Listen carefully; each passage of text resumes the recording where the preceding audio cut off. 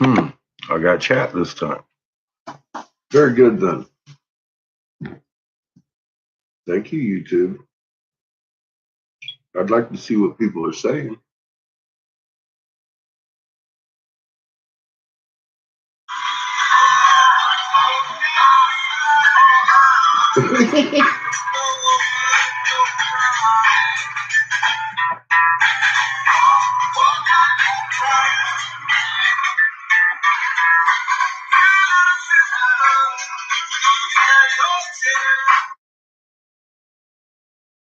You are completely on the wrong side of the fucking road.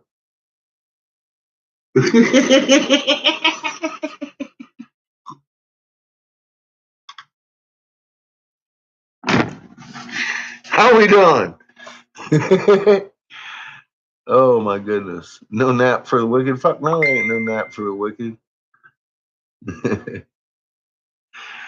got my shit warming up. I'm gonna make another bird. I'll make another one just like that. He said, Bogart, little fucking red chicken. You got magnet felines and eyes of raw style. I like the multi-tone deep red of ruby.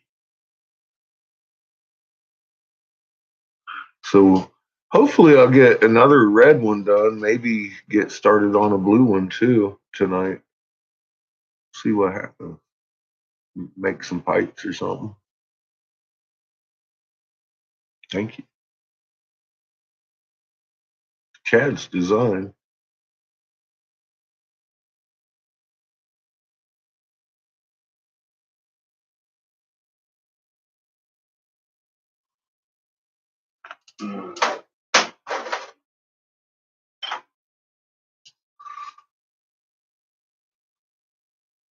Got boil started this morning. That's still fucking juicy.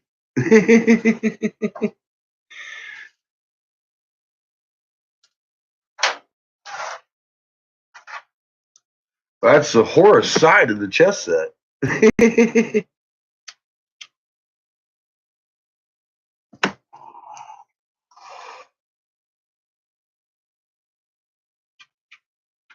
Boy, did you see that, Mr. B? I put up a video that said, "Give me a fucking globe model." he gave me a globe model. I was like, "Where the fuck?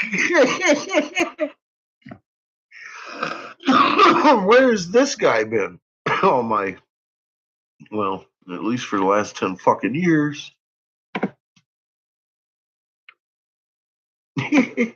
Jesus.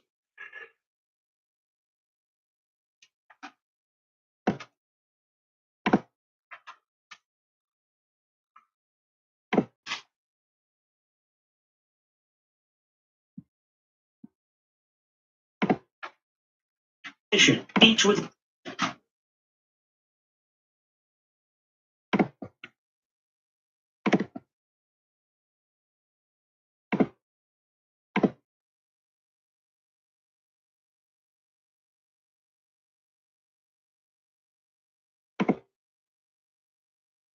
how much time did you spend on manual busy work last year? Too much. You know, the repetitive little tasks that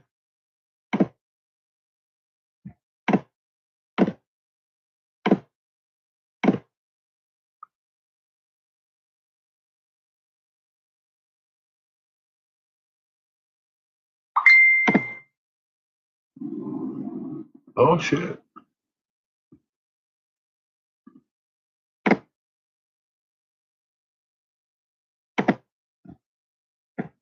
The volcanic eruption in Iceland still going on a little bit. Just saw a picture of that, or a live feed.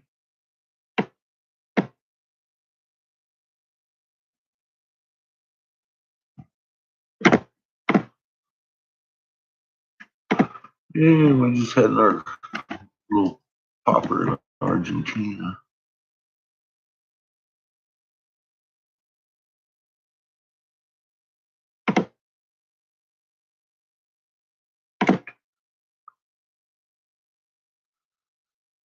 Double induction gun.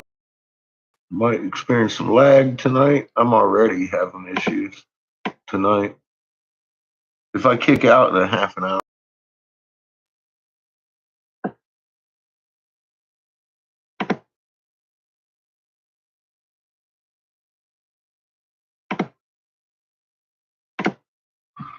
We've got quite a way. I mean, I'm like cold as a frog's ass right now. I just plugged in. I'm busy discovering things today. Damn it.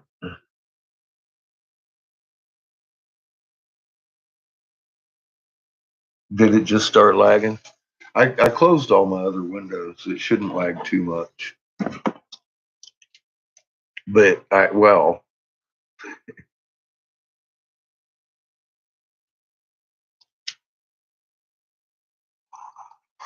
my machine shouldn't lag anything anyways. It's definitely the internet. I've got one of them super laptops.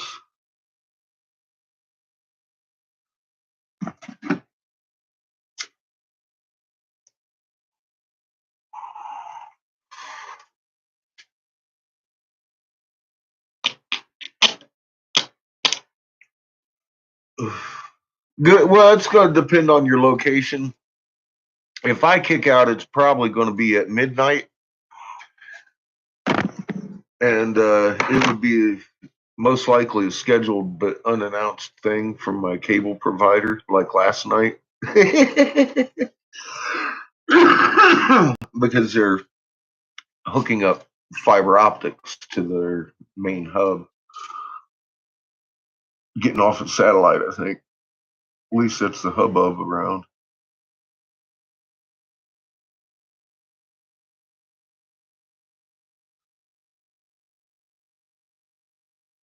I was just a little bit. It might have been because I was lagging over there on ISWA or something. Loading ISWA, I don't know. It shouldn't lag though. It never does. But we got a lot. Well, there's a lot of activity going on. We're getting hit from the front. We're getting hit from behind. We're getting hit from the front, pulled and pushed from behind. Same thing as yesterday.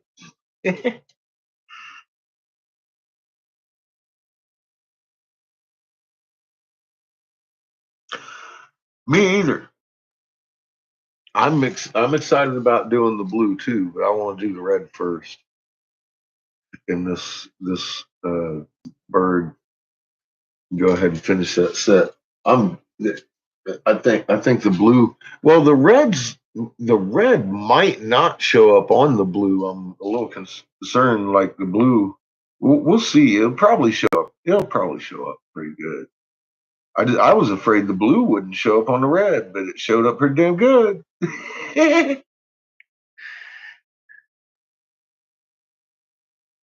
I really like that eye.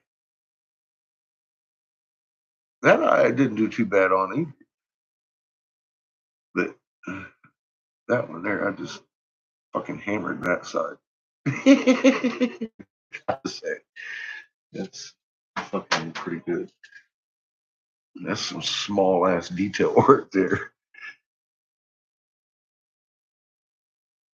It is well, fuck. I've been getting about 3 or 4 hours sleep. I got a little bit of a nap today, but I'm gonna be in for the night. Sorry if if my yawns are contagious. But there may be a few tonight. I'm a little tired.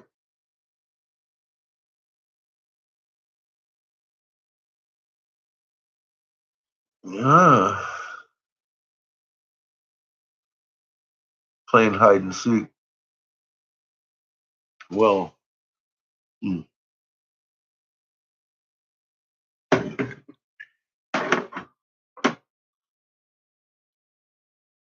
me see when my moon's supposed to rise.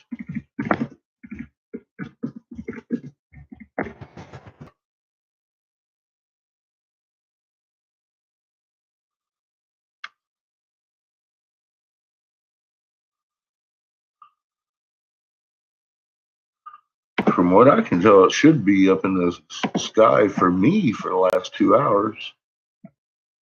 Let me see. 29th.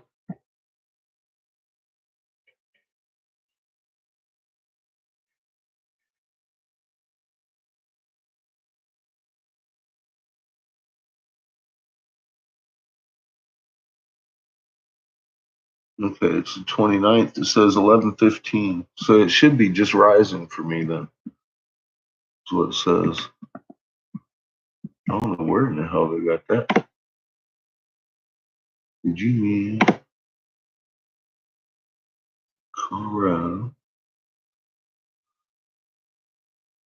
Now this moonrise today is, well, why is it the April 24th moonrise?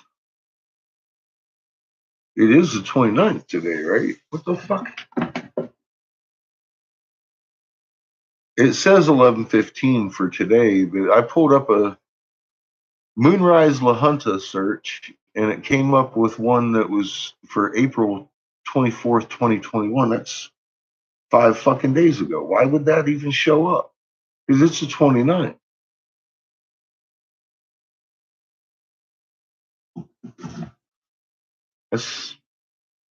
That's where I was. I'm glad I went to the actual site that I usually go to check. Okay, I'll take that back. Not 2 hours. It should have risen 10 minutes ago for me. Duh. Oh my God. That's crazy. No, it shouldn't be full. Not rising this late at night.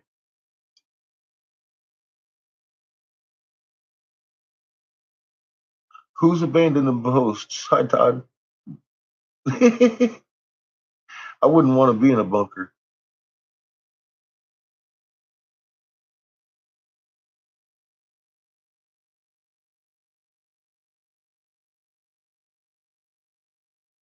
Hi, T Mac.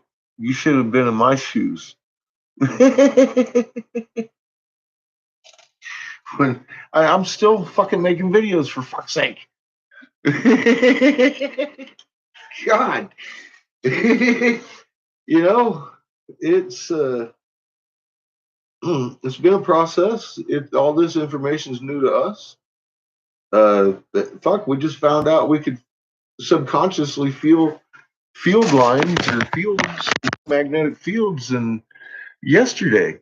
I mean, we knew we could, but I hadn't realized what everybody. I hadn't put two and two together just yet.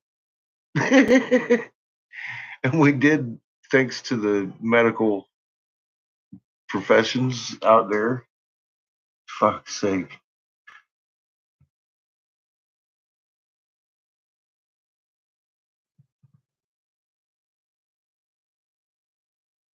Cool, Mac. Yeah, I'm gonna go out and look when I turn on my oxygen here after my kiln warms up. I just don't want my. I've got a slight leak sometimes when it's too cold. Although it's pretty warm today, but I never turn on my O2s or whatever till I'm ready to. My kiln's hot. You may fall asleep. Well, don't wake up to me because I'm just gonna laugh and we're gonna be too much for you early in the morning. You'd be like, "Oh fuck,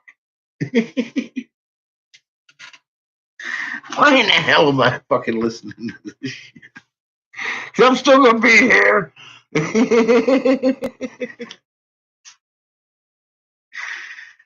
Actually, it's about time for you to be getting up anyway, isn't it? She's like, "Fuck off."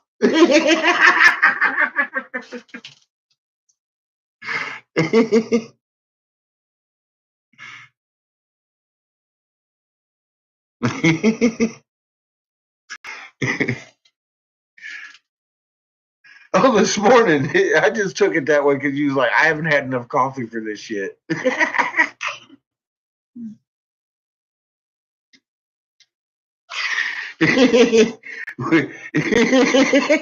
You walked in on our debauchery.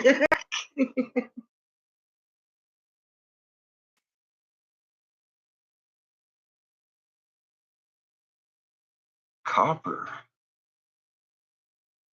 I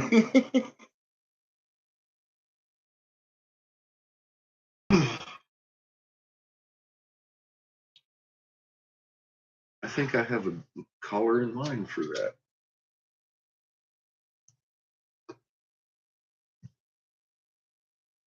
I have to get on my catalogs tomorrow and see if I can't locate that. It's a newer color. I have a whole lot of colors like soft glass does, but they just made a color that's really coppery. It's got metallic. I'll check tomorrow morning. It has unobtainium in it and all kinds of rare earth minerals. So it's on a low production rate right now here in the U.S. I don't think I could even buy the color in China. It's a new color. It's beautiful. It's this color right there. That copper color right there. And it's got metal flakes all the way through it. That's my test pipe on that color. It's the first time I used it inside.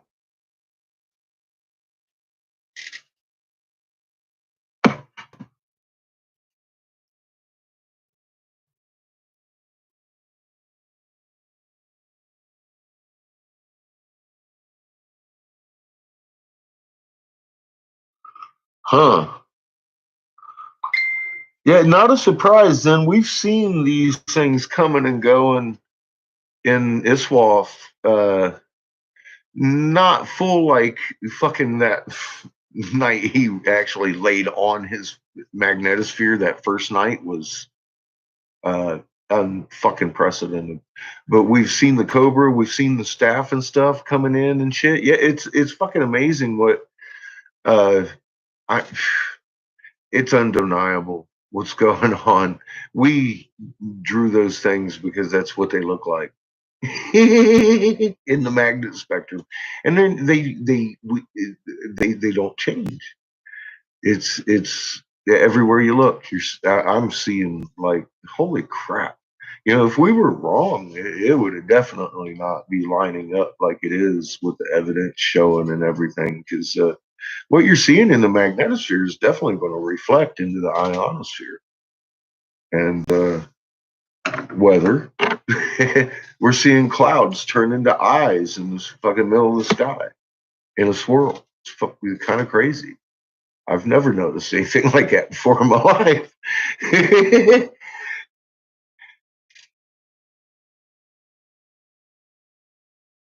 How is everybody?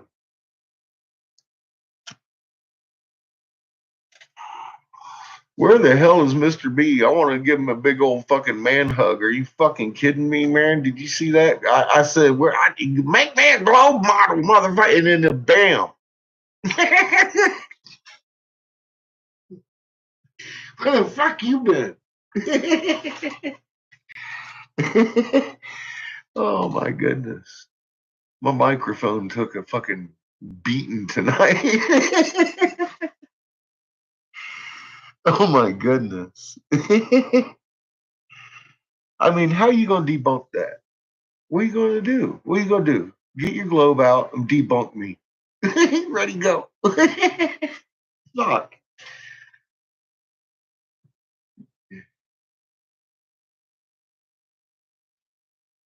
That's some real good stuff. And the funny thing is, his camera ain't even got a neck.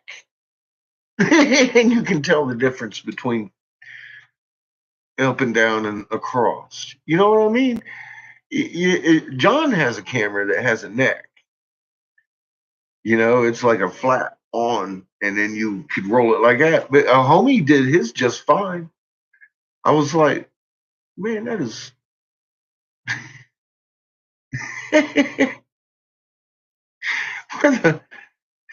I should have bought a globe at a fucking dollar or at the fucking garage sale or some shit and fucking done that years ago.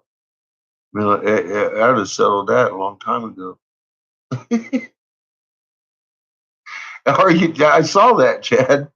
You know, it's getting to that point. Every hour or so, I might need a new one. It's like, damn it.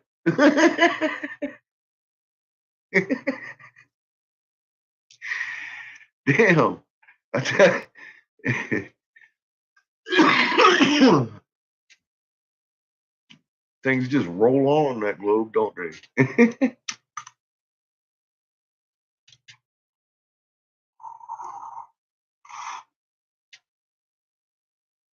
Now, I'll tell you this much: it sure as hell beat the fuck out of a cucumber on a stick for a fucking demonstration.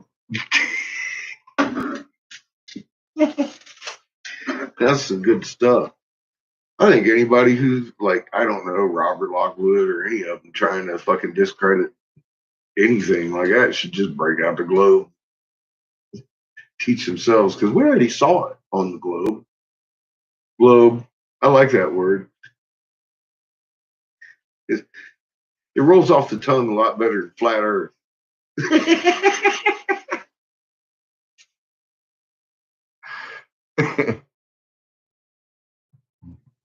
Copper. You said blue and copper, right, TK? You're gonna have to put that in the damn messenger, you know that, right?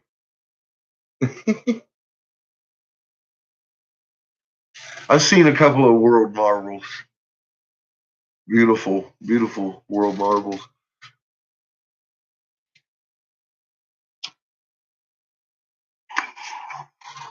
That's what we live on. That's a working model. I agree. Yeah, some people have some real. Some people have a lot more talent than I do. Shit. I'm pretty good, but like my buddy Jonathan, he does some Anna's really fancy work, and my buddy Joe, he does work for her too. He's pretty famous for his rigs, actually. And that's why I don't do things like that, because they're, you know, I consider them friends, not competition. And boy, I like making my faster things sometimes. A lot of people that do sculpting and stuff all the time don't appreciate the value of a good production pipe line. You know, it helps when you're out there running store to store, because not every store's got a couple $100 to pop down on all your pieces. Oh, speaking of which, this ain't a couple $100, but I mean, that's a nice beer glass. It's got the Ankh over here, a little magnified, and there's Horace and Raw. Granted, or Horace and Raw. The but color changes when well, I don't have anything black on today. But if you had put in some dark beer, it does a color change, and you can really see the raking and stuff in the glass, and it's all blue and red. So I told Anna I'd be making a few of these to display, because uh, she doesn't have any from me, and it seems to be a new popular thing up in Denver that they want hand blown beer glasses, and the only one she's getting them from have they're clear with something in the bottom or something, you know. So I'm trying to work out some uh, less expensive. We're gonna do a pimp glass or a temp one or two, because I'm not um, I'm not opposed to making fancy beer glass, all just going all out, but I'm just saying I'll make a few of the cheaper ones first. Thank you. Thank you. Well, you know what, and yeah, cat's elephant.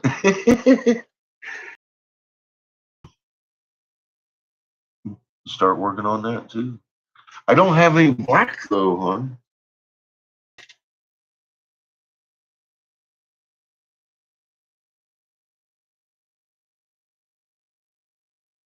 The cucumber shall be confounded. Fucking Kaibo.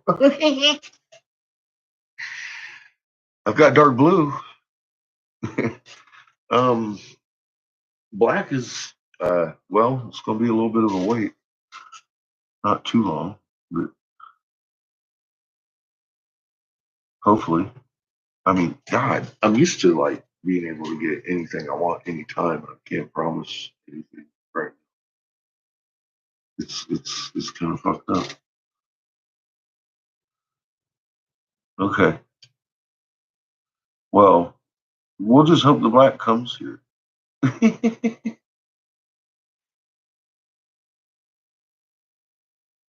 There you go. Oh, you got to come. You need it. Awesome. Oh shit! I got to make John a piece too.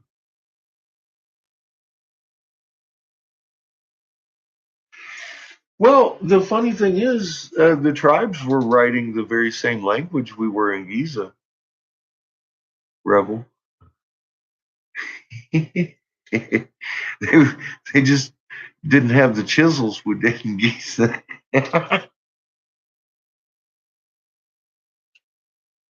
So yeah, it's going to look similar. And hell, I drew it. I didn't chisel that. I just kind of drew it like they would on a rock, and put in some patterns. That this is Egyptian. Actually, they say it's Italian, but I've seen it in Egyptian glass thousands of years before the Italians began blowing glass. I've seen it. I haven't touched it.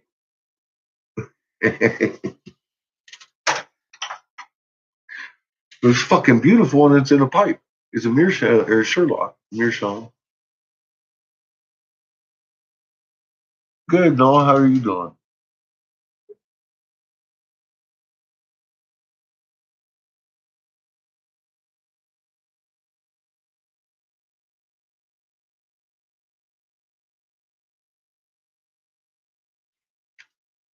It's pretty cool when you figure out what the hell you're feeling. I'm still kind of rolling with it, of course. It's like, wow, you can feel that. And no wonder it's subconscious because well, trained as we are, like good poodles, what human would know what they're feeling? That's of course we were feeling that subconsciously. It's fucking amazing. Uh, we're just becoming conscious that we have a magnet, so we're going to feel it more than subconscious. And that just started making a lot of sense when I was reading that. I was like, oh, damn. And everybody's describing the same symptoms. I'm all like, that is kind of strange. So I had to check that shit out. Hi, Panther. How you doing? Lurking.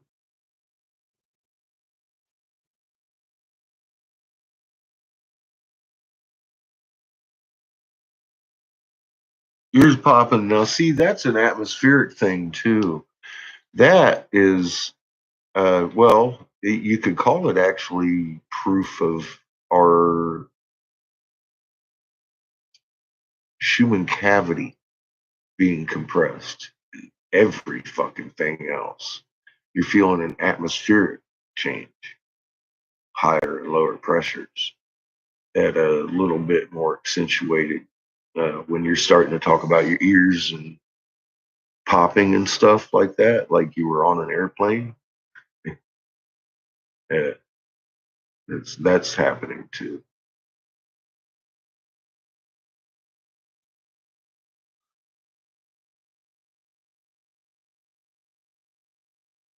Good to hear.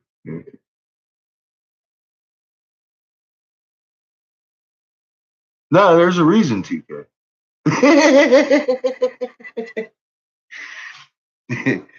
There's a reason. Miss Raymond, how you doing? Cavity. Oh shit. See? Shall he treat me?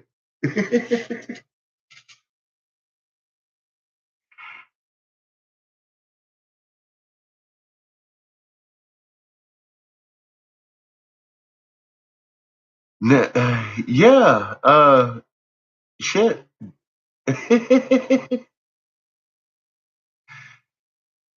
Well, that's just because well, you're really, really busy, you know, doing stuff, and no one had ever really pointed it out to you.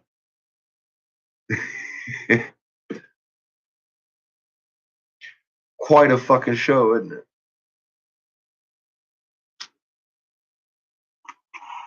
That's all us. That ain't the moon.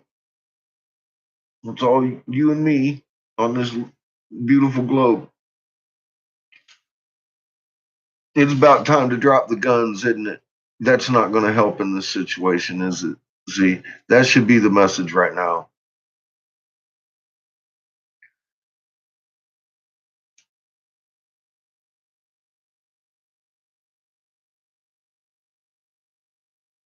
It may cause fluid buildup, Becca. That's atmospheric shit, especially if you have a cold. It accentuates that shit. It'll suck that. It'll suck that mucus up into your ear canal.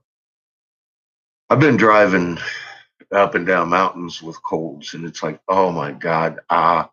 So I thought, pity you. Uh, keep your magnet relaxed.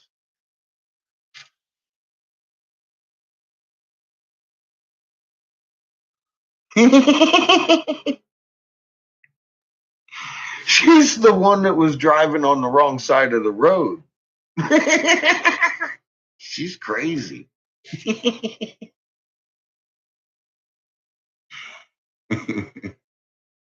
Raw onion juice, huh? I don't know. I've never tried that before. I've had the hot oil, like camphor oils and shit. You know, the oils you put in your ear. But I've never tried onion juice. That would probably work.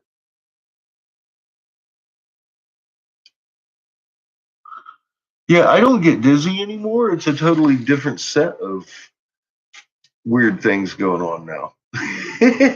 You're actually feeling, but it's not. Well, it's weird here still because it's like brand new, but it's not weird because we actually have a magnet, and that's exactly what we should expect to happen. Is if we relax our magnets, we'll be entangled with feeling that actual magnet field. And I don't, I'm slow. So it took me a few days to figure it out.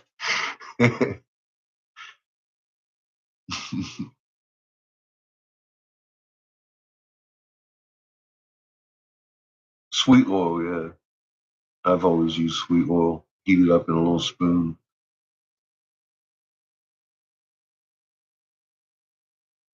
Baked onion, I'm gonna fucking eat, Chad.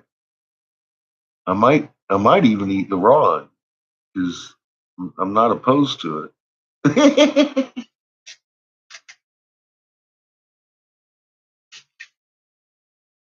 It helps me stay single. How you doing?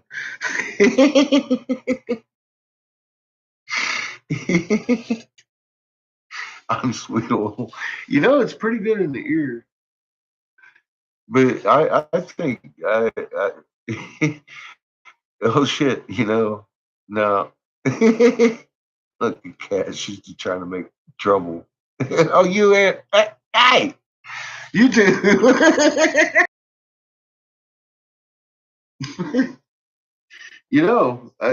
Garlic oil sounds even better. We're gonna have tossed salad in the ear now.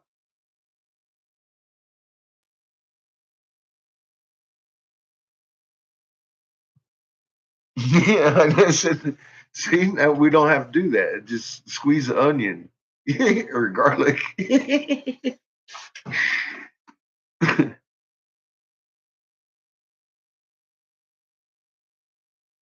Yeah, I know what you mean. Feel like a junkie sitting there with a spoon heating the oil. Like it's going in my ear.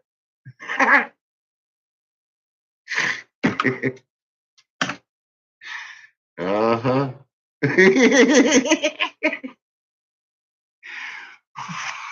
In your ear, huh? What's cotton ball for? Oh, fuck.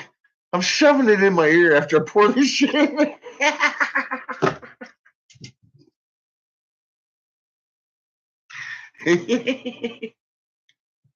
You know what I mean? Yeah, I can see that.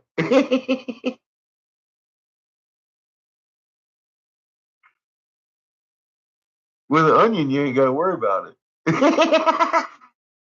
I like that.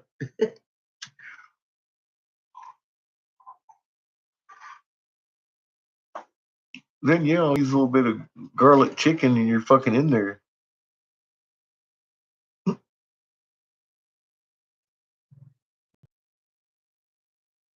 Oregano oil for respiratory mucus. Coming up the eustachian tube, because that's what the problem is. If you got a cold and you go up, it lowers the pressure, and yet that pressure in there comes up your eustachian tubes in your ears, and it hurts. You can hear it pop. I've had it before. I mean, it ain't no fun.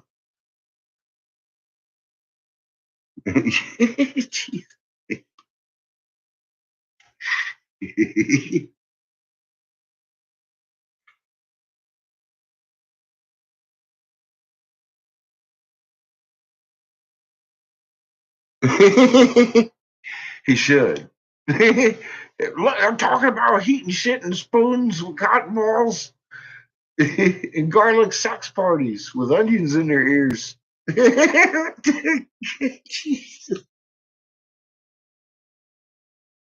Something like that. And all the ladies are sitting over here. What I loved about it was he described the look on her face as she's typing the fucking keys with her demure eyes looking up at him. While she's typing and shit. And I'm all like, no.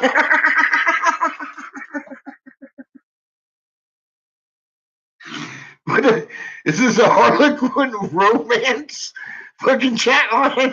This is what we're doing.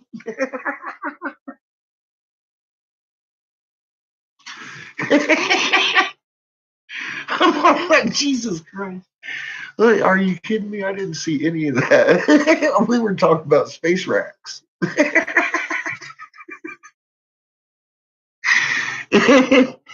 Oh my God. She says she's biting her finger. Don't do that. That's sexy. Oh my God. Oh, fuck.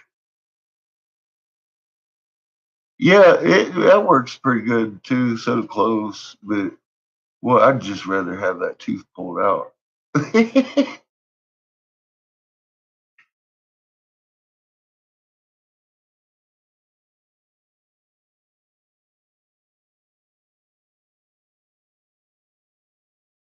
Poor Daniel.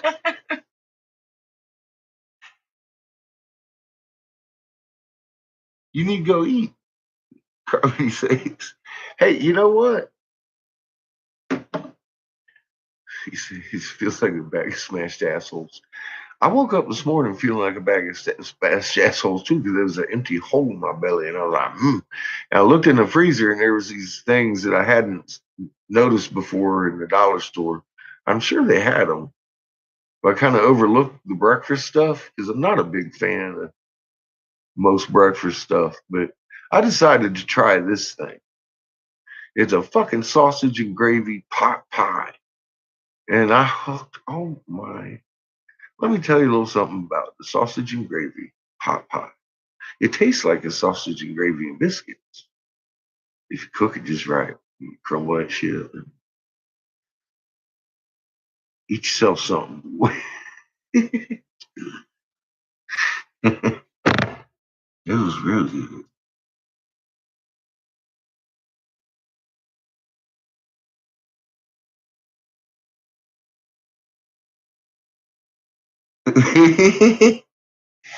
Yeah. It was just a little pot pie. You need to get you one. Those are good. It only costs $1.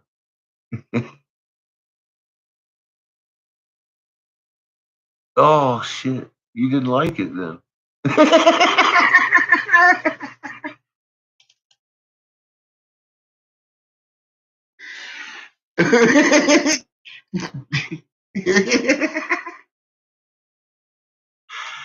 Well, Daniel thought they were amazing in a completely different way.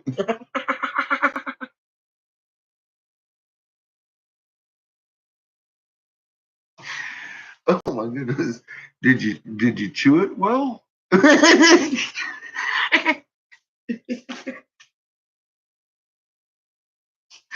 I'm sorry.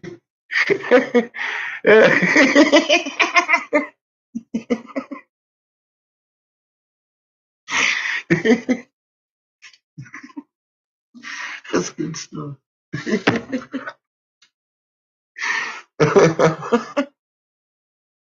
Oh, you nailed it. See? See? I get Seamus doing that sometimes. Like, you just can't do that. Let's see how hot the box is.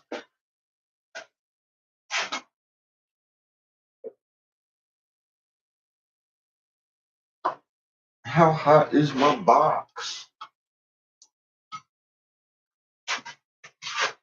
1225. Good, good, good. Oh, 80. We got a little soak time before I start making solid objects.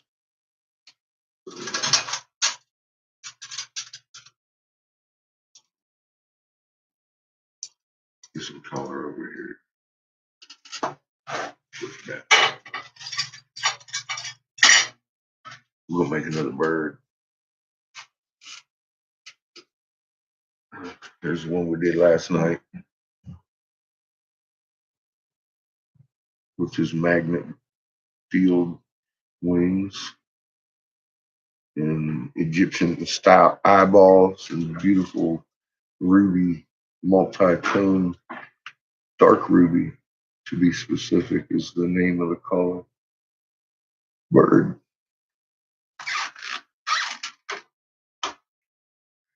And that actually is the bird that's hanging in the hieroglyph, what that's modeled after. Saturn.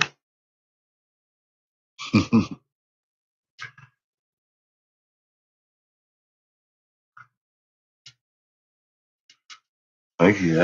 That's why I like that color, that ruby. Fucking incredible. It's blood red if you do it right. And then it's very organic. I like working with that because you can make it look like whatever if you're trying to make something that is organic, good color. What I'm trying to say, because it looks very smooth, because it does all that depending on how you hit it with the flame and work it. So all that color change is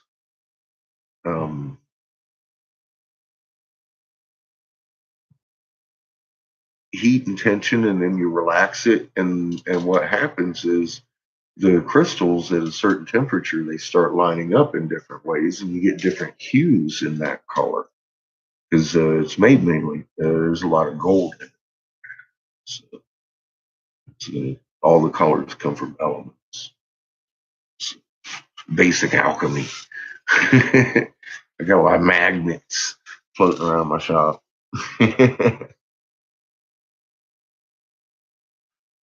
Thank you. I'm gonna make another red one, and then I need to make two blue ones. And the pawns, see, you can see the red in here and on there. It's same red.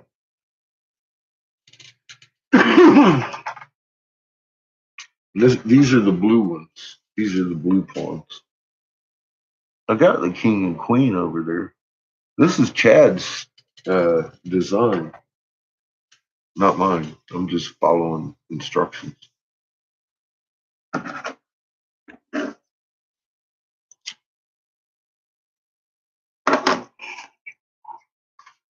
Tonight, let me make sure this is set up right. Now, tonight,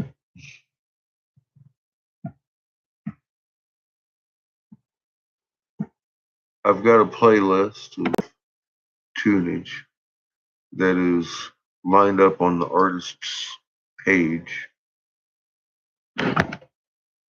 public domain. There are no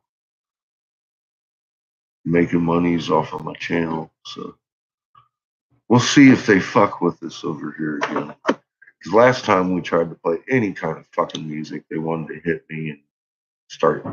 Your feed might be suspended, and I'm on a little banner going across talking about you might be temporarily not be able to sing in some places, blah blah blah. Because I was like, are you kidding me? While we were live, I've not done that since then.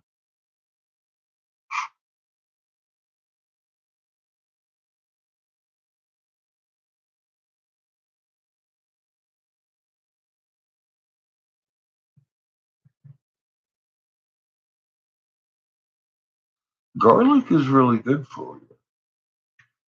I go through garlic like butter and then some. Putting garlic in everything.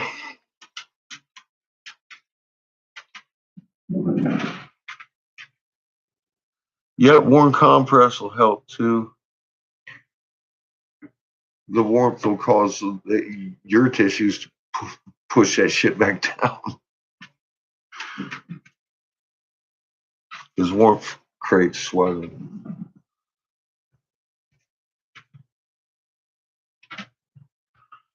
Yeah, well, they've been telling me but that's not a copy strike. not to, not, not if I'm not monetizing, and I'm not. And it's public access on the artist's page. Like,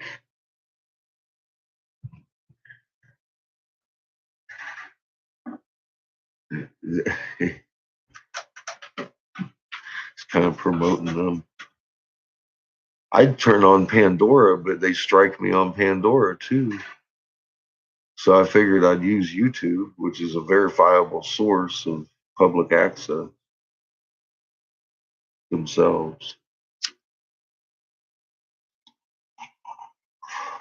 The problem is they'll ding me on all my fucking songs. And I'll have to go back and hit every one of them.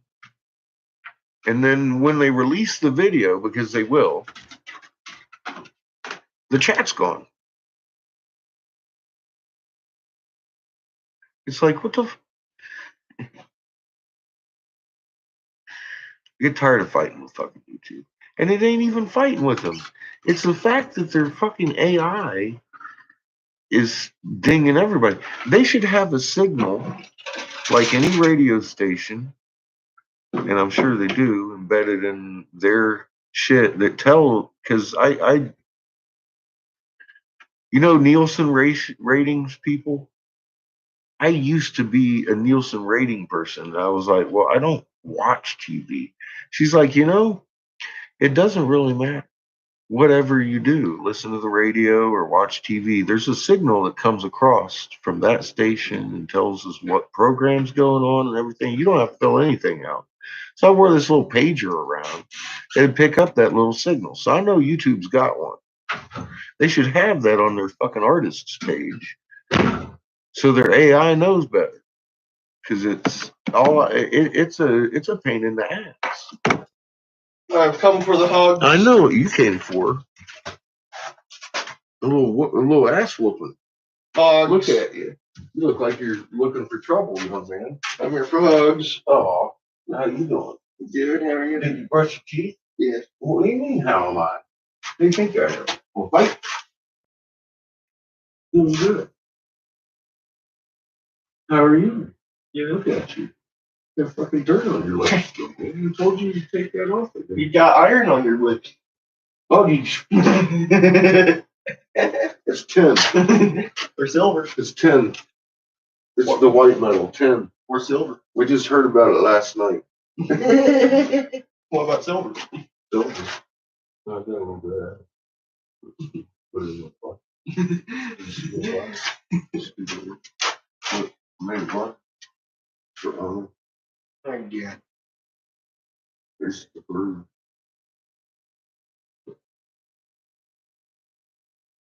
Yeah, you can see it very good. Now I'm blinded. Blinded by the light. There you go. Okay.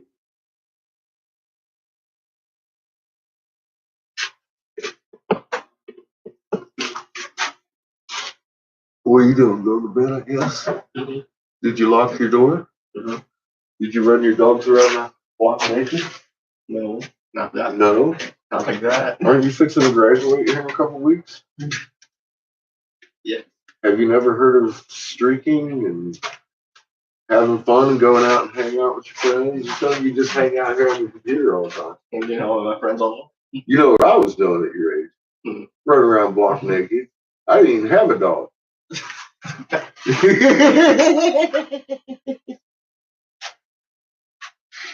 I don't think you would like me doing it though.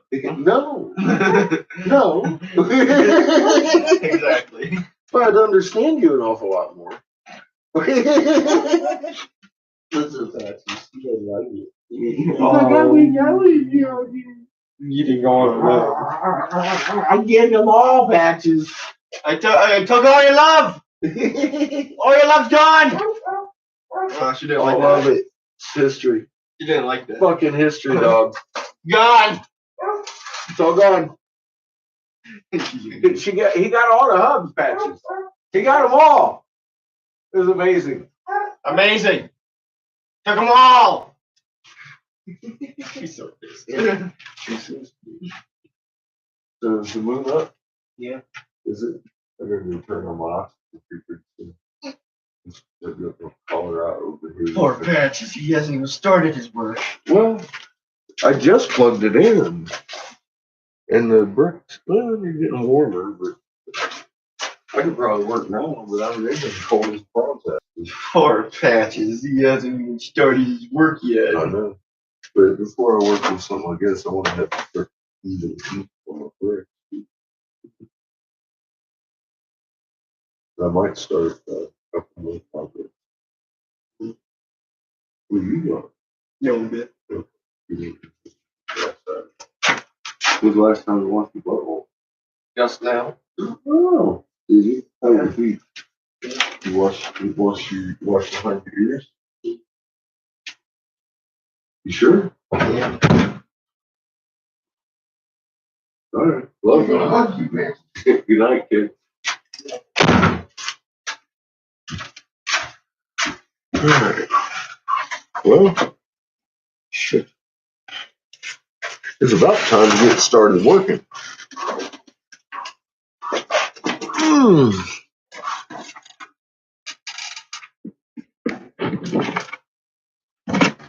I'd probably better smoke a little marijuana.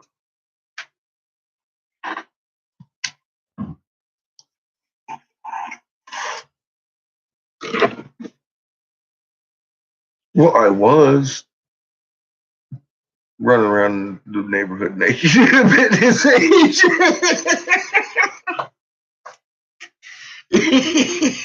Who wasn't? For fuck's sake. There wasn't no computer. What the hell better was there to do?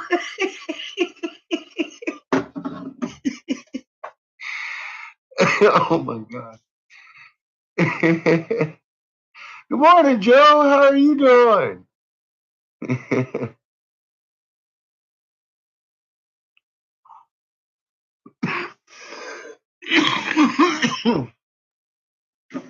Oh my goodness. I wasn't really running around the neighborhood naked.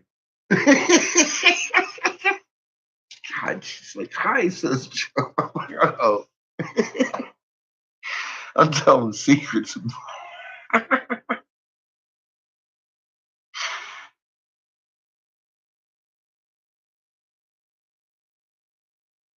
Fermented cabbage. Isn't that like dim sum?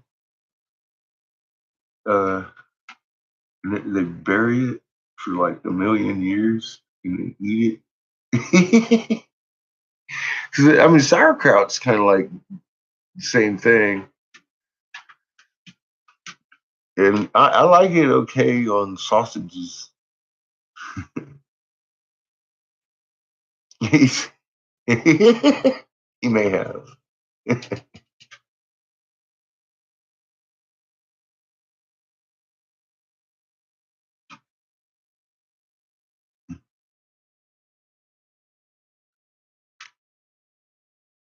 I didn't lose my pantaloons, did I? I lost my belt.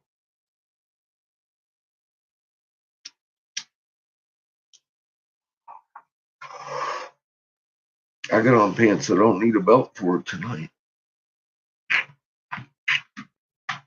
I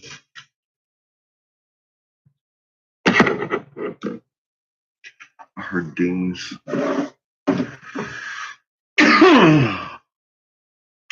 Yep, it's about midnight. Right on schedules.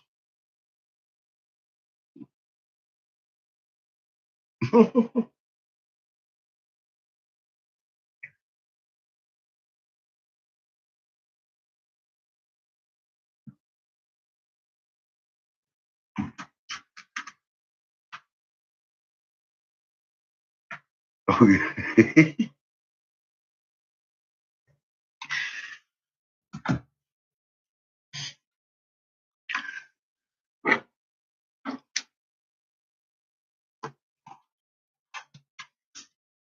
Mm. John's with us in spirit. I was talking to him as he was laying down tonight. Oh my goodness. Big time difference. I was just chatting away. He's like, I'm horizontally challenged right now. And I was like, good night, bro.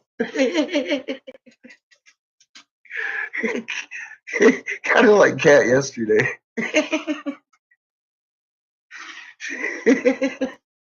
Telling you. You just can't turn off my channel if you're near me. It's just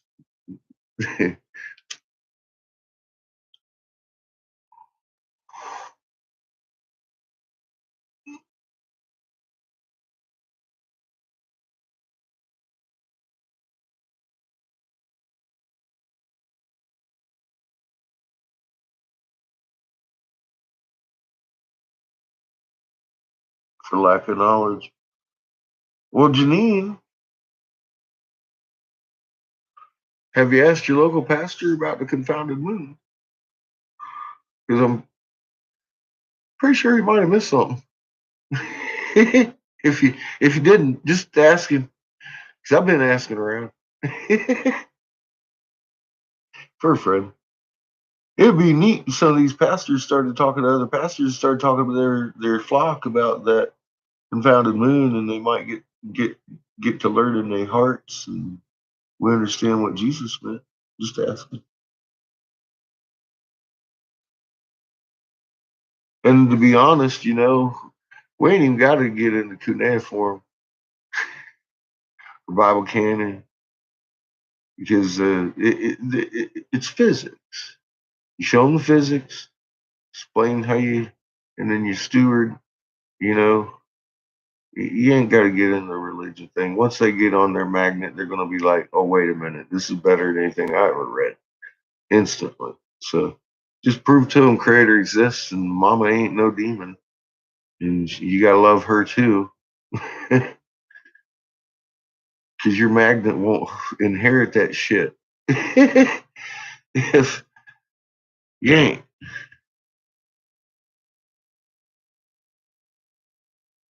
Because they're looking to inherit some earth and they don't even know what that means. We got to help bring it into fruition.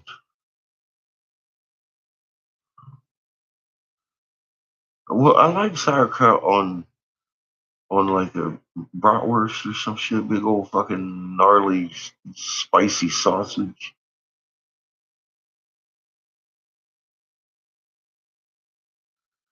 Well, see, a lot of yeah, it's rather unnerving when you find out they actually know an awful lot more than they talk about. But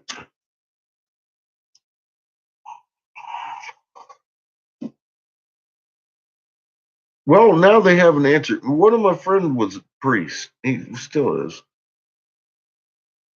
And I'd asked him at one point, how can you like tell people a lie? And he's like, well, honestly, you got to give something. Look around you. You got to give people something to fucking believe in. And my answer, of course, was give them themselves. You know, I didn't even know about my magnet at that point in my life, but I still, uh, I could see a problem with giving someone else a responsibility of the things you do. One, I could see a lot of problems with the book, like how in the hell did Adam and Eve first? I mean, Genesis, right there. I mean, you want to talk about some fucking shit. You got all the world animals on a fucking little boat out there tinkying around. Everybody else dead. You got uh, the fucking Adam and Eve getting kicked out of the garden into two fully built cities with populations going on. Big populations. They're in a big city. How in the hell did that happen? And I don't want to hear about the kids built them. They got kicked out of the fucking garden and went into two different cities. And I'm all like, well, where did all these people come from and who are they? Never answered. All kinds of, I mean, I could go on. Every damn Isaiah 24:23. What the fuck is a confounded moon? It makes it all more sense if you know that when the system nears Earth, it tilts our axis and begins tribulations on Earth. And it's like, oh, well, that in the sky rolling. The sky rolling, they talk about it makes the sky roll, and that begins tribulations on Earth. And it's all like, well, okay, so that's really clear because that gives me a time because I noticed the sky rolling all of a sudden, but I didn't even discover that until what, like 6 months ago. McClellan came out with the same time period off a different rock. You know what I mean? That's what blew me away. I was like, oh my God. Look at this. See, that fucking blew my mind. So, wow. What can I say?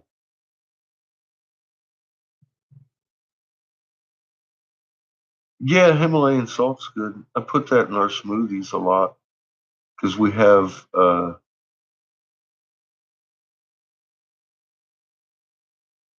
yeah, he's seen the moon, so why we tilted on our what's he thinks happening. The actual hand of creators like at work here. This ain't man. Yeah, if he's seen the moon, because he may not have paid attention. You meet a lot of people all the time that never paid attention because they're busy. I mean, God, he's busy. He's got mortgages and shit to worry about, all kinds of stuff. So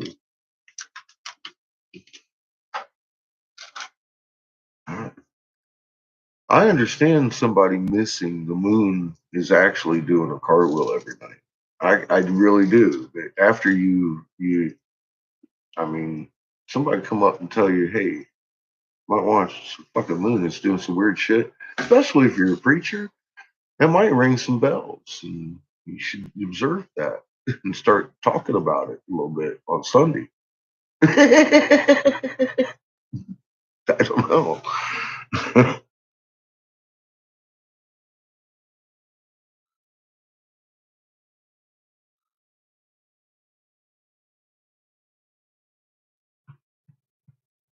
Well, the salt helps your electrolyte. I wouldn't overdo it. It's just like everything else. But they, generally, the natural salts like that are a lot better for you, of course.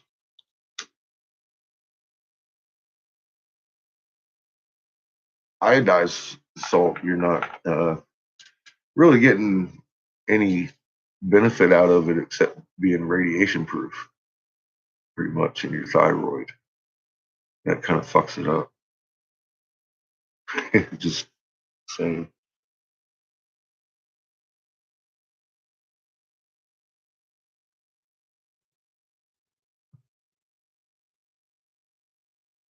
Dehydration, yeah, that would suck. Bottled water.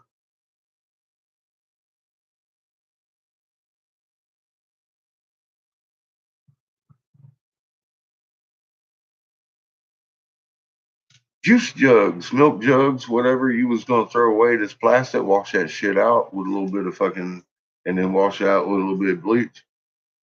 Rinse it out. Pour in some fucking water. Now, you can put one little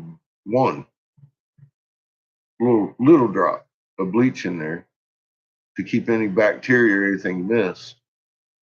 But crank that shit shut and replace it every few months. You just keep bottling more and more and more because it's fucking cheap, and you wish you had it. That should be after Schumann. Well, that should be top priority before food. Because if we're still hanging out here with our hairless asses, food's gonna be here.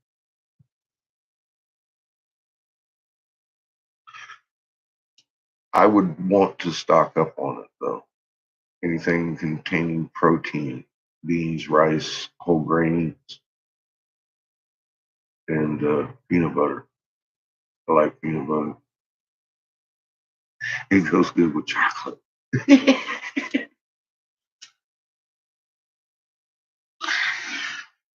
What we having for dinner? Well,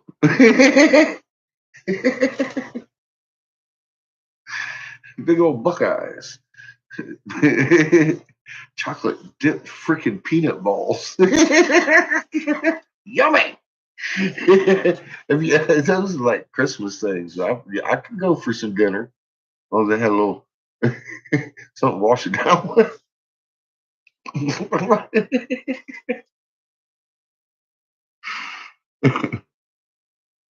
Oh shit.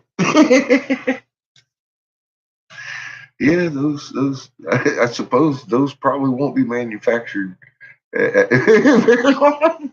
You might want to stock up on them. Oh my god.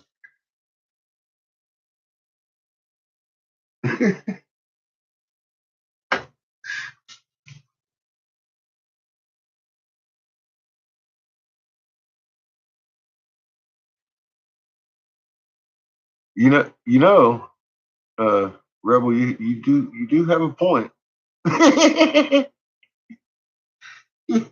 He says pull and pray. Oh, shit.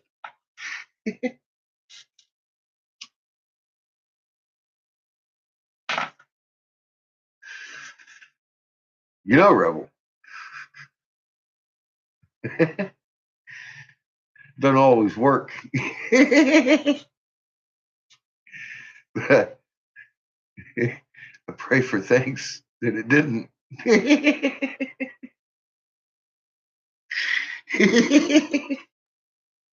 So, yeah. I'm glad I didn't get my wish. Personally. But just saying.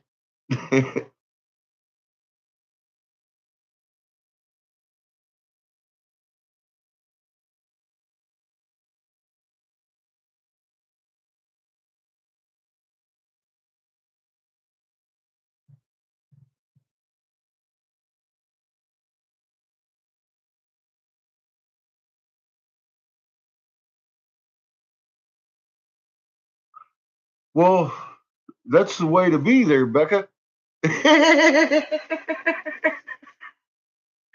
Well, I ain't telling you how to be. But yep. Excuse me, sir. Sir, can I ask you a question, sir? Have you noticed that the moon's rising like a little? Well, actually, right now, because it's on the waning, it's going like a little frown, and then it rolls 180 degrees, and it's like a creepy little fucking grin on the horizon. Well, right about then, the preacher's eyes would pop open and be like, "He just said fucking in my church." None of the rest of it would register with the guy.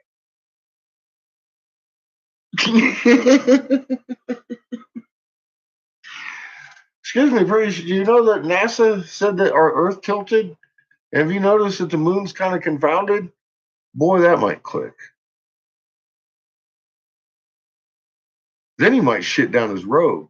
I'm not sure. We would have to give that a shot on Sunday, see how it works. So many parishioners are out looking at their moon.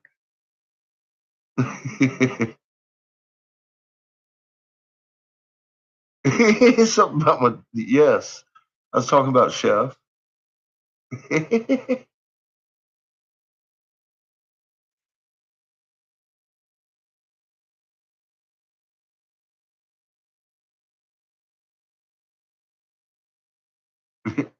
Salty chocolate balls. It's some funny shit. Where they dipped chocolate balls with peanut butter centers. You know, like the Buckeyes at Christmas, those things, the little chocolate peanut butter candies. So you stock up on chocolate and peanut butter. Hey, spinning balls is a different story. We'll save that one for another day.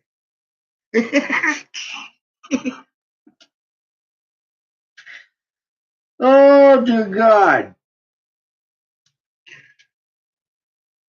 And it weren't the balls that were spinning. That's a crazy thing. Everything else was.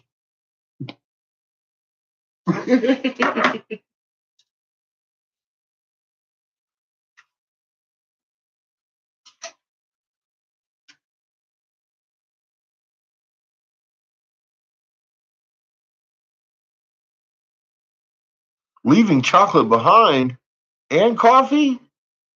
Oh, Christ. Someone grab her wrench.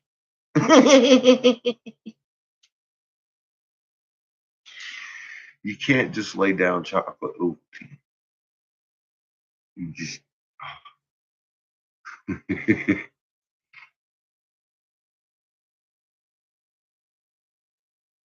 I look at Miss Raymond can't believe it either. We are scared. I think as a group, we're a little concerned. Concerned for your mental health, the cat. You've been kicked. Yeah, I think I hold the record. For getting kicked off Facebook. Just saying. I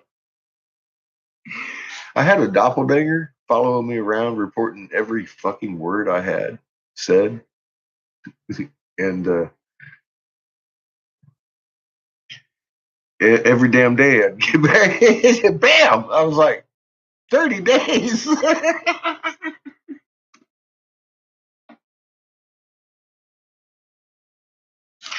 So it was like, well, that kind of sucks. Yeah, Facebook didn't like me. And then I figured out what was going on because one day I got back a really long list of Facebook reports. And I was like, what the fuck is this? So I started looking at them. And it was where he was reporting me and they had sent it to the wrong person. Apparently, somebody did. I don't know how it got to me, but I was like, oh, I see what the problem is. So I blocked Eric Briggs, my doppelganger, and I haven't been hit from the old book since. So I think I solved my problem with Facebook personally. But yeah, he made my life absolutely fucking hell. Any way he could. I was like, are you kidding me? He'd report me for anything I said on my page.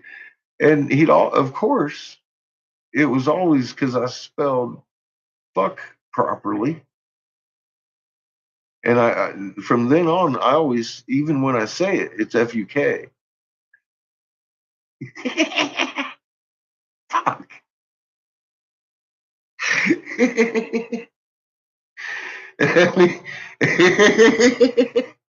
I learned my lesson.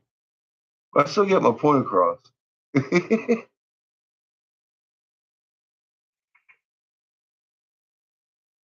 No, well, there is another. I have a doppelganger. He lives in Canada.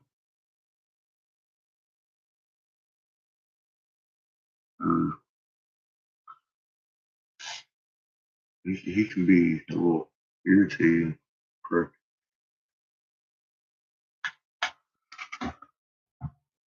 But anyway, that's a story that has already been passed. Funny enough, it's interwoven with the one that's current. Same people.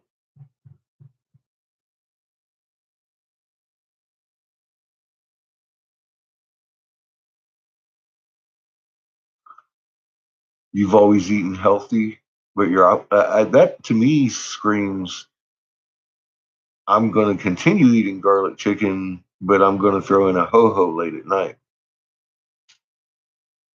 To me, I mean that I'm going to kick it up a little bit. I'm going to add a little bit to my healthy diet and go with maybe a little ice cream before bed. I don't. Is that what we're talking about? Because you're talking about dropping some coffee and chocolate all at once, just a bam, and walking. That's not what you meant, is it? With milk. See? You got it.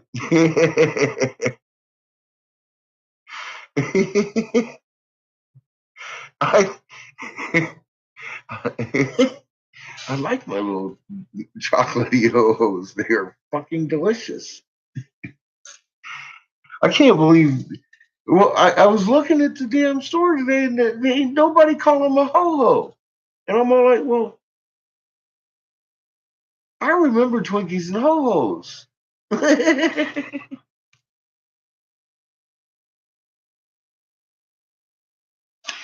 Everybody got to call them Swiss rolls, and I'm all like, well, or some kind of roll.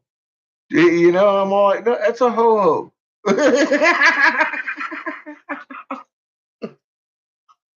So at some point, I'm just guessing, that became politically incorrect. eat a ho-ho. So I mean, like, yeah, I was like, okay. So I'm understanding the change, but when did I miss that? Just asking for a friend.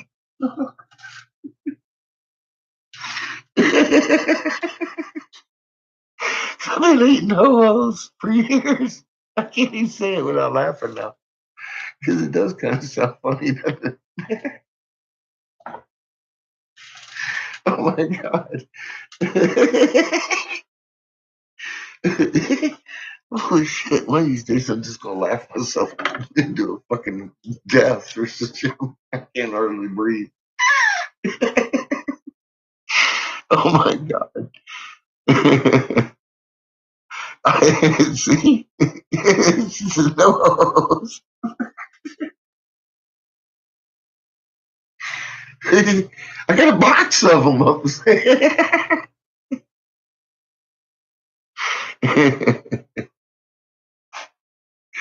Oh my god. Yes. With milk. That's how I like my O's. You know, and it ain't bad with a little bit of Ovaltine either in that milk.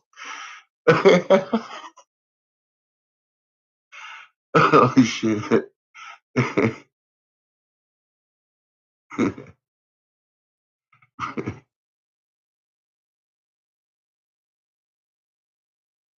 Oh shit. He's marking you, Becca. Come here. Let me make sure nobody else gets around you. That's love right there. Oh my god.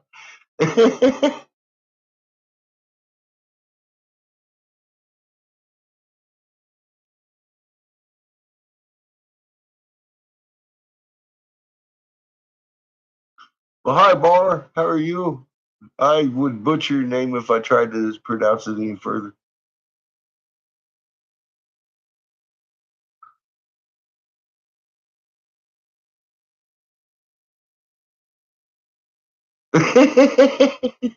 Poor Becca. She just got some kitty love. He felt like sharing some love. Chico does that to my pillow, little fucker.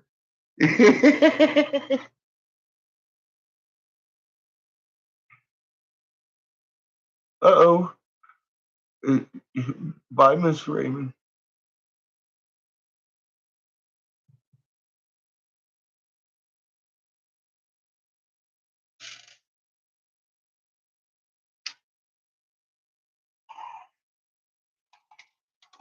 Mm. Oh my god. Got pissed on. That's some funny shit.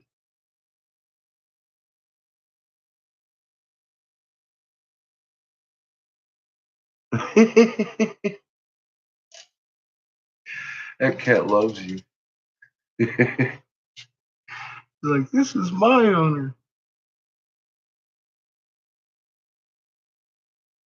Oh, who was she saying bye to? Hi, Miss Raymond. Hanging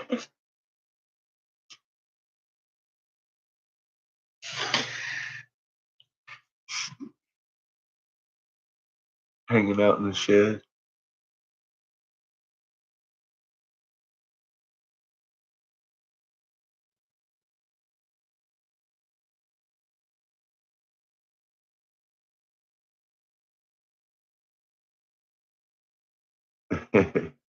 Uh-oh, Polly's coming. Y'all better behave.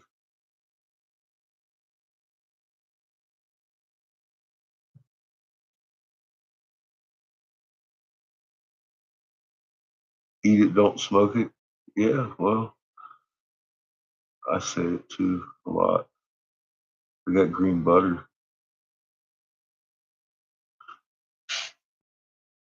But it usually takes me, what, 4 to 6 hours to smoke a bowl. so I don't smoke a whole lot.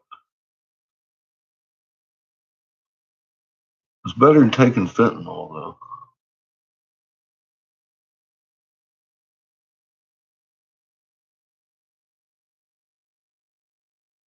Where is Polly? I haven't seen her yet. Everybody's claiming our fearless leaders here, but I'm not seeing Miss Pollyanna.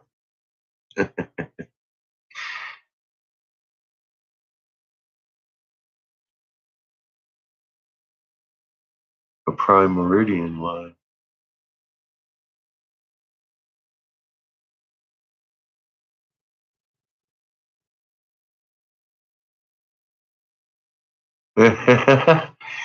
You know, John, what's interesting is if you have a monitor that's doing that, watch this wall. Because you can see that tilt in this wall too. You can probably see it better in your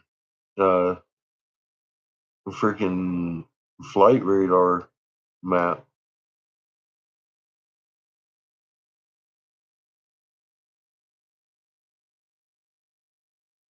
He got because he loves you. He, he doesn't understand why you're mad.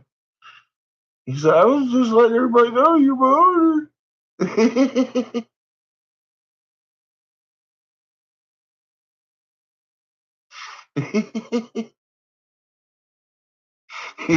You gonna let him know who's boss now? That's good shit.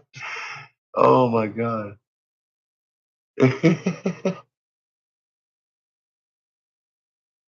Nice, John. That makes everything pretty easy then, doesn't it? Watch, they'll change it back real quick. They'll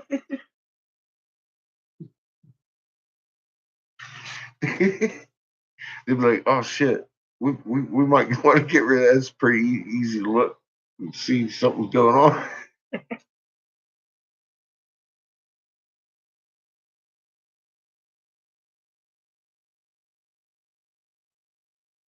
You better not come back in your room. You tell them it's your room, huh?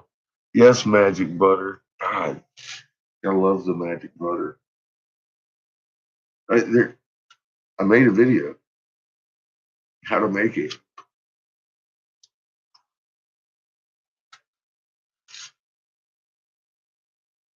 Nice. I think we have some pretty good heat saturation in the bricks. I'm gonna kick on my oxygen. I'll be back in a minute. Let's see what happens if I play Disturbed off of Disturbed's YouTube channel here.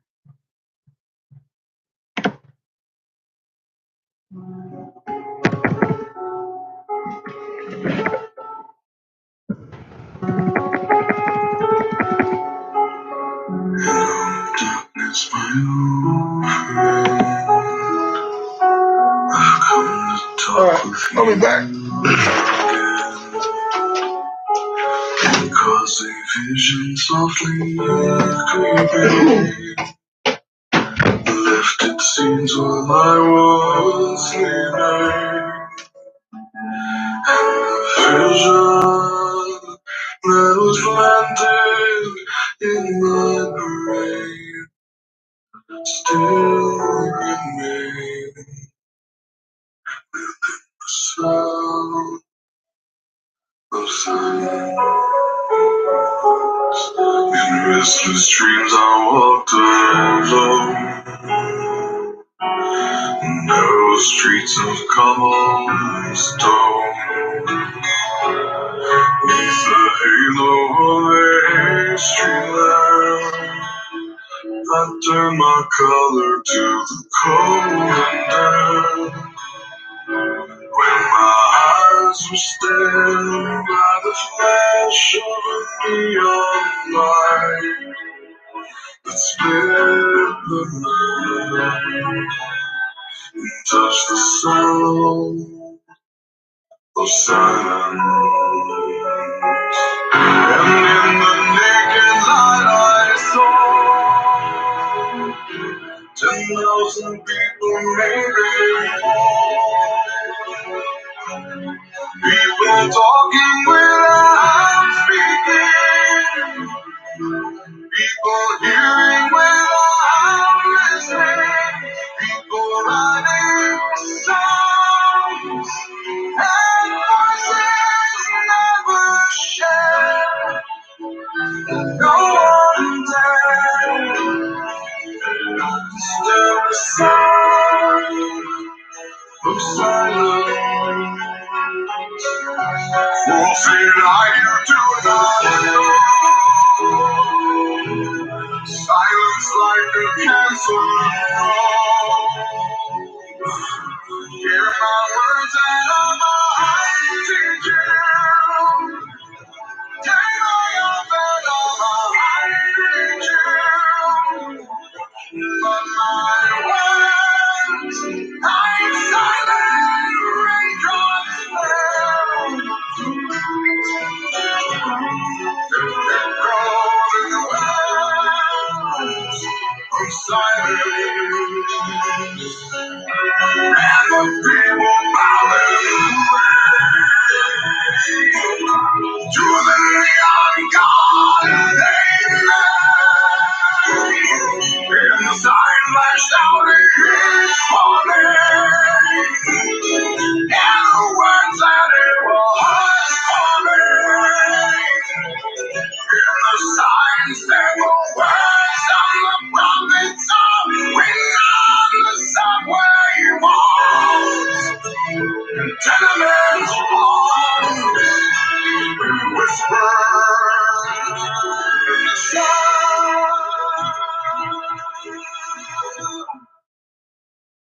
of silence.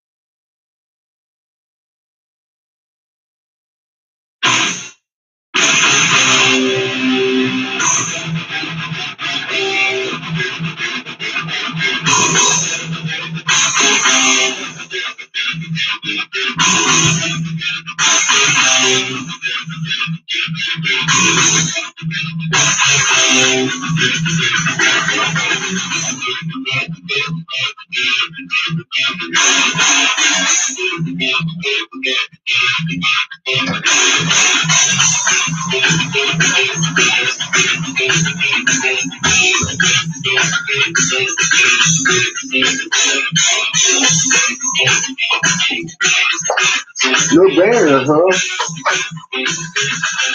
Had to grab a ho-ho. And some fucking ice cream.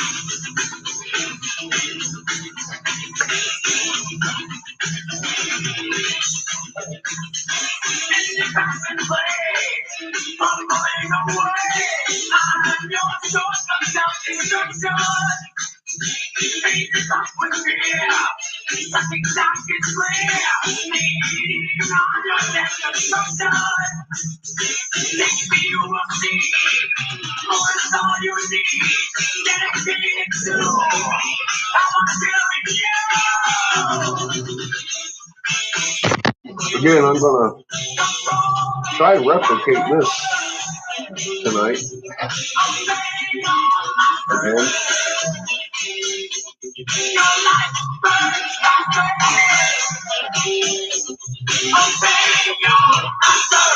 I still don't see Polly in here.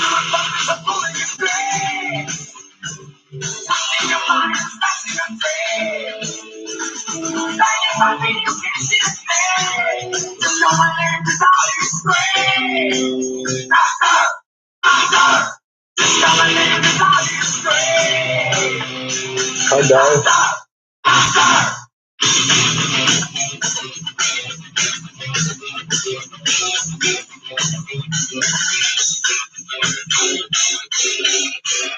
Nice.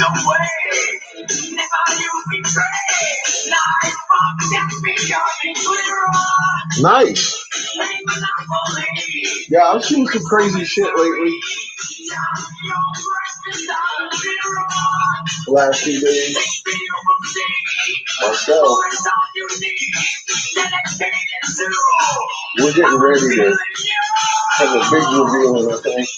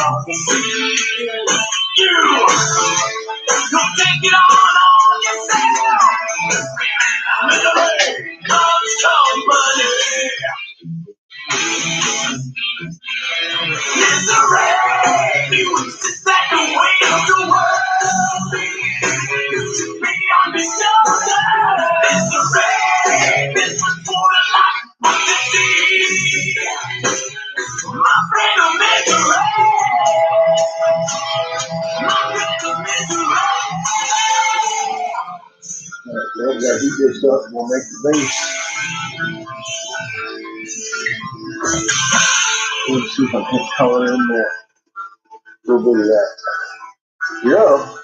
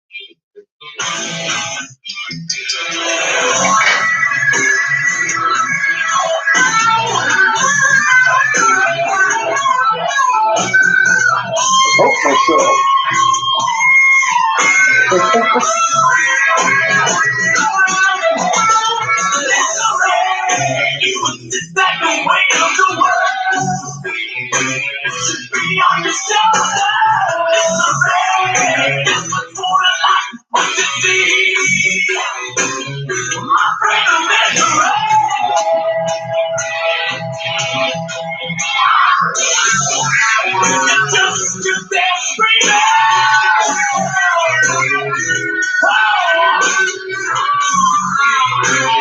My friend is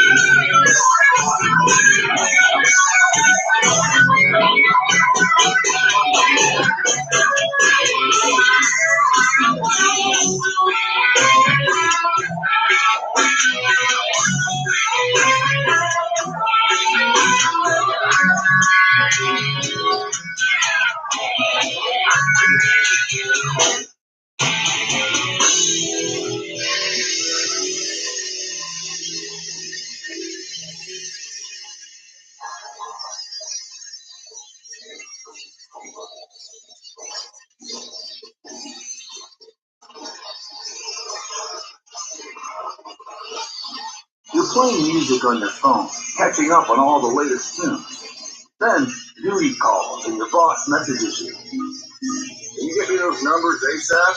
Work can't wait, but neither should your music.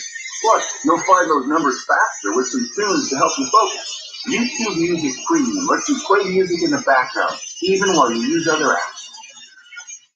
Upgrade online or in the new YouTube Music app.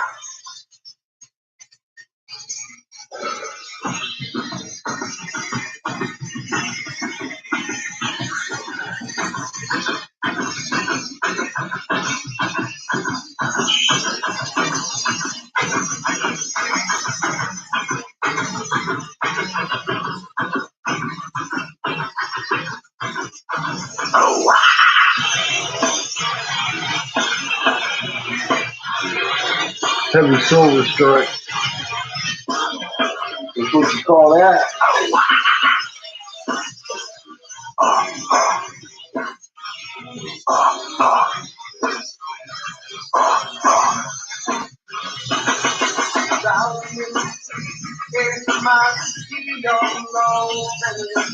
Don't get yourself and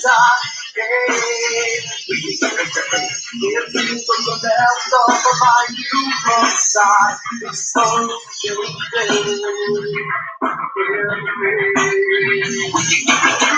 looking at my own reflection. When suddenly it changes, my reality changes. Now there is no turning back now. Smoking up the yeah. Get down with the sickness. Get down with the sickness. Get down with the sickness. Open up your neck and then never will make. Get down with the sickness. You wanna get down with the sickness. You wanna get down with the sickness. And this is the get better than the late.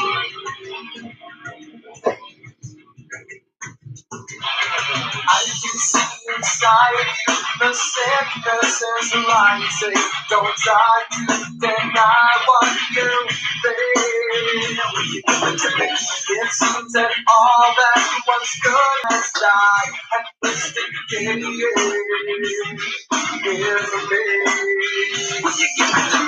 It seems you're having some trouble in dealing with these changes, living with these changes. Now the world is a scary place. Now that you've woken up the enemy. Come on, get down with the sickness. Come on, get down with the sickness.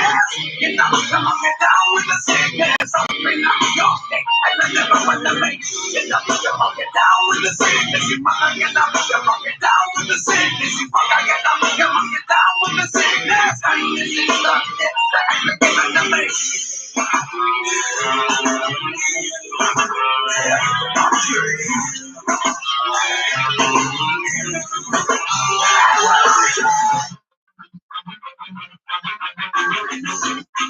Oh, wow.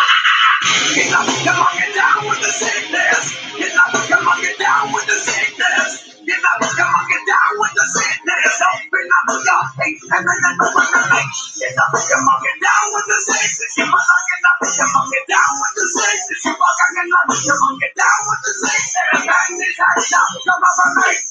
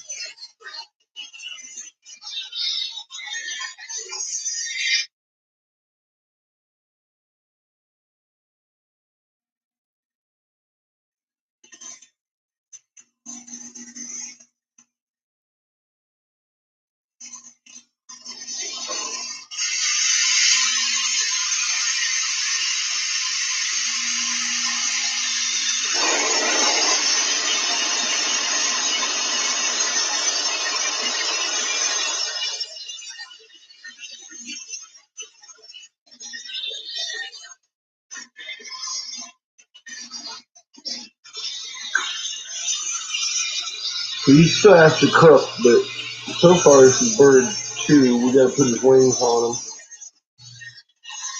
I need to let him warm up again.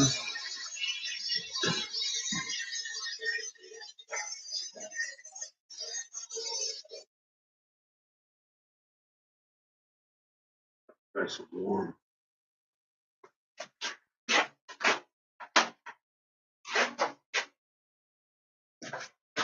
What happened to our tunes?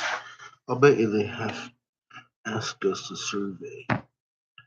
They did. Why, yes. Yes, you two. We are still listening.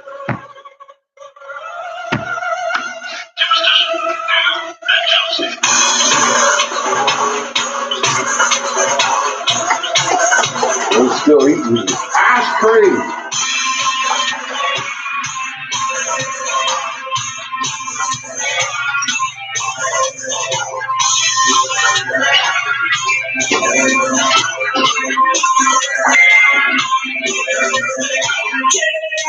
No one can my name, sun slipping through the trees, singing on the breeze.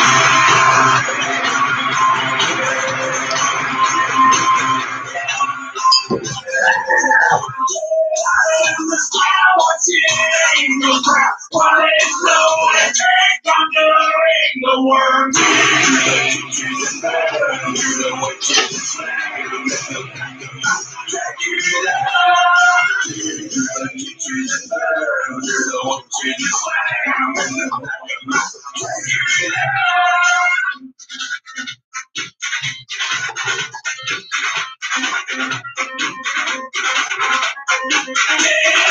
The pool rain from the pool weekend once you need nowhere to bleed.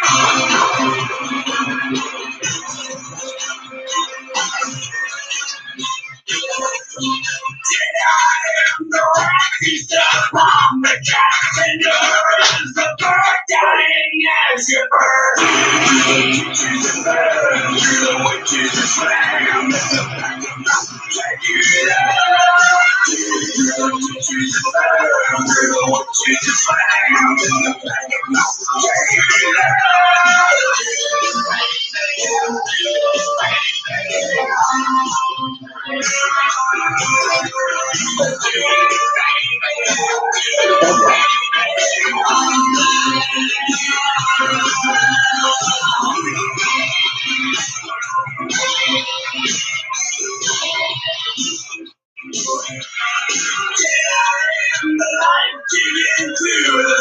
Let the crack the bone 21 to win.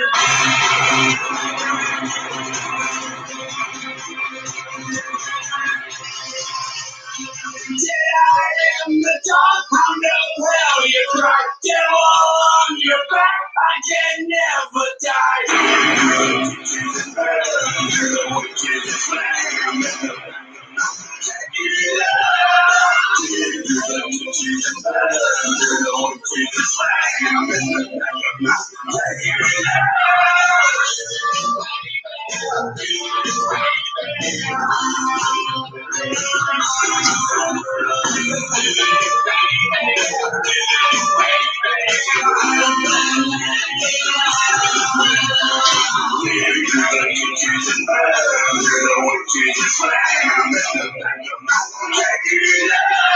Put a ring through all this stuff. I can tell it looks like this.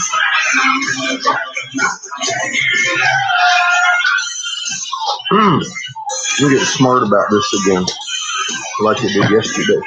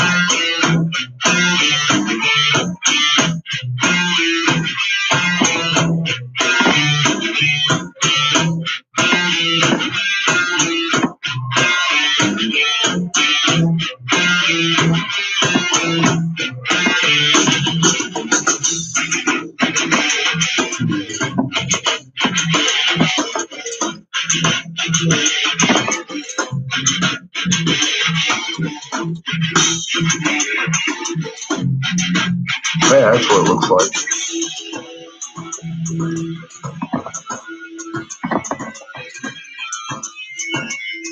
It's easier to see on the drawing. But go figure. I got a bunch of shadows over here in my way. And yes, I'm checking this wall. What do you think I'm doing? So, I mean,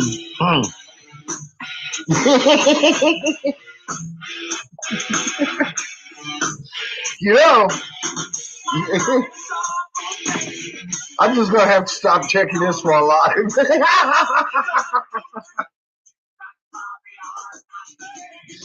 Because I know when I jump, you guys probably are like, oh, fuck. It's not that bad.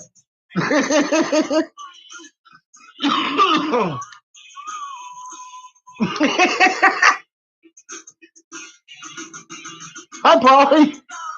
How are you doing?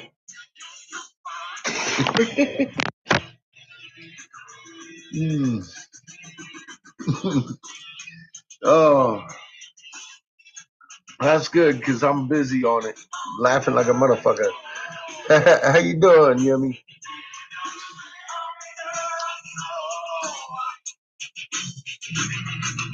So,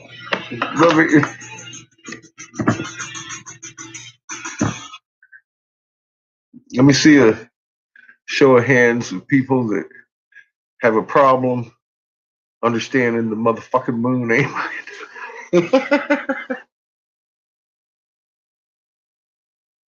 Pollyanna, did you see that shit? I made a little video and I was like, blah, blah, blah. Give me a damn globe model, blah, blah, blah. And then next thing you know, Mr. B's all like, dink, left me a link. I was like,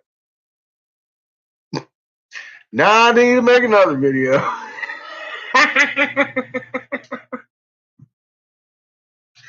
So there's a guy that fucking debunks flat tards over here online, and oh boy, he's got a good field rotation fucking video that I like.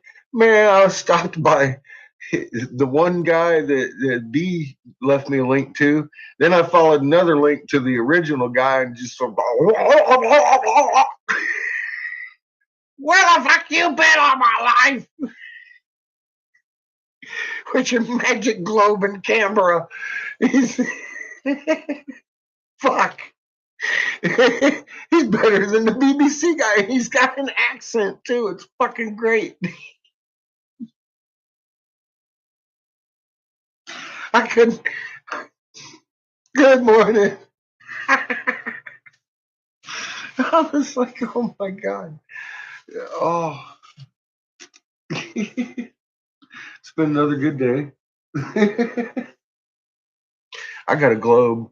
I got a friend that understands that Mama's a globe, and I say, me and this guy, we're already hitting it off our. We're on a globe, beautiful one.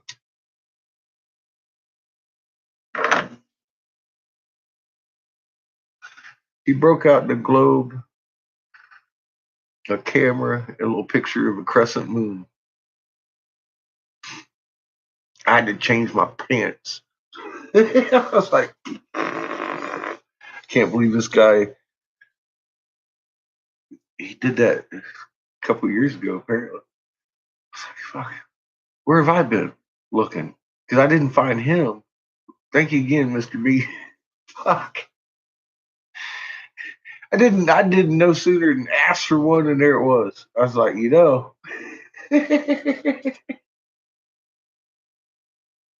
I may have overlooked something. I think B's got a fucking wrench coming. Oh my god.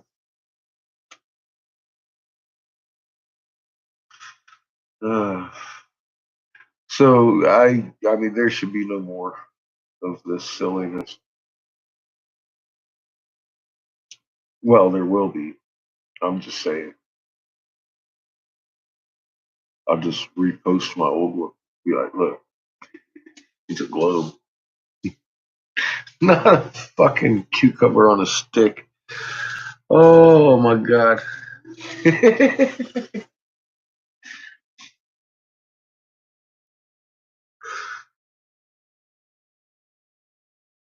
Hi Ajax, how are you tonight? Well, what are you doing up at fucking 3:30 in the morning, Miss Polly? Of course you're sleepy.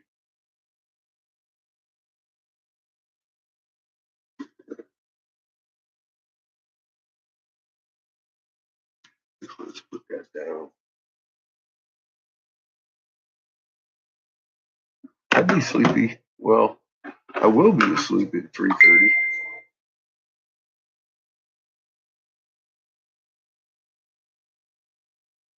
Doing pretty good. Thank you.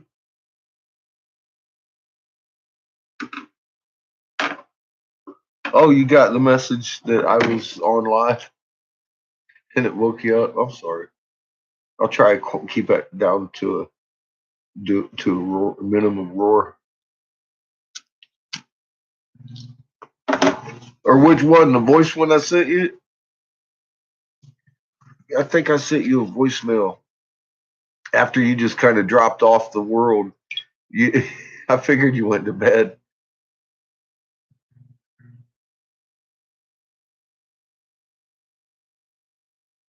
Oh my God, I like sushi.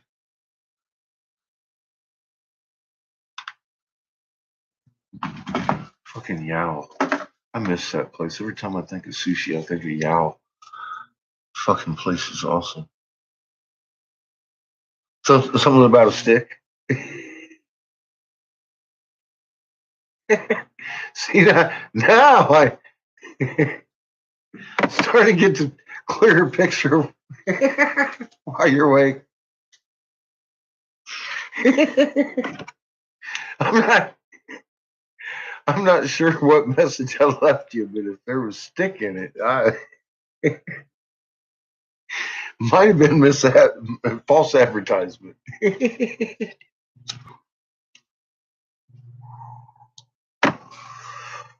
I just got a little twig. Dinglet cobra. We're making a bird though. I'm gonna put his feathers on it here in a minute. Then I'm gonna pull out some of this blue Latino and work it on this. I think I'm gonna turn a bubbler out two, maybe. See what I get done.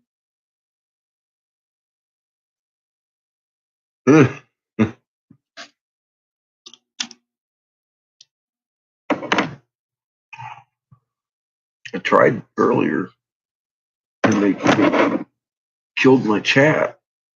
So I had to start over again. I don't know what happened. I might have lagged out or something. Speaking of which, I wanted to see what the fuck is this all about. I just want to let you know we're not all going to die. Because I freaked out when I opened up the window. We're about to get hit by some density. Well, we are being hit. Mama's, of course, got them field lines out and inducing still. Has she been inducing this whole time?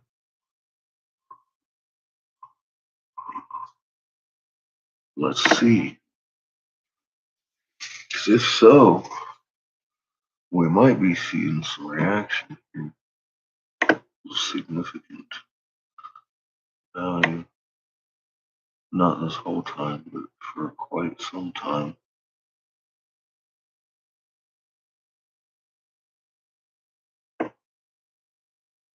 Mm. She's still blue in the front, too.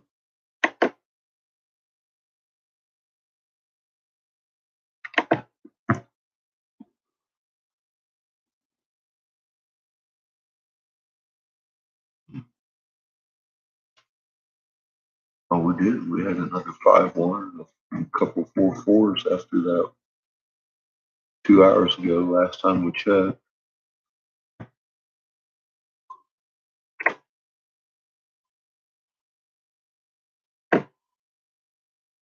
Where's my plots?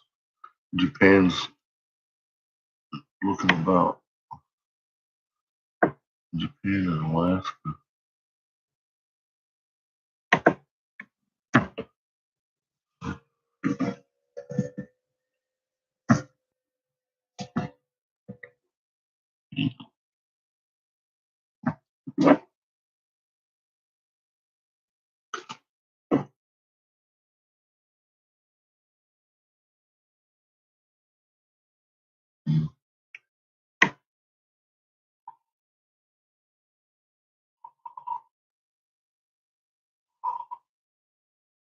Nothing alarming.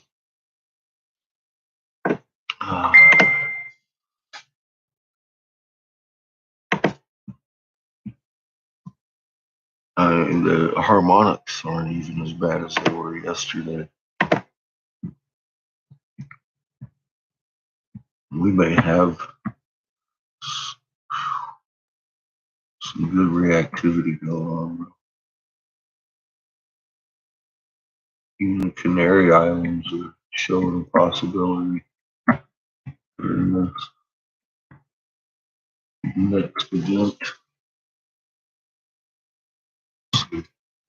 We'll see.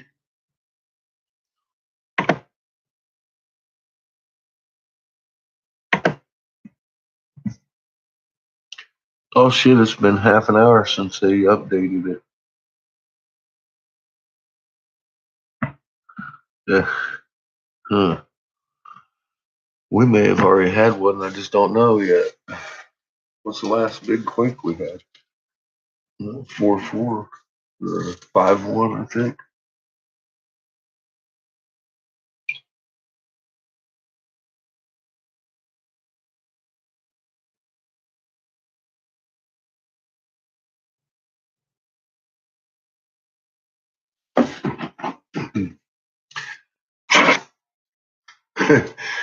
You know what's funny? I do that a lot. But God, get distracted, sorry. Hi,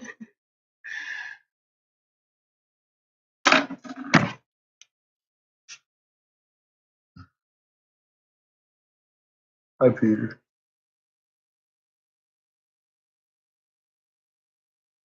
What?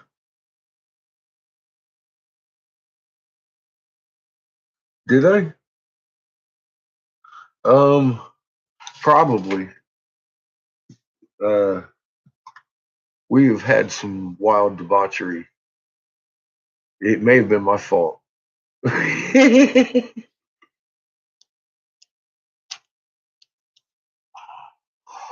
was talking shop again, and you know how I get when I talk about my lady. She's smooth.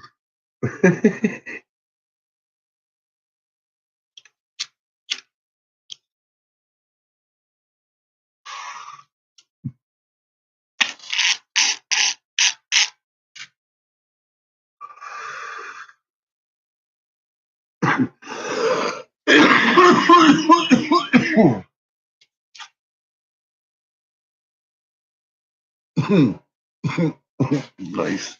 I got MaryWanna. I've been working on since this morning. I'm a lightweight. I'm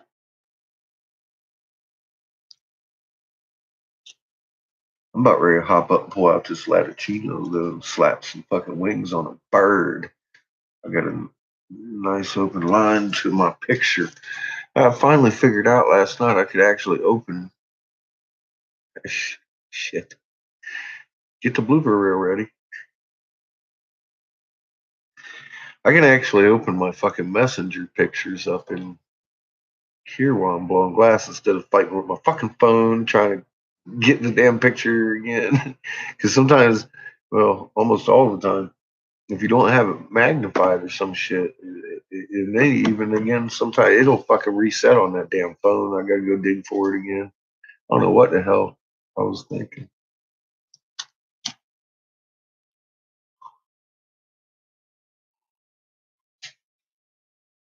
Obviously, I wasn't thinking because I've been fighting with that fucking phone since what, a month or two when I started diddling with this chess set.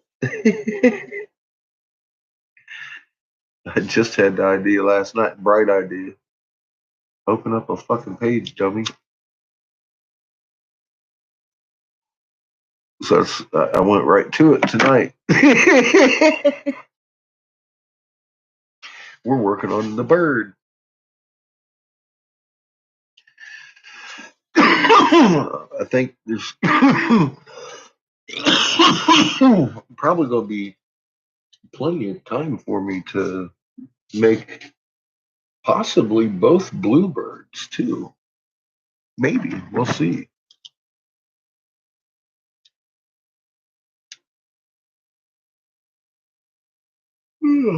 Excuse me. Everybody's yawning. Yeah.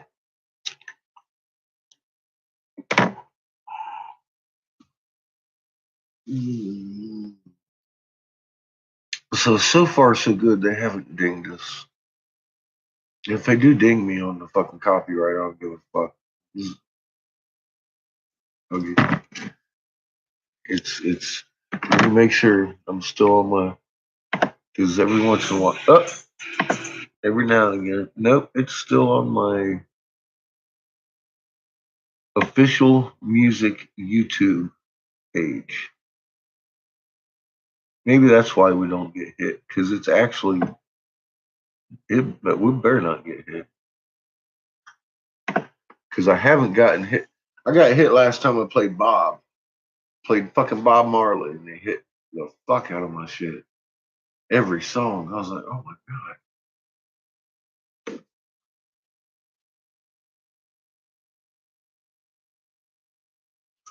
4. There's 4 bishops. I'm making the bishops. They're my bishops.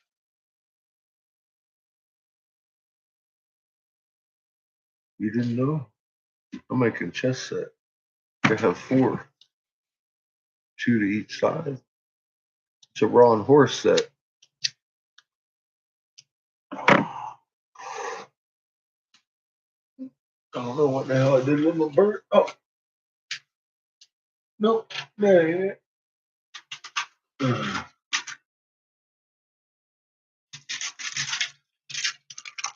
found my ho-ho. She better have my money.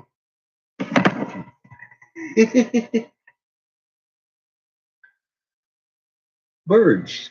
I have 2 each color. I'm gonna put the wings on the other one. Got his face on so far, and his platform done. He's roughly the same size. Close. I mean, height wise, he's like fucking perfect, but there's a little bit in here. He's a little bit less than this bird, but I think I can.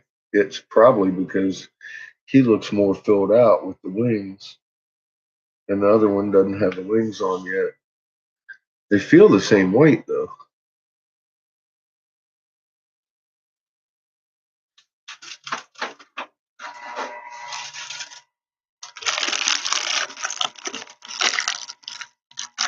Oh, thank you. That's Chad's design.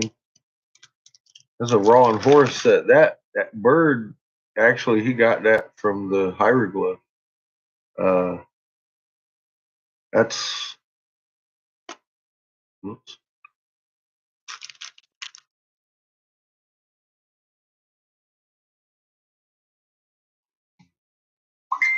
Saturn or Jupiter, Saturn,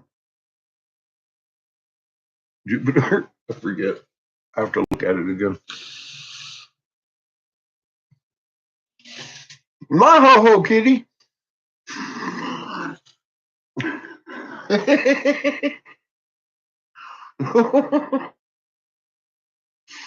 Damn it. Couldn't go through life without a good ho ho. It's hard. Soft, creamy. Mm.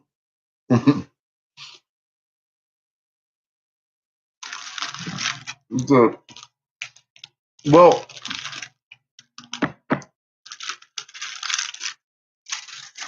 see, when I was a kid, they had ho hos and ding dongs. That's a ho ho. Still got ding dongs. Seen them, but I couldn't find a ho ho. They're all Swiss cakes and what else do they call these damn things? They're a fucking ho.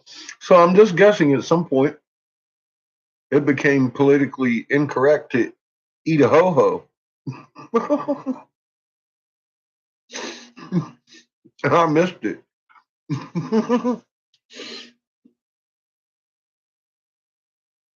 The sponge cake.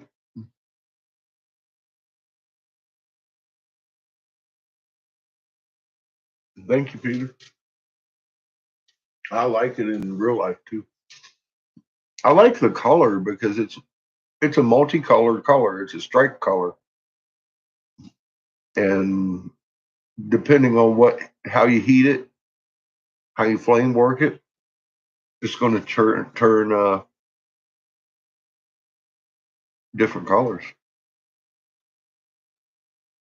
This is all one color, but it's got a bunch of different hues in it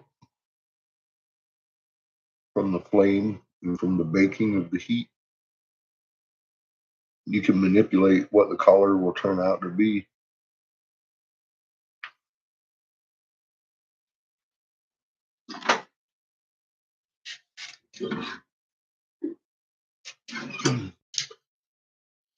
And I figured, being as how we got Horus the red sun, that probably not all one hue of red, more organic looking for the pieces and stuff.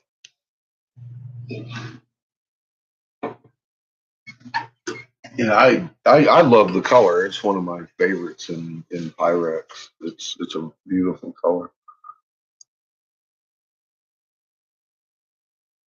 Put my ding dong. See, those are like a snowball almost.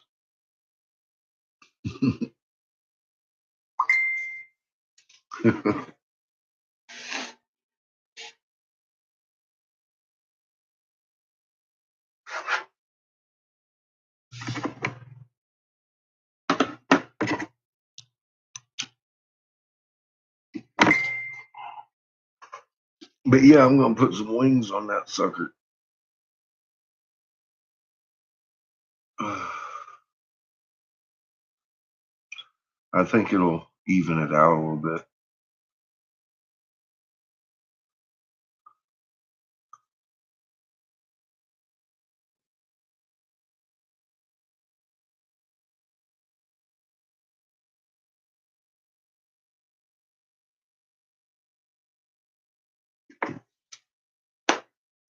I think I've about reached the end of this. Almost tasted seeds that last time.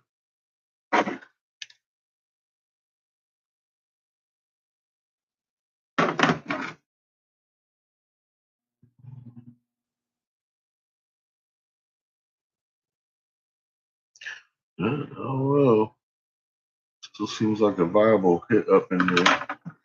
Some nice hasholas. Might have to try it again.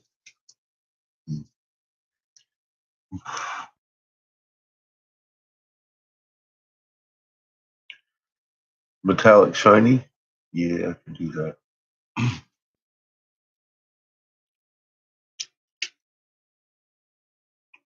Called dichroic.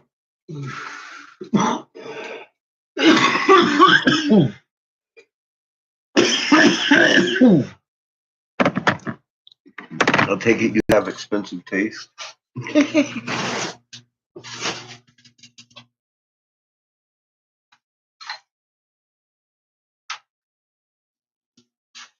That shit right there is spaceship windshield technology.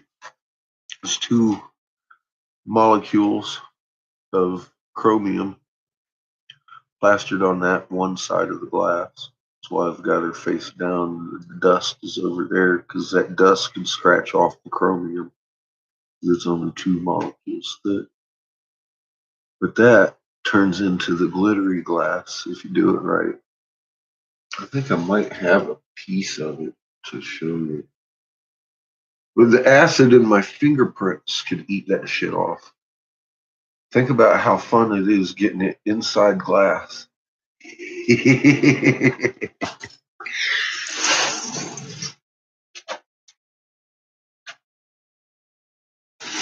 And it costs $180 for a little round like that, 1 foot round. To me, so I've only got like 2 chunks of that left. I've got a couple of little chunks over here. I had a round, but I'm gonna have to get another one sometime. Let's see.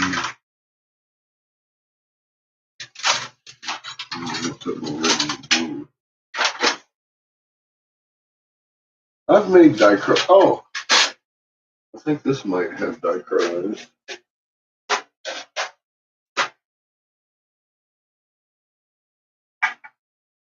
It might not.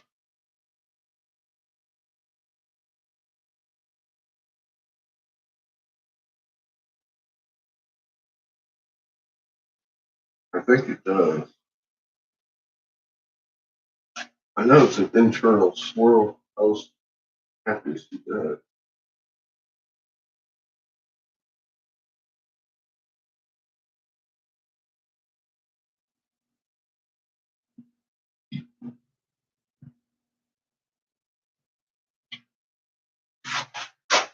I don't know if you're going to be able to see it very well, but yes, it does.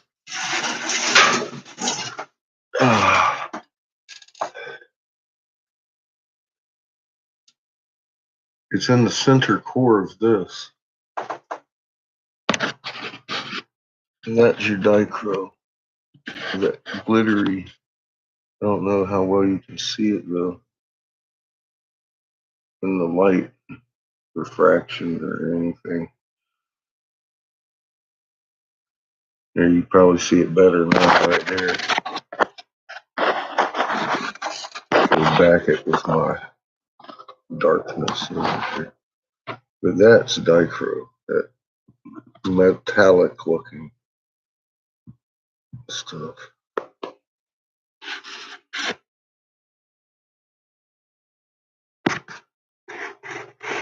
And I get a low grainy look of a picture, so I'm kind of hoping you can see that, because that is some beautiful stuff if you do it right. And I do.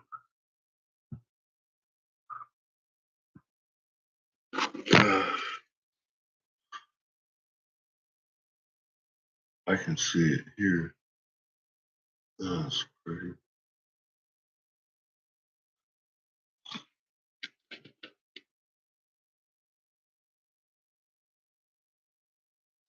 So that's what that sheet does.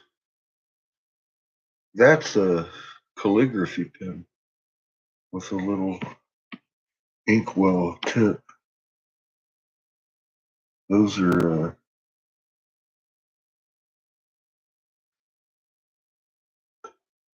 medium point.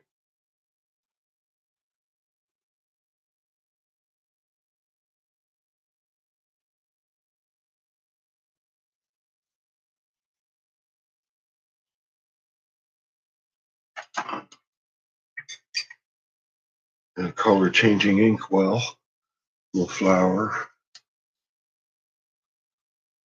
all on the inside of the glass too. So it's all 3D looking in the glass. It's pretty tight. I like it.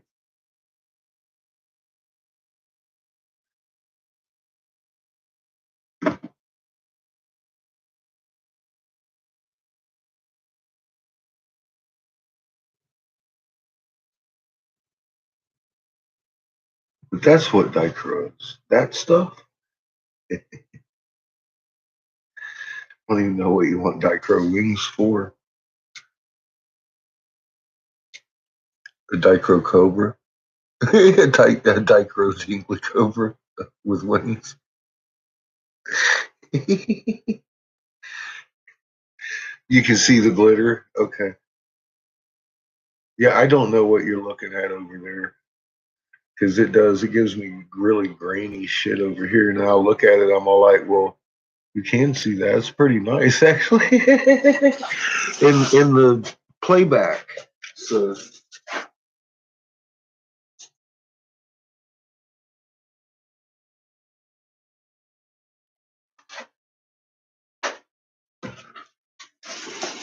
but I mean, I don't need to see any kind of detail. Like, I'm the dude on this side of the camera, so they give me the low resolution. Or maybe I just have it set that way and I don't know. There it updated. No biggies.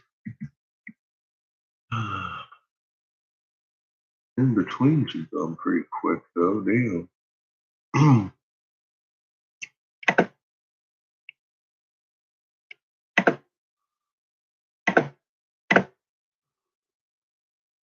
Oh, so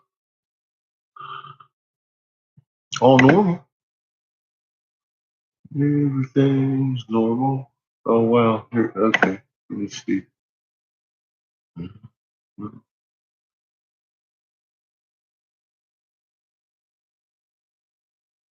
Normal.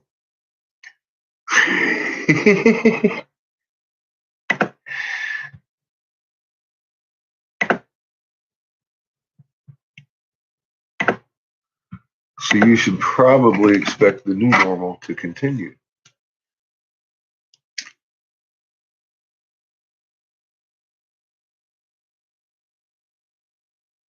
She's just starting to cool down too, so we might have a pop real soon.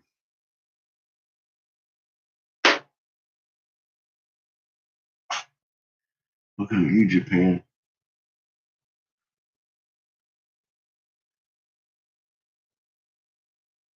Antarctic, maybe.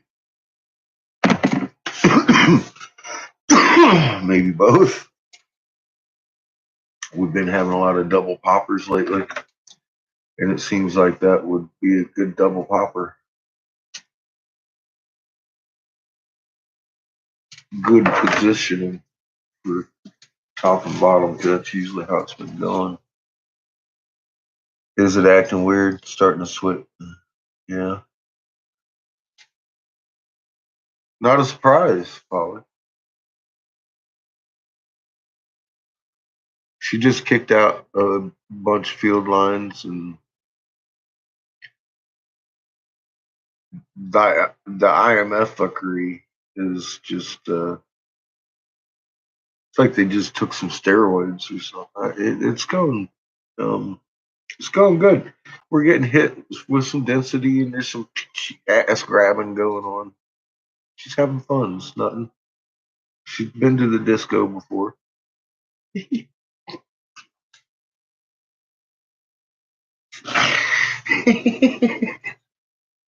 His mom was talking about. Your comments weren't showing up.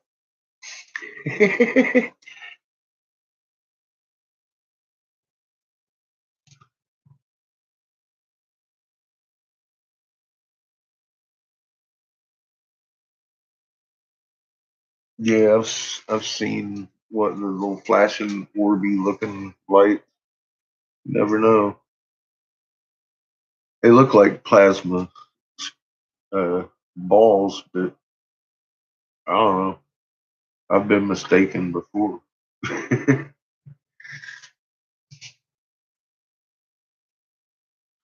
On that very subject.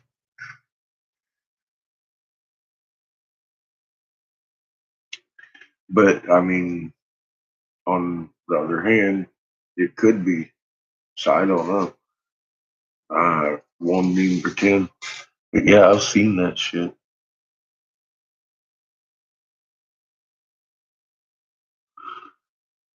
I've seen a lot of crazy shit.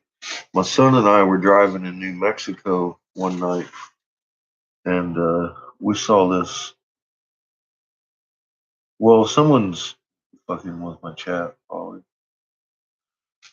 We saw this meteorite coming down out of the sky, and it was close. 'Cause I could see like shit coming off of it, and then all of a sudden it split into three, and there was still shit coming off of it, and the motherfucker froze, all three of them, and lit up like a light bulb on the end over here, and just kind of started going like this right beside our fucking car. He was 6. I was shitting my pants, going, "Oh my god! Oh my god! Oh my god! Oh my god!" And then I saw the same fucking thing over New York. Everybody was getting pictures of this shit. Uh, Back east. This is a few years ago, man. When Seamus and I were literally on our way to North Carolina from California. He was 6.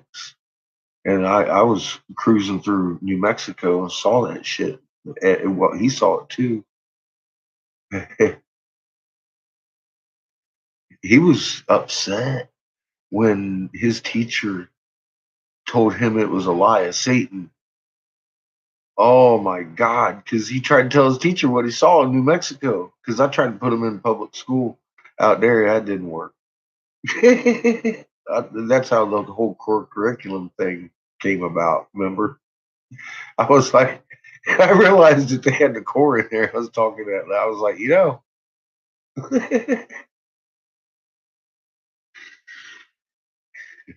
anyway.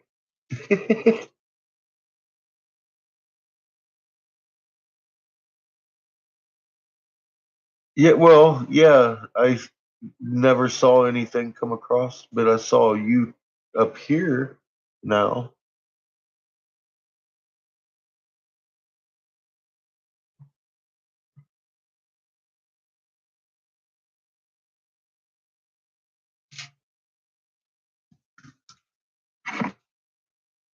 Now.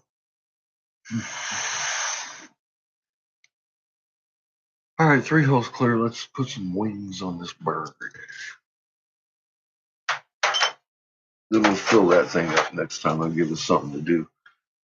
Um, fuck, I can't help myself, but I want to listen to some. Oh, I'm a geek. We got new science things to listen to.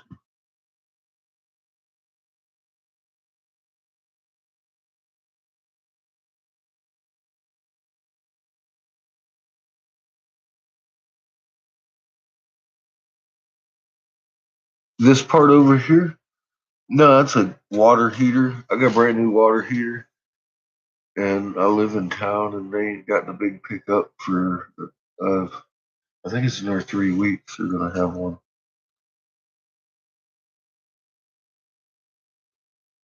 Oh, the talk to text. Okay. Somehow the two don't know. Okay, got you, Colin.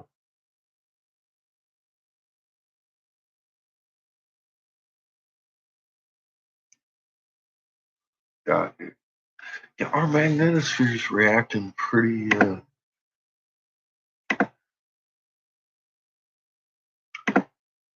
Well, as it would, I guess.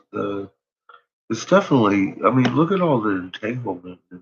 She's still heating, inducing. She's cut it down a little bit. I mean, there's one, two, three fucking knocks in that thing. The IMF is just out of control. And she's blue in the front, which is funny as shit. Totally opposing charge from the sun. I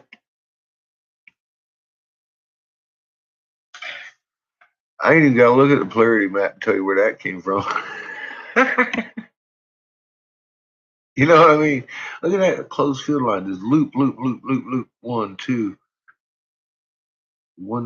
and then open, close, close, loop. Oh, that's fucking crazy, man. She is a really good planet. She's she got that magnet shit down. She's feeling fields, man. I didn't know I could feel fields. Look at the tornadics. There ain't no question where that blue's coming from. The back end, baby.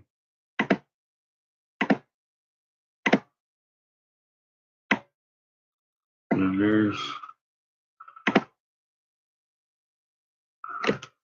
a little bit of pressure.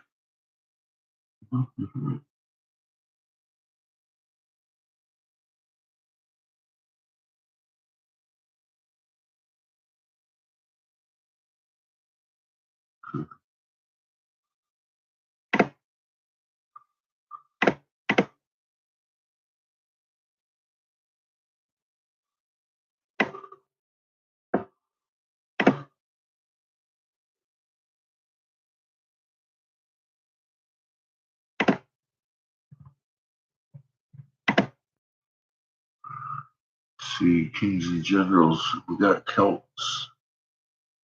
Mm,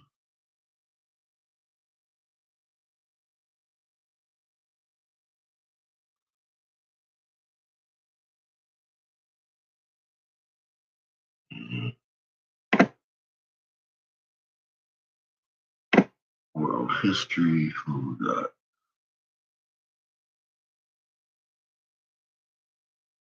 It's all fucking World War II shit still.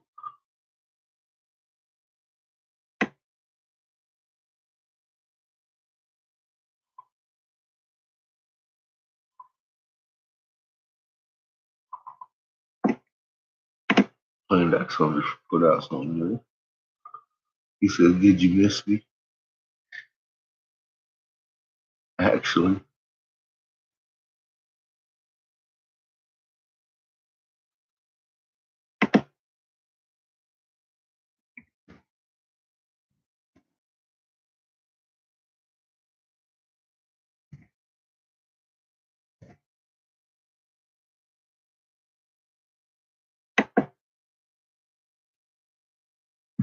the Royal Institute.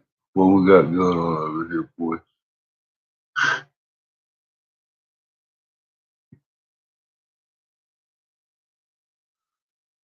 The rise of Sumer. I call it herbal.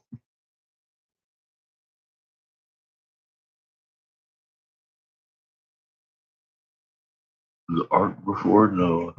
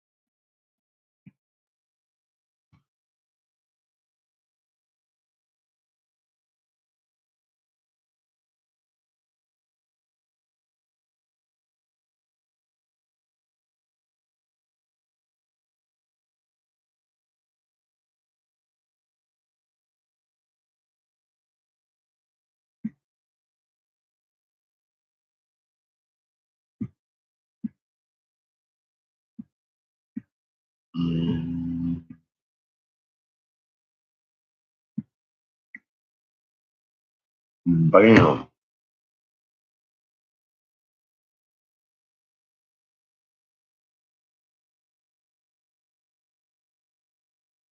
We'll do this one for now. Oh shit, y'all been talking. You made me almost fall down. A god named Alalu was forcibly deposed from his throne somewhere in the heavens and, fleeing for his life, descended to earth. But that was not the end. The text proceeded to recount how Anu, in turn, was also deposed by a god named Kumarbi, Anu's own brother, by some interpretations. There's no doubt that this epic, written 1,000 years before the Greek legends were composed, was the forerunner of the tale of the deposing of Uranus by Cronus and Cronus by Zeus. Even the detail pertaining to the castration of Cronus by Zeus is found in the Hittite text. All that was exactly what Kumarbi did to Anu. Though emasculated, Anu managed to fly back to his heavenly abode, leaving Kumarbi in control of Earth. Meanwhile, Anu's manhood produced several deities within Kumarbi's insides, which he, like Cronus of the Greek legends, was forced to release. One of these was Chesham, the chief Hittite deity. However, there was to be one more epic battle before Chesham could rule in peace. Did the particular battles fought by Chesham upon Earth and in the skies take place when the age of Taurus commenced around 4000 BC? Was it for that reason that the winner was granted association with the bull? And were the events in any way connected with the beginning at the very same time of the sudden civilization in Sumer? I think so. There could be no doubt that the Hittite pantheon and tales of the gods indeed had their roots in Sumer, its civilization and its gods. The tale of the challenge to the divine throne continues to relate heroic battles, but of an inconclusive nature. At one point, the failure of Chesham to defeat his adversary even caused his spouse to attempt suicide. Finally, an appeal was made to the gods to mediate the dispute, and an assembly of the gods was called. It was led by an olden god named Enlil and another olden god named Ea, who was called upon to produce the old tablets with the words of destiny, some ancient records that could apparently help settle the dispute regarding the divine succession. Who were these olden gods? All of them bear Sumerian names. Even the name Teshin, as well as the names of other Hittite gods, were often written in Sumerian script to denote their identities. Also, some of the places named in the action were those of ancient Sumerian sites. It dawned on the scholars that the Hittites, in fact, worshipped a pantheon of Sumerian origins. Now, when the Hittites reached Babylon sometime after 1600 BC, the Sumerians were already long gone from the Near Eastern scene. How was it then that their language, literature, and religion dominated another great kingdom in another millennium and in another part of Asia? The bridge scholars have recently discovered were a people called Hurrians, referred to in the Old Testament as Horites, meaning free people. They dominated the wide area between Sumer and Akkad in Mesopotamia and the Hittite kingdom in Anatolia. Egyptian and Mesopotamian royal documents referred to the Hurrian kingdom as Mitanni, and dealt with it on an equal footing, a strong power whose influence spread beyond its immediate borders. The Hittites called their Hurrian neighbors Hurai. These Hurrians dominated the Hittites culturally and religiously. The Hittites acquired their cosmology, their myths, their gods, and their pantheon of 12 from the Hurrians. Since the culture and religion were only a development of the original Sumerian traditions and beliefs, the Hurrians, in fact, absorbed and transmitted the religion of Sumer. The epic tales, it has become clear, were the tales of Sumer, the dwelling place of the olden gods, where Sumerian cities, the olden language, was the language of Sumer. Even Hurrian art duplicated Sumerian art, its gods, themes, and its symbols.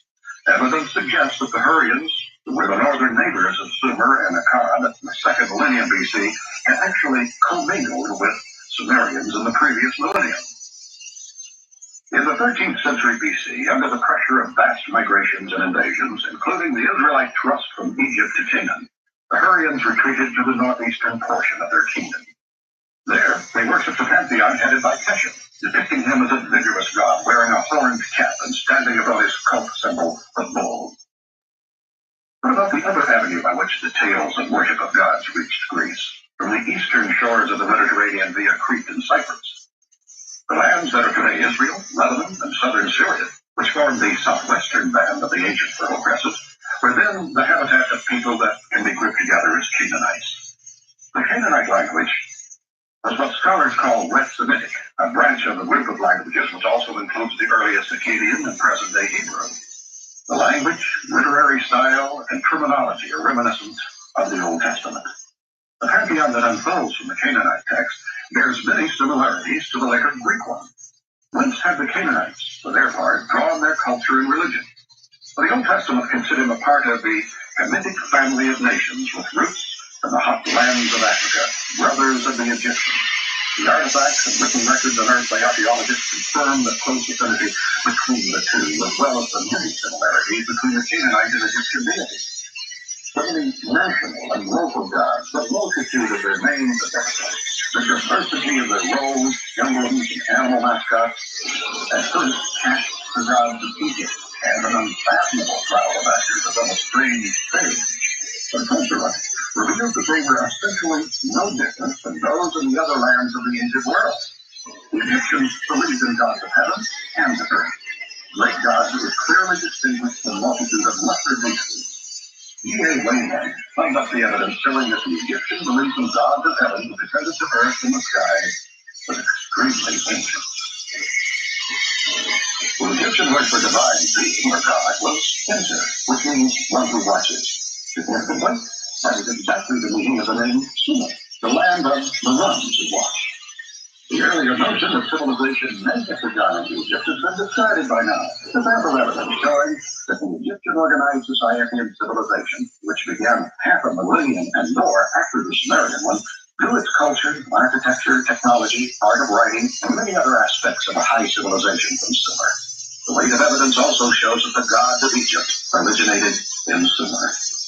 Cultural and blood kinsmen of the Egyptians, the Canaanites shared the same gods with them, but situated in a land strip that was a bridge between Asia and Africa from time immemorial. When they changed the pantheon Mesopotamian influences. Like the Hittites to the north, from the Aryans to the Syria, northeast, the Egyptians to the south, they the changed it, Canaanites could not boast of an original but that's not where it They originated. acquired their cosmogony, their deities, their legendary tales from elsewhere. Their direct contacts with the Sumerian sources were the Amorites. The lands of the Amorites lay between Mesopotamia and the Mediterranean lands of Western Asia. In the 1930s, archaeologists came upon the center and capital city of the Amorites, known as Mari. At a bend of the Euphrates, where the Syrian border now cuts the river, the diggers uncovered a major cities whose buildings were erected and continuously re-erected between 2000 BC on foundations that date to centuries earlier. These earliest remains included a step pyramid and temples of the Sumerian deities. The palace of Mari alone occupied some 5 acres and included a throne room painted with the most striking murals, 300 various rooms, scribal chambers, and well over 20,000 tablets in the cuneiform script, dealing with the economy, trade, politics, and social life of those times, with state and military matters, and of course, with the religion of the land and its people. Among the finds at Mari, as elsewhere in the lands of Sumer, there were dozens of statues of the people themselves, kings, nobles, priests, singers, who were invariably depicted with their hands clasped in prayer, their gaze frozen forever toward their gods. Who were these gods of heaven and earth, divine yet human, always headed by a pantheon, our inner circle of 12 deities? We have entered the temples of the Greeks, and the Aryans, the Hittites, and the Hurrians, the Canaanites, the Egyptians, and the Amorites. This is the We 12th followed planet. paths that took us across by the continents way. and seas, and clues that carried us over several millennia. All of the corridors of all of the temples have led us to one source, Sumer. There were, the Sumerians believed, gods that were of the heavens. Texts dealing with the time before things were created talk of such heavenly gods. As we look closer at these gods, we shall realize that they were the celestial bodies that make up our solar system. There were also lesser gods that were of earth. Between the two groups, there were gods of heaven and earth, the ones called the ancient gods. They were the olden gods of the epic tales, and in the Sumerian belief, they had come down to earth from the heavens. These were no mere local deities. They were national gods, indeed international gods. Some of them were present and active upon the earth even before there were men upon the earth. And indeed, the very existence of man was deemed to have been the result of a deliberate, creative enterprise on the part of these gods. They were powerful, capable of feats beyond mortal ability and comprehension. Yet these gods not only looked like humans, but ate and drank like them and displayed virtually every human emotion of love and hate, loyalty, and infidelity. The head of this family of gods of heaven and earth was An, or Anu in the Babylonian Assyrian text. He was the great father of the gods, the king of the gods. His symbol was a star. In the Sumerian pictographic writing, the sign of a star also stood for An, for heaven, and for divine being, or God. Anu's abode, and the seat of his kingdom, was in the heavens. That is where the other gods of heaven and earth went when they needed individual advice or favor, or where they met in assembly to settle disputes among themselves or to reach major decisions. Numerous texts describe Anu's palace, whose portals were guarded by a god of the tree of truth and a god of the tree of life. The Sumerian texts recall instances when not only the other gods, but even some chosen mortals were permitted to go up to Anu's abode, mostly with the object of escaping mortality.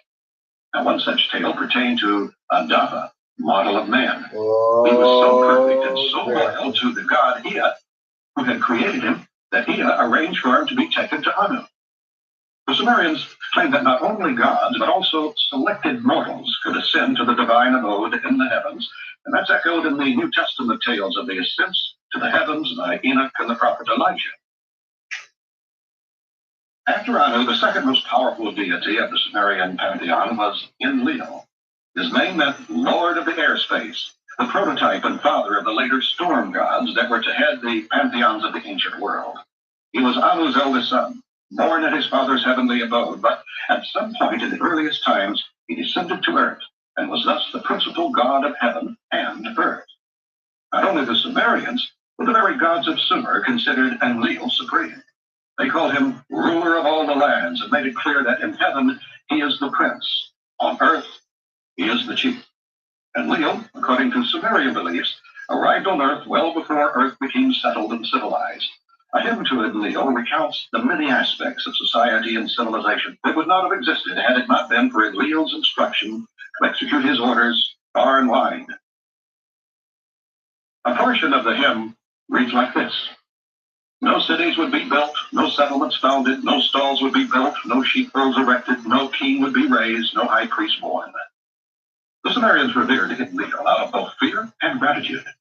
It was he who made sure that decrees by the assembly of the gods were carried out against mankind. It was his wind that blew obliterating storms against offending cities. It was he who, at the time of the deluge, sought the destruction of mankind. But when at peace with mankind, he was a friendly God who bestowed favors, according to the Sumerian text, and knowledge of farming, together with the plow and the pickaxe were granted to mankind by Enlil. Enlil also selected the kings who were to rule over mankind, not as sovereigns, but as servants of the God entrusted with the administration of divine laws of justice. Accordingly, Sumerian and Babylonian kings opened their inscriptions of self-adoration by describing how Enlil had called them to kingship. These calls, issued by Enlil on behalf of himself and his father Anu, granted legitimacy to the ruler and outlined his functions. Even Hammurabi, who acknowledged a god named Marduk as the national god of Babylon, prefaced his code of laws by stating that Anu and Enlil made to promote the welfare of the people, to cause justice to prevail in the land. The third great god of Sumer was another son of Anu. He bore two names, Ea and Enki. Like his brother Enlil, he too was a god of heaven and earth, a deity originally of the heavens who had come down to earth. Ea, the name meant literally housewife, was a master engineer, planned and supervised the construction of canals, the diking of the rivers, and the draining of the marshlands. As lord of the seas, Ea built ships that sailed to far lands, and especially to places to which precious metals and semi-precious stone were brought to Sumer. Sumerian deluge texts, on which the biblical account must have been drawn, depict Ea as the god who, in defiance of the decision of the assembly of gods, enabled a trusted follower, the Mesopotamian Noah, to escape the disaster. Indeed, the Sumerian texts, which, like the Old Testament, adhered to the belief that a god or gods created man through a conscious and deliberate act, attribute to Ea a key role. As the chief scientist of the gods, he outlined the method and the process by which man was to be created. Was Ea on the side of man simply because he had a hand in his creation, or did he have other more subjective motives? Invariably, Ea's defiance in mortal and divine matters alike was aimed mostly at frustrating decisions or plans emanating from Enlil. Several biblical tales of Eve and the serpent in the Garden of Eden, or of the tale of the deluge or the flood, involve in their original Sumerian versions instances of defiance by Ea and his brother's edicts. The reason is given by Enki himself in his autobiography. It was he, not Enlil, who was first born, Enki claimed. Enlil, the son of Anu, and his official consort Antu, was the first legal first son. Enki was born first, but to a concubine. The biblical tale of Isaac and Ishmael may have had a prior parallel in the heavenly abode. Several Sumerian epic tales have been found about the arguments and even bloody struggles among the younger gods. Many cylinder seals depict scenes of gods battling gods. It would seem that the original rivalry between Enki and Enlil was carried on and intensified between their sons, with brothers sometimes turning against brother, a divine tale of Cain and Abel. At some point, Enki decided to put his efforts into making a son of his, the third generation successor. This he sought to achieve with the aid of his half-sister, Ninhursag. She, too, was of the heavens. She was the chief nurse, the one in charge of medical facilities. According to the Sumerian text, man was created by Ninhursag, following processes and formulas derived from nature. It was in that role that the goddess was called Nin, ladylike. The position of the sons of Anu, Enlil, and Enki, and of their offspring from the dynastic lineage emerges clearly through a unique Sumerian device, the allocation of numerical ranks to certain gods. There were many other gods in Sumer, children, grandchildren, nieces, and nephews of the great god. There were also several hundred rank and file gods called Anunnaki, who were assigned general duties, but only 12 made the great circle. They included Anu, Enlil, and Enki, and Ephraim, and his son, Zerpa, and Nana, and the latter's spouse, Ningal. They were joined by Nana's twin children, Lucy and Canella, who replaced Ninfersa in old age. Mary said, "You don't doubt that the people of the ancient Near East accepted that the gods of heaven and earth were made to widely submerge and assistance to the heavens as well as Omar, happy at will. Such a capability was often indicated by the ancient artists by depicting the gods as the more visible in respect, which is the wings are two things of the position, another part of the body, not natural wings, but rather a weapon attachment to the god's soul. Describes how an animal, very interesting woman, put on herself 7 objects prior to the start of the voyage. The sheet she put on her head, measuring pendants on her ears, chains of small blue stones around her neck, twin stones on her shoulders, a golden cylinder in her hands, straps clasping her breast, a collar garment clothed around her body. Though no one has yet been able to explain the nature and significance of these 7 objects, we feel that the answer has long been available. Excavating the Assyrian capital Assur, 1903 to 1914, Walter Andre and his colleagues found in the temple of Ishtar a battered statue of the goddess, showing her with various contraptions attached to her chest and back. In 1934, archaeologists excavating the Mare came upon a similar but intact statue buried in the ground. Unlike the flat carvings or bas-relief, this life-size, 3-dimensional representation of the goddess reveals interesting features. On her head, she wears a spectral helmet.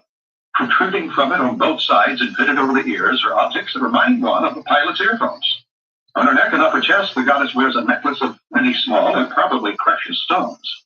In her hands, she holds a cylindrical object, which appears too thick and heavy to be a vase for holding water. Over a blouse of see-through material, 2 parallel straps run across her chest, leading back to and holding in place an unusual box of rectangular shape.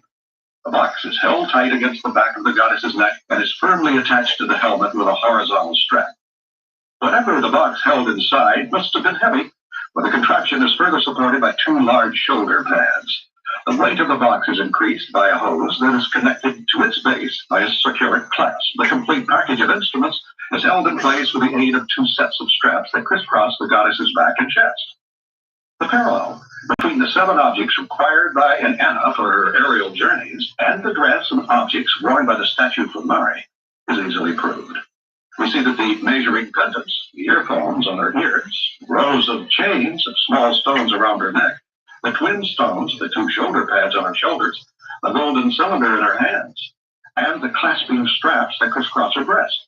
She is indeed clothed in a pala garment or a ruler's garment, and on her head she wears the Shagara helmet, a term that literally means that which makes go far into the universe. All of this suggests to us that the entire Evanana was that of an aeronaut or an astronaut. You think? The Old Testament called the angels of the Lord Malachim, literally emissaries who carried divine messages and carried out divine commands. As so many instances reveal, they were divine airmen. Jacob saw them going up a skyladder. Hagar, Abraham's concubine, was addressed by them from the sky, and it was they who brought about the aerial destruction of Sodom and Gomorrah. Yep. Clay figurines found at Sumerian sites are believed to be some 5,500 years old. They will be crude representation of such malachim holding warlike weapons. In one instance, the face is seen through a helmet's visor. In the other instance, the emissary wears the distinct divine conical headdress and a uniform studded with circular objects of unknown function. The eye slots or goggles of the figurines are the most interesting feature because the Near East in the 4th millennium BC was literally swamped with wafer-like figurines that depicted in a stylized manner the upper part of the deities, exaggerating their most prominent feature, a conical helmet with elliptical visors or goggles. It is undoubtedly no mere coincidence that the Hittites, linked to Sumer and Akkad, adopted as their written sign for gods a symbol clearly borrowed from the eye figurines. It is also no wonder that this symbol of hieroglyph or divine being expressed in artistic styles came to dominate the art not only of Asia Minor, but also the early Greeks during the Minoan and Mycenaean period. The Greek legend of Icarus had him attempt to fly by attaching feathered wings to his body with wax. The evidence from the ancient Near East shows that though the gods may have been depicted with wings to indicate their flying capabilities, and perhaps sometimes put on winged uniforms as a mark of their airmanship, they never attempted to use attached wings for flying. Instead, they used vehicles for such travel. The Old Testament informs us that the patriarch Jacob, spending the night in the field outside of Haran, saw a ladder set up on earth and its top reaching heavenwards, on which angels of the Lord were busy going up and down. The Lord himself stood at the top of the ladder, and the astounded Jacob was fearful, and he said, "Indeed, a God is present in this place, and I know it not. How awesome is this place! Indeed, this is none but the Lord's abode, and this is the gateway to heaven." There are two interesting parts to this tale. The first is the divine beings going up and down this gateway to heaven were using a mechanical facility, a ladder. The second is that the sight took Jacob completely by surprise. The Lord's abode, the ladder, and the angels of the Lord using it were not there when Jacob lay down to sleep in the field. Suddenly, there was the awesome vision, and by morning, the abode, the ladder, and their occupants gone. We may conclude that the equipment used by the divine beings was some kind of craft that could appear over a place, hover for a while, and disappear from sight once again. The Old Testament also reports that the prophet Elijah did not die on earth, but went up into heaven by a whirlwind. Now, this was not a sudden and unexpected event. The ascent of Elijah to the heavens was prearranged. He was told to go to Bethel, the Lord's house, on a specific day. Rumors had already spread among his disciples that he was about to be taken up into the heavens. When they queried his deputy whether the rumor was true, he confirmed that indeed the Lord will take away the master today. And then there appeared a chariot of fire and horses of fire, and Elijah went up into heaven by a whirlwind. Even more celebrated, and certainly better described, was the heavenly chariot seen by the prophet Ezekiel, who dwelt among the Judean deportees on the bank of the Khabur River in northern Mesopotamia. Don't like The it. heavens were opened, and I saw the appearances of the Lord. What Ezekiel saw was a man-like being, surrounded by brilliance and brightness, sitting on a throne that rested on a metal firmament within the chariot. The vehicle itself, which could move whichever way on wheels within wheels and rise off the ground vertically, was described by the prophet as a glowing whirlwind. Some recent students of the biblical description, such as Joseph F. Blumrich of NASA, have concluded that the chariot seen by Ezekiel was a helicopter consisting of a cabin resting on 4 posts, each equipped with rotary wings. A whirlwind indeed. About 2 millennia earlier, when Sumerian ruler Gudea, commemorating his building of the temple for his god Ninurta, he wrote that there appeared to him a man that shone like heaven. By the helmet on his head, he was a god. When Ninurta and 2 divine companions appeared to Gudea, they were standing beside Ninurta's divine black windbird. As it turned out, the main purpose for the temple's construction was to provide a secure zone and an inner special enclosure within the temple grounds for this divine bird. The similarity of the biblical and Sumerian descriptions, both of the vehicles and the beings with them, is obvious. The description of the vehicles as bird, windbird, and whirlwind that could rise heavenward while emitting a brilliance leaves no doubt that they were some kind of flying machine. Enigmatic murals, uncovered at the Tel Gasul site east of the Dead Sea, include 2 designs of mechanical craft that could well have been the whirlwinds of antiquity. An ancient coin found at Byblos on the Mediterranean coast of present-day Lebanon depicts a 2-part temple. In the center of the sacred area stands a special platform, and on the stands an object called Mu, that which rises straight. There's evidence to show that the people of the eastern Mediterranean had seen rocket-like objects not only in the temple enclosure, but actually in flight. Hitchite glyphs, for example, showed against a background of starry heavens cruising missiles, rockets mounted on the launch pads, and a god inside a radiating chamber. Indeed, a rocket with wings or fins, reachable by a ladder, can be seen on a tablet excavated at Gezer, a town in ancient Canaan, west of Jerusalem. Wishing to worship their gods throughout the lands, the ancient peoples developed the custom of setting up imitations of the god within his divine sky chamber.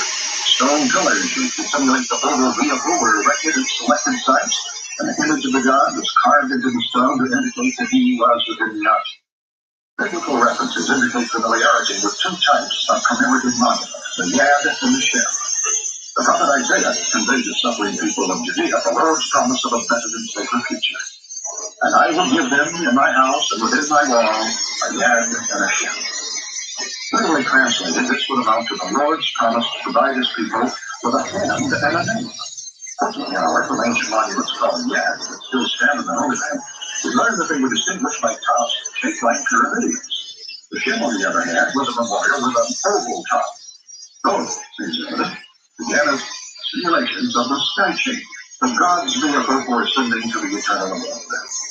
The persistence of biblical translators to employ name whenever they encountered Shem has ignored a foresighted study published more than a century ago by G.M. Retzlaff, in which he pointed out that the term Shem stems from the root word Shem, meaning that which is hiding. When the Old Testament records that King David made a Shem to mark his victory over the Arameans, Retzlaff said, "We did not make a name, but set up a monument called the Skyler." The realization that Shem and many Mesopotamian texts should be read not as name, but as sky vehicle, opens the way to the understanding and true meaning of many ancient tales, including the biblical story of the Tower of Babel. Genesis reports on the attempt by humans to raise up a Shem. The biblical tale of the Tower of Babel deals with events that followed the repopulation of Earth after the deluge of the flood, when some of the people journeyed from the east and found a plain in the land of Shinar, and they settled there.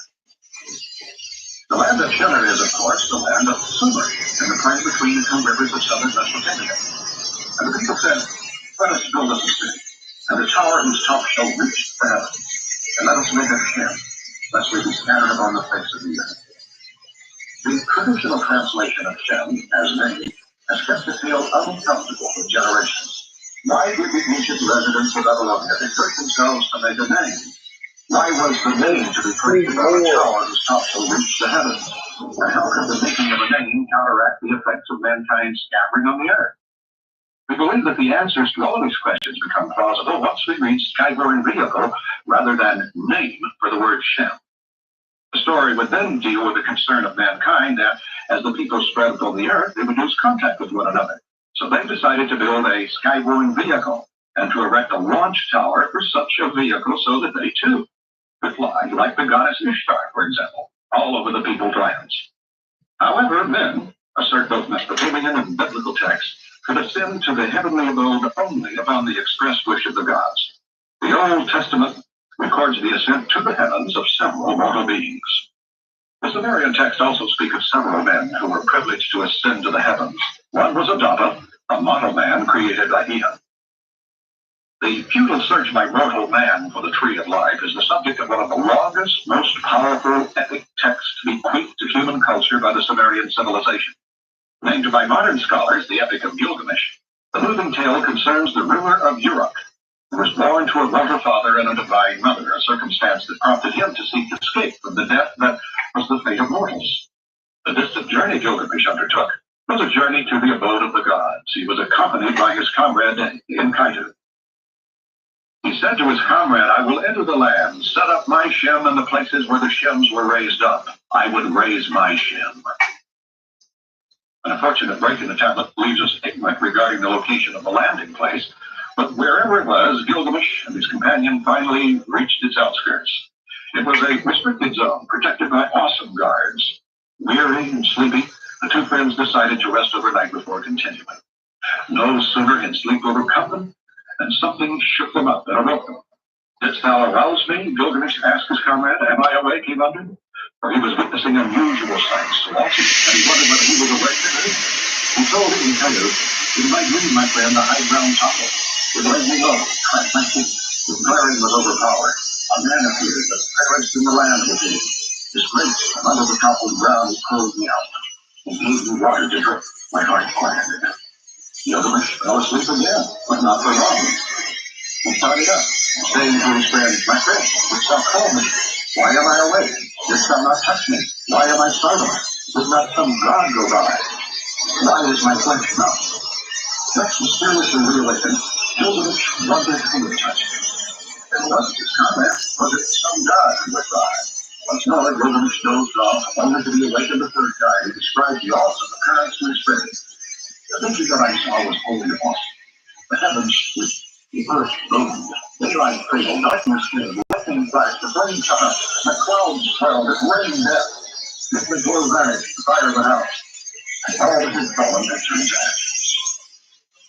Now, one needs a little imagination to see in these few verses an ancient account of the witnessing of the launching of a rocket ship. First, a tremendous thud as the rocket engine was ignited to heaven's strip, accompanied by a marked shaking of the ground as earth moved. Clouds of smoke and dust enveloped the launching site. Daylight failed, darkness came. Then the brilliance of his imagination showed true. Lightning flashed as the rocket ship began to climb skyward. A flame shot out. The cloud of dust and debris swelled in all directions. Then, as it began to fall down, it rained death. Now the rocket ship was high in the sky, sweeping heavenward. The glow vanished. The fire went out. The rocket ship was gone from sight, and the debris had fallen and turned to ashes. He was now near to his first objective, the place where the shells are raised up. But the entrance to the site, apparently cut into the mountain, was guarded by fierce guards. Their terror is awesome, their glance is death. Their shimmering spotlight sweeps the mountains. The description brings to mind the statement in the book of Genesis that God placed the revolving sword at the entrance of the Garden of Eden to block its access to the humans. When Gilgamesh explained his partly divine origins and the purpose of his trip, the guards allowed him to go ahead. The damaged and blurred text then has Gilgamesh arriving at a magnificent garden where the fruits and trees were carved out of semi-precious stones. It was there that Gilgamesh encountered a disappointing answer. Man cannot escape his mortal fate. However, Gilgamesh was offered a way to postpone death, the plant of youth. Triumphant, Gilgamesh obtained the plant, but as fate would have it, he foolishly lost it on his way back and returned to Uruk empty-handed. Putting aside the literary and philosophic values of the epic tale, the story of Gilgamesh interests us here primarily for its aerospace aspects. The Shem that Gilgamesh required in order to reach the abode of the gods was undoubtedly a rocket ship, the launching of one of which he had witnessed as he neared the landing place. The rockets it would seem were located inside a mountain, and the area was a well-guarded, restricted zone. Finally, let's look at the pictographic sign for gods in Sumerian. The term was a two-syllable word, Dinjir. The symbol Jir was a two-stage rocket with fins. Din, the first syllable, meant righteous, pure, bright. Put together then, Dinjir, as gods or divine beings, conveyed the meaning the righteous ones of the bright pointed objects are, more explicitly, the pure ones of the blazing rockets. Is there any doubt that the ancient peoples, in calling their deities gods of heaven and earth, meant literally that they were people from elsewhere who had come to earth from the heavens? Even the ancient compilers of the Old Testament, who dedicated the Bible to a single God, find it necessary to acknowledge the presence upon earth in early times of such divine beings.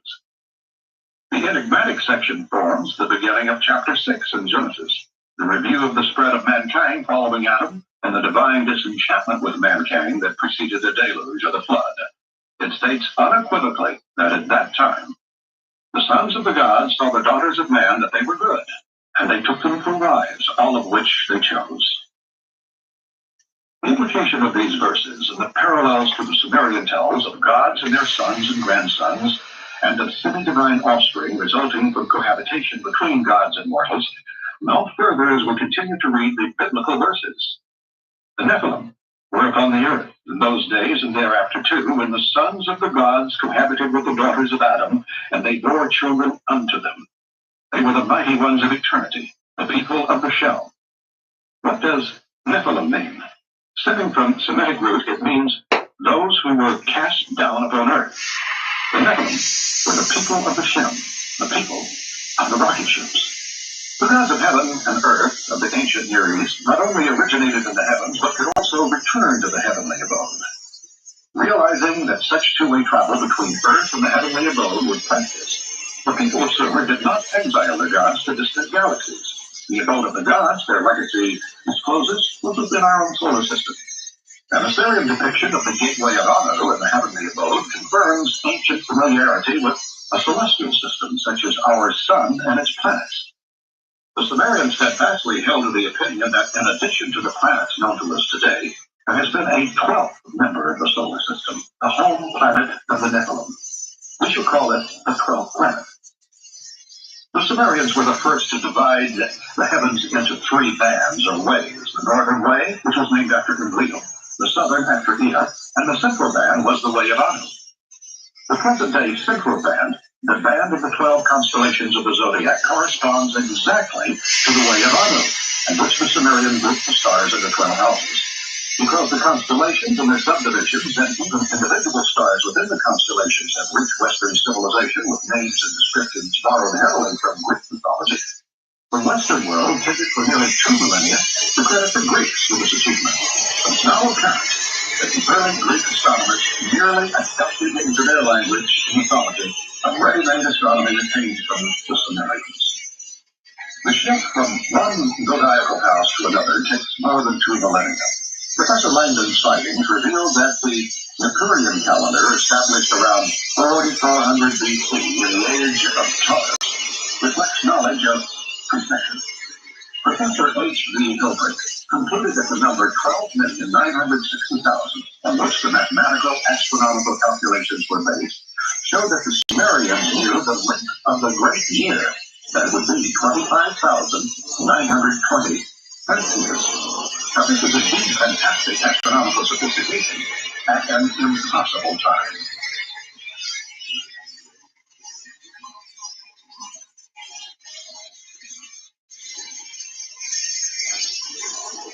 Family of gods of heaven and earth was Ra, or Anu in the Babylonian Assyrian text. He was the great father of the gods, the king of the gods. His symbol was a star. In the Sumerian pictographic language, the sign of a star also stood for An, for heaven, and for divine being, or God.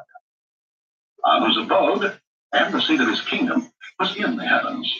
That is where the other gods of heaven and earth went when they needed individual advice or favor, or where they met in assembly to settle disputes among themselves or to reach major decisions. Numerous texts describe Anu's palace, whose portals were guarded by a god of the tree of truth and a god of the tree of life.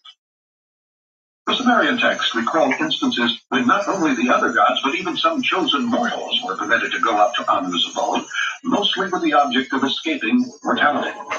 And one such tale pertained to Adapa, model of man. He was so perfect and so loyal to the god Ea, who had created him, that Ea arranged for him to be taken to Anu. Pretty sure we just heard The Sumerians claimed that not only gods, but also selected mortals could ascend to the divine abode in the heavens.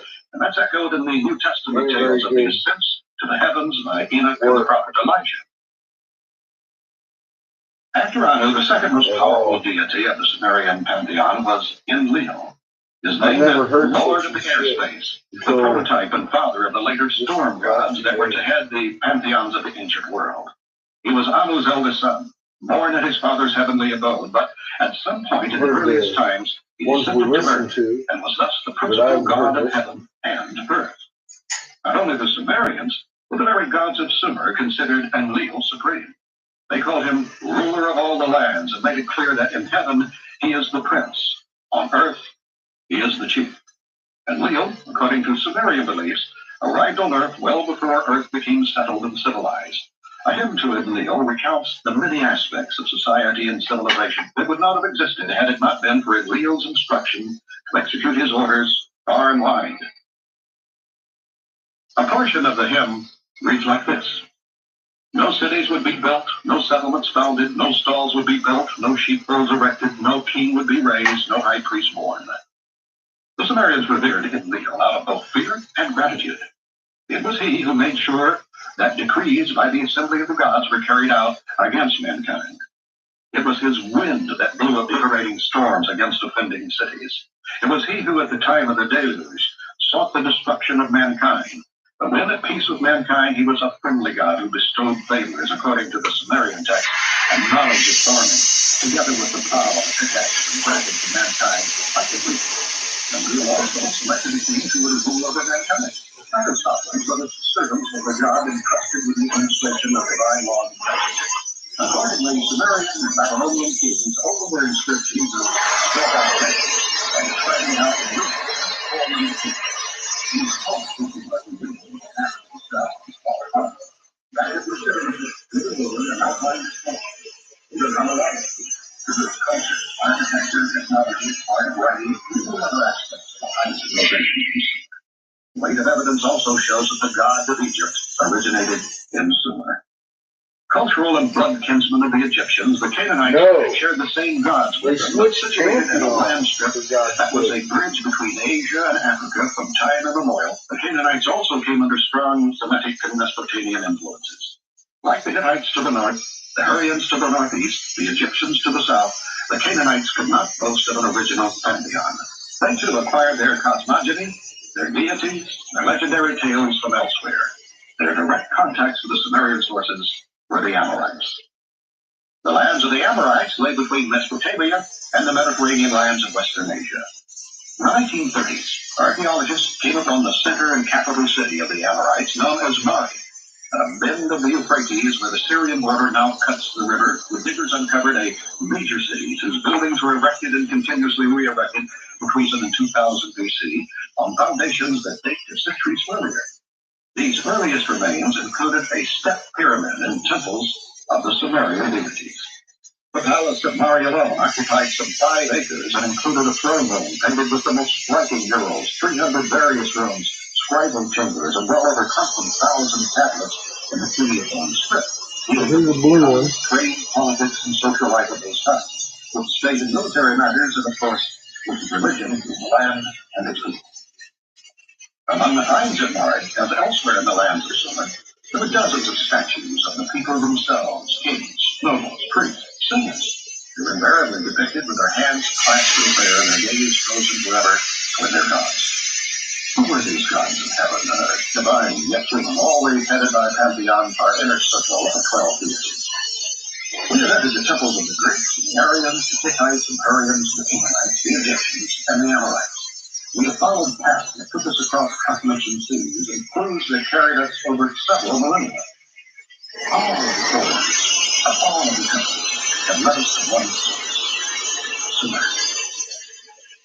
There were in the Sumerian world gods that were of the heavens. And even in the time before things were created, talk of such heavenly gods. As we look closer at these gods, we should realize that they were the celestial bodies that make up our solar system. There were also lesser gods that were on earth. Between the two groups, there were gods of heaven and earth, the ones called the ancient gods. They were the golden gods of the epic tales, and in the Sumerian belief, they had come down to earth from the heavens. These were no mere local deities, they were national gods, indeed international gods. Some of them were present and active upon the earth even before there were men upon the earth. Indeed, the very existence of man was deemed to have been the result of a deliberate, creative enterprise on the part of these gods. They were powerful, capable of feats beyond mortal ability and comprehension. Yet these gods not only looked like humans, but ate and drank like them and displayed virtually every human emotion of love and hate, loyalty, and infidelity. The head of the self-predicament was Khufra, a strong power whose influence spread beyond its immediate borders. The Hittites called their Hurrian neighbors Hurlai. These Hurrians dominated the Hittites culturally and religiously. The Hittites acquired their cosmology, their myths, their gods, and their pantheon of 12 from the Hurrians. Since the culture and religion were only a development of the original Sumerian traditions and beliefs, the Hurrians, in fact, absorbed and transmitted the religion of Sumer. The epic tales, it has become clear, were the tales of Sumer, the dwelling place of the olden gods, where Sumerian cities, the olden language, was the language of Sumer. Even the Hurrian art duplicated Sumerian art, its form, its themes, and its symbols. Evidence suggests that the Hurrians, who were the northern neighbors of Sumer and Akkad in the 2nd millennium BC, had actually commingled with Sumerians in the previous millennium. In the 13th century BC, under the pressure of vast migrations and invasions, including the Israelite thrust from Egypt to Canaan, the Hurrians retreated to the northeastern portion of their kingdom. There, they worshipped a pantheon headed by Keshem, depicting him as a vigorous god wearing a horned cap and standing above his cult symbol, the bull. What about the other avenue by which the tales of worship of gods reached Greece, from the eastern shores of the Mediterranean via Crete and Cyprus? The lands that are today Israel, Lebanon, and southern Syria, which formed the southwestern band of the ancient progressive, were then the habitat of people that can be grouped together as Canaanites. The Canaanite language was what scholars call West Semitic, a branch of the group of languages which also includes the earliest Akkadian and present-day Hebrew. The language, literary style, and terminology are reminiscent of the Old Testament. The pantheon that unfolds from the Canaanite text bears many similarities to the later Greek one. Whence had the Canaanites, for their part, drawn their culture and religion? The Old Testament considered them a part of the Hamitic family of nations with roots The hot lands of Africa, brothers of the Egyptians. The artifacts and written records unearthed by archaeologists confirm the close affinity between the two, as well as the many similarities between the Canaanite and Egyptian deities. The many national and local gods, the multitude of their names and epithets, the diversity of their roles, emblems, and animal mascots, at first cast the gods of Egypt as an unfathomable crowd of actors. But a closer look reveals that they were essentially no different from those in the other lands of the ancient world. The Egyptians believed in gods of heaven and of earth. Great gods clearly distinguished the multitude of lesser deities. G.A. Wainwright summed up the evidence showing that the Egyptian belief in gods of heaven who descended to earth from the skies was extremely ancient. The Egyptian word for divine. I'm sitting down. Hi, Freeman. How you doing? One who watches. It's 3 o'clock. That is exactly the meaning of the name. I was like, I'm just standing there kind of fucking, and I shuffled off the back of my mat, and I thought I was falling down. I was like, what the fuck? The Egyptian organized society and civilization. Maybe I should sit down before I make a spectacle out of myself. The flame gets hot in your face.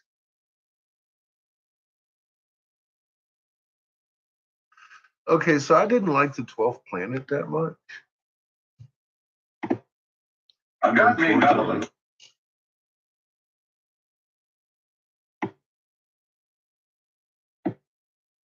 Oh, this one's good. Gilgamesh. I've heard this one before. I like the blue too. It's shiny. I can't wait to see it cold after it heats a little bit because it's got some oxidation in it too. It's going to look like the red, but blue. Kind of what I wanted. But it's fun to make. I'm having a good time over here making birds today.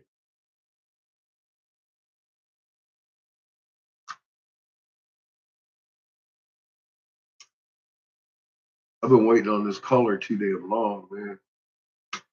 Been holding up this fucking boat. Or wait a minute, maybe the boat's been holding up the fucking train. What the hell's Mama doing up here? I think we're gonna listen to Gilgamesh.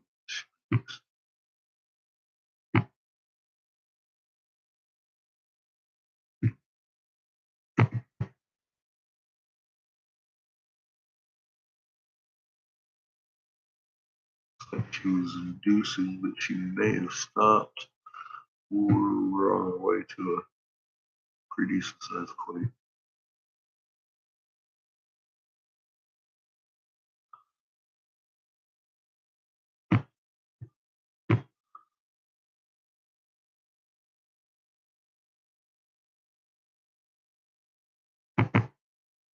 We might be working on a decent sized quake.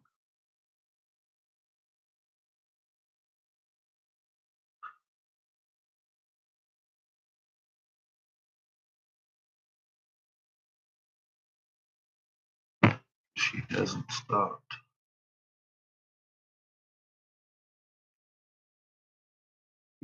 Well, let me check the times on that.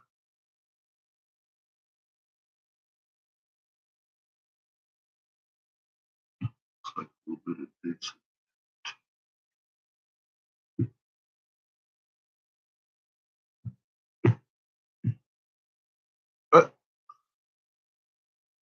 Well, ain't nothing updated for the so we'll just give that a rest. I don't know. How are you? You guys get 3 o'clock. I'm getting tired. Excuse me. I got a couple of birds done tonight, though. That's a little bit of a project, gathering up all that color like that. Takes a lot of heat. Makes your eyes all buggy. Like, fuck. What's up, Chad?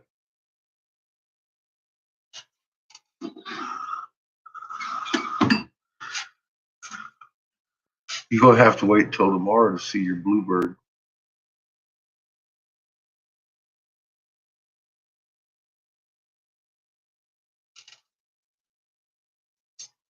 But I got another red bird in here I'm working on. And here's the one from yesterday. I don't know if you were in live earlier and saw it or not. I don't remember you being here though. I love the way it turned out with the multi fucking reds and the magnetosphere wings. Looks like he could just fly.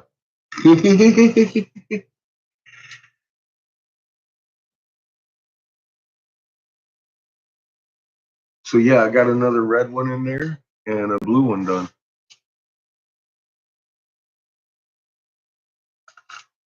Here's the red one. All we really got to do. Oh, I put the red one in there already. You're going to have to look at the blue one.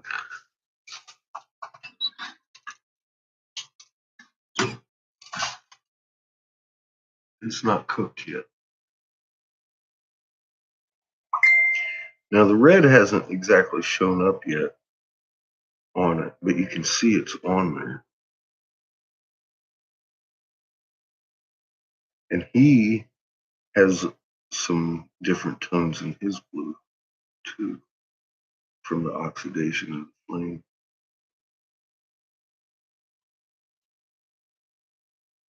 In the eyeballs.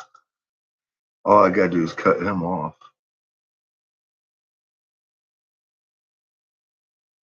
Pretty much. Want to go over it again. See, you can see some of the red trying to come in. So we'll put them back in here. Soak a little longer. Ah. Moving furniture? Nice. The bird. I like the birds. I like them. They're fucking sweet. And yeah, I like the blue one too.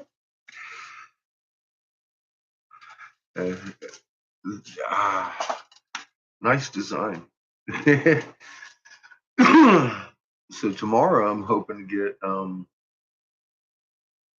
well, I've got to reseat this one. This one isn't as stable as I want it. It kind of rocks a little bit on its pedestal. You can see I gooched it a little bit on the bottom where it's not quite even. So I want to fix that and then get another blue one done. I'm not looking for another blue one tonight. Maybe not. But we'll see what we can do about the chair guy tomorrow. Get started on it anyway.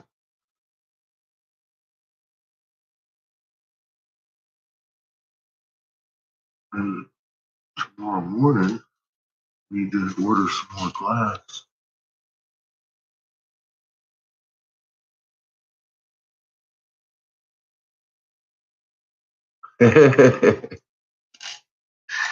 I slow down a little bit. I got other things. I got beer mugs or glasses to make and bubblers and stuff too. I told you it ain't gonna be much as you might think it is.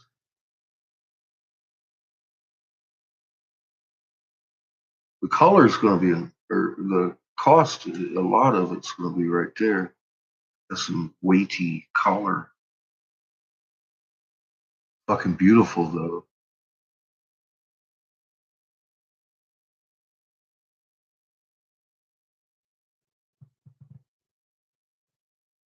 I could look at this shit all day. It's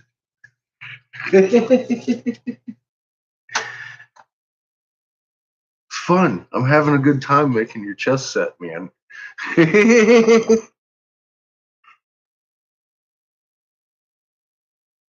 Sounds all proper.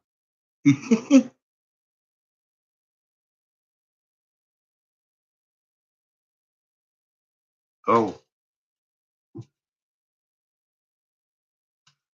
Well, the rooks, the castles are going to be pyramidions with. I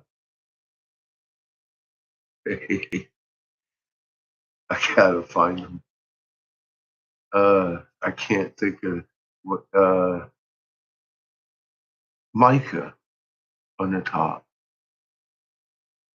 Trying to look for the picture.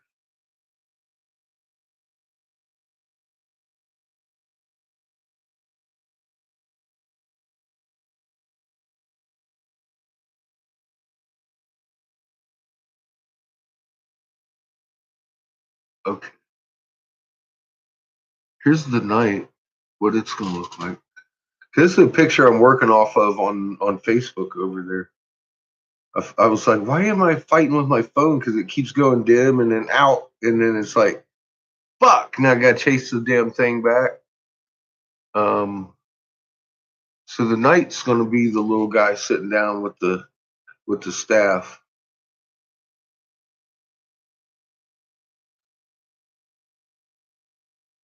And we've met the bird.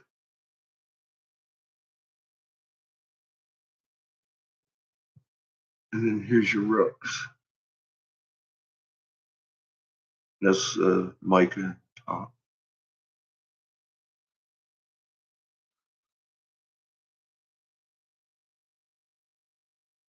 I said, not only is it pyramidion, he wants me to put Micah in the top of it. Oh my God. I'm going to shit myself if I can pull it off. Because he's got it drawn like a real pyramidion. And that might, I mean, yeah, I'll pull it off. It's just, it's not going to be easy.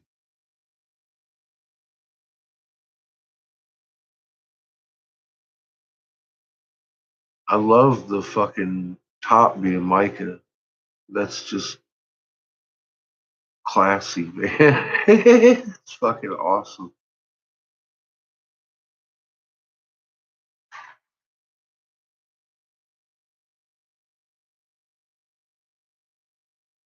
And of course, we got the kings and queens and pawns already done. The pawns, the pawns are half a chess set, and they're pretty easy to do. I mean, there's only eight on each side, and they're just pawns. They're you know they were just little dollops. Now we had to construct them because of the triple helix thing inside there and the moon and all that. We got on there pretty good, but they're just pawns. These things are a little bit different.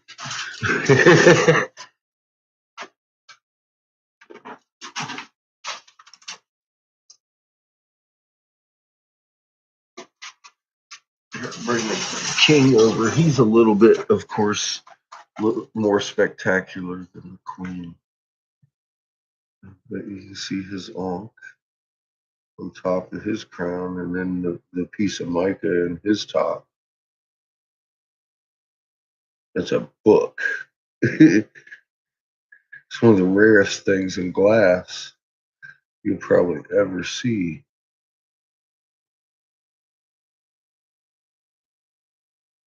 And then it's got the helix going down to the 4-1.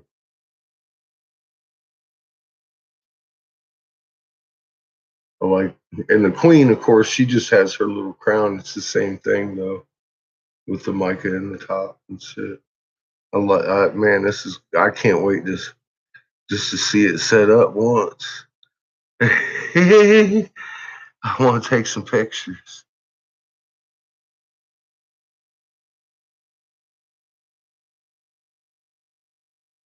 I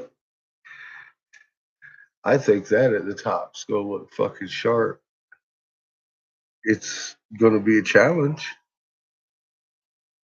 I ain't gonna tell you it ain't. But yeah, I think it's fucking beautiful. And the king and the queen is just that's the fuck, man. It's awesome. Yeah, here's the queen. And she's got her mic in her too. This is the blue one. Well, you could probably tell that. I'm Captain. Hi, I'm Captain Obvious.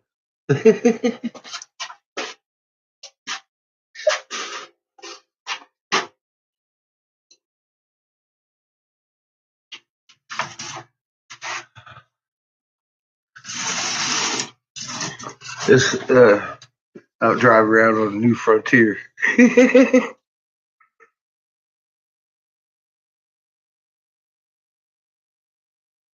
don't know. I hope it's wood. It's glass. You drop it on a wooden chess set or chessboard, you're doing pretty good.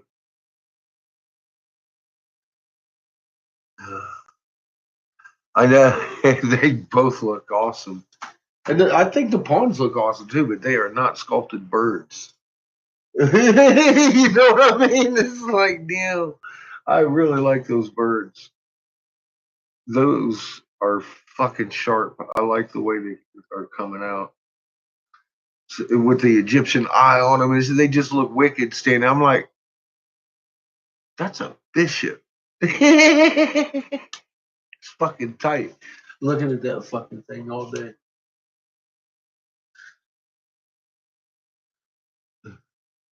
He got himself an Egyptian eyeball bird with the magnet wings, man. That is tight.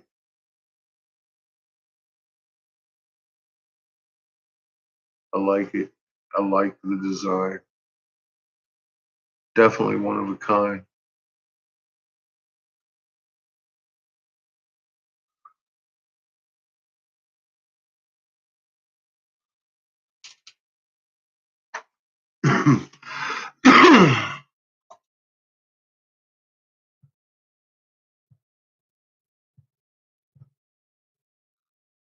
I could make a glass chess set board. I gotta tell you, it would probably be, oh wow, it would probably be more than the chess set itself. just just from the nature of it. It's a lot of pieces I'd have to be doing.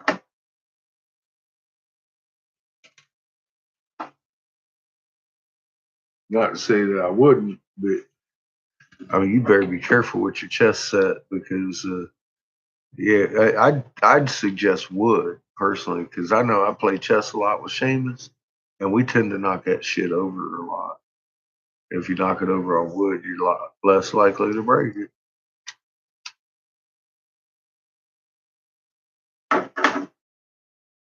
than you would be if you did it on glass. Now, if you're putting it in a glass shelf for just fucking display,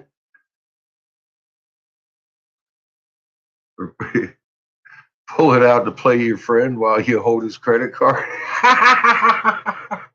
then yeah.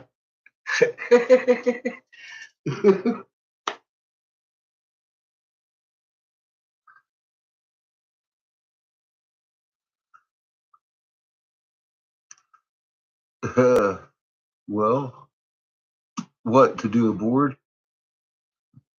Hmm. Depended on what you want. Because I can't. Oh man,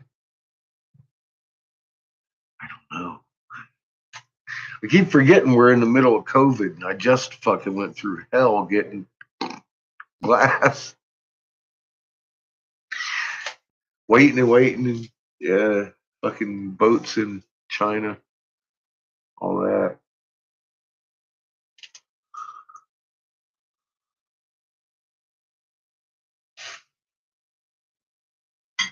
But that's some China glass. All this color, those American glass. But I got the. This is what they call seconds, and in the ruby, because they're uneven, we got little lumps in them and shit. People are picky. I'm balling this shit up anyway. I don't give a fucking scallop, man. Same color.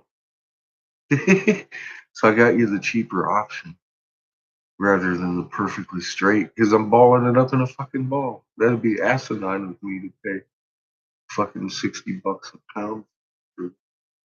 So I got this for 35.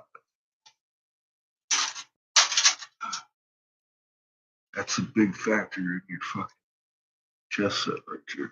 So I just saved you a bunch of money. Because I wanted the fucking flow anyways, and it's turned out exactly what I thought it would be. And like I said, them bumps, you don't see me fucking fussing with them. They go right in there. The thick part goes in there just like a thin part. It's a little bit more at a time. Give me a bump. Fuck it.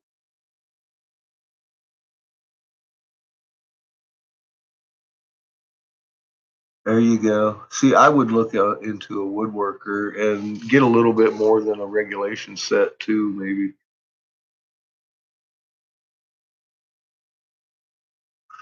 Oh, these are just birds I'm doing. I'm loving it. I'm like, yeah, look at this. These guys sitting in the seat in that pyramidion, man, I'm going to be fucking struggling with a little bit longer than a bird. I can tell you that. Birds are pretty tubular, anyways. So they kind of, you know, fuck, you just bunch it up right, and it's like it's a bird. Once you pull out the head, yeah, I almost pulled that one's head off. I had put another head on him. There is that factor. But yeah, I'm fucked, man. This Pyramidian's gonna be fun.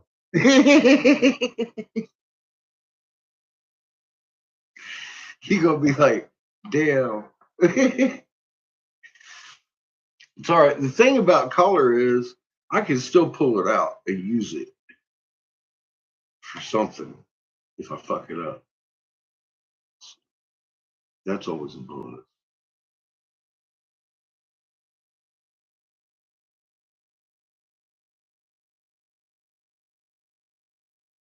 Oh, I'm not gonna fucking pull this off and polish it. I think that's all I have to do.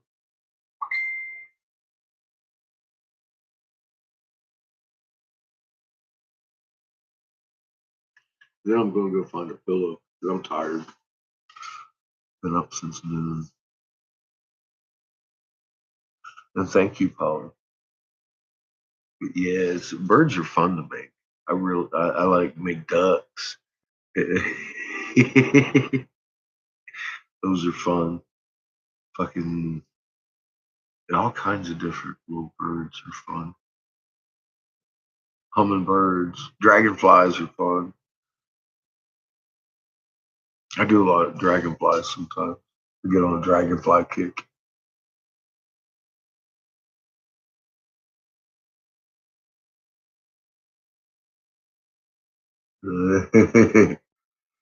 Thank you, Chad. I'm having fun.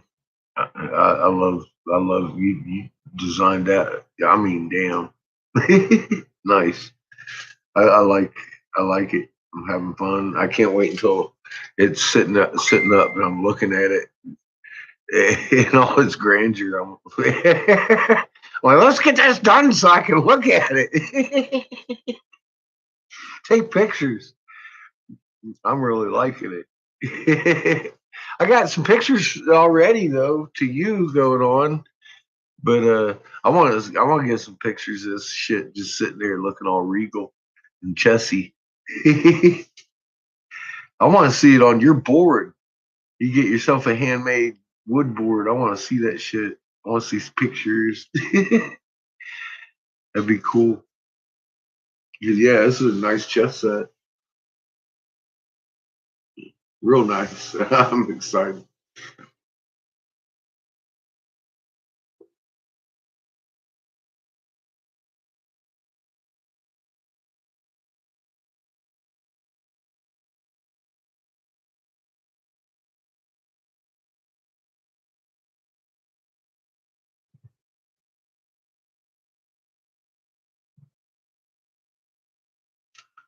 Hmm.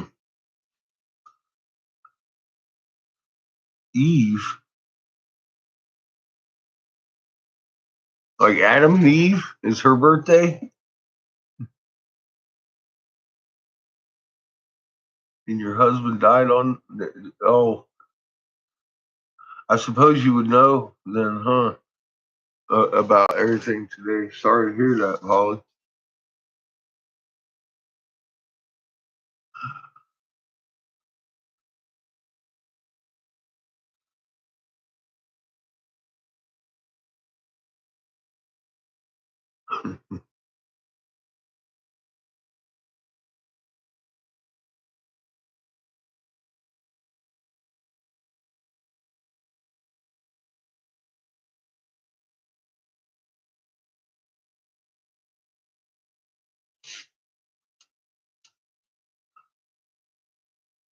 You were typing something else. I was fixing to pack a bowl because I promised to earlier.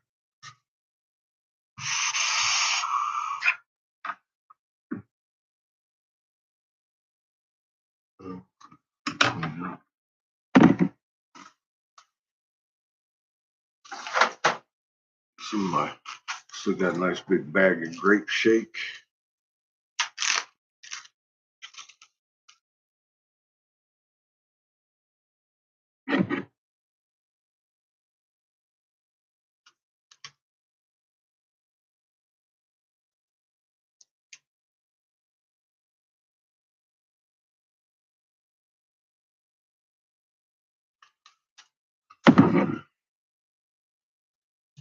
I'll make up a fruit salad.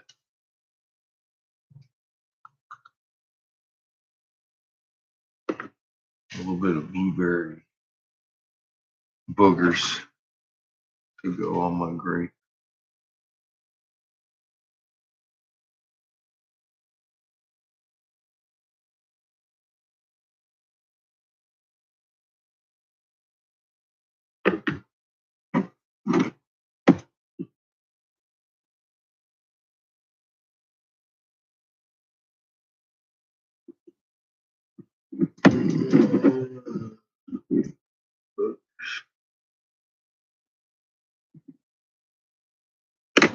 Put a little more grape in there.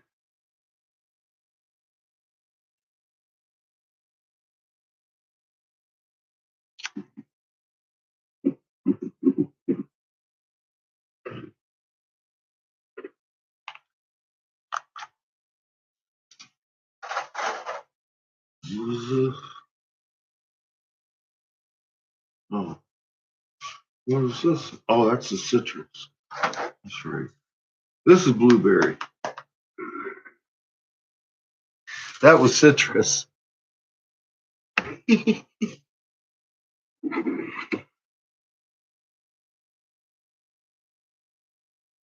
morning, Aaron. How are you?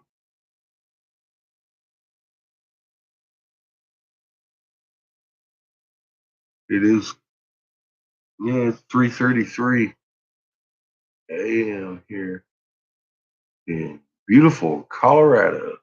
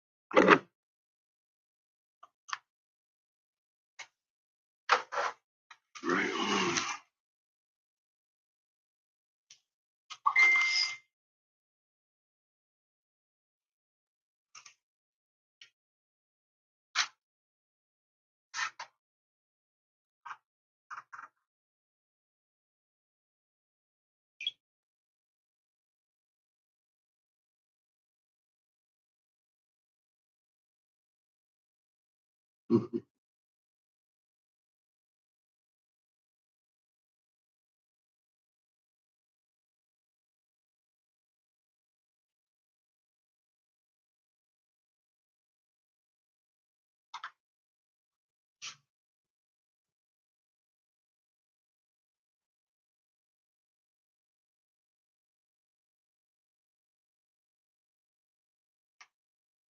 have to get a new phone.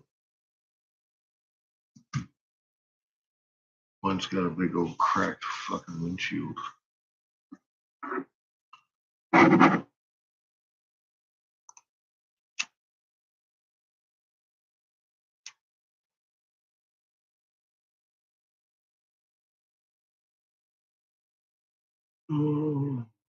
think I dropped it like the third day I owned it, and it just keeps getting worse and worse.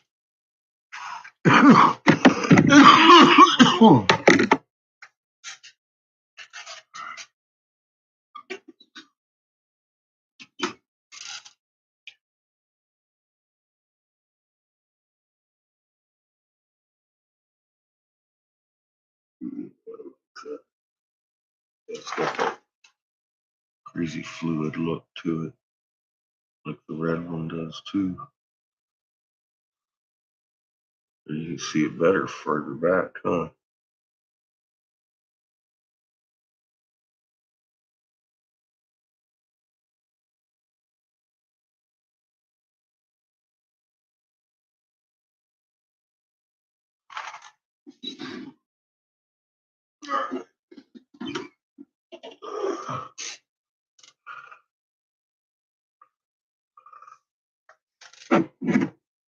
Give that a couple more minutes. I'll cut that head off, or handle off the head.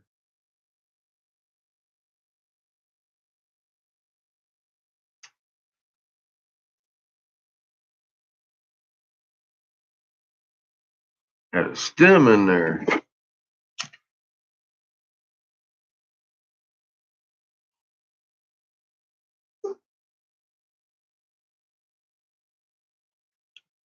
Yummy.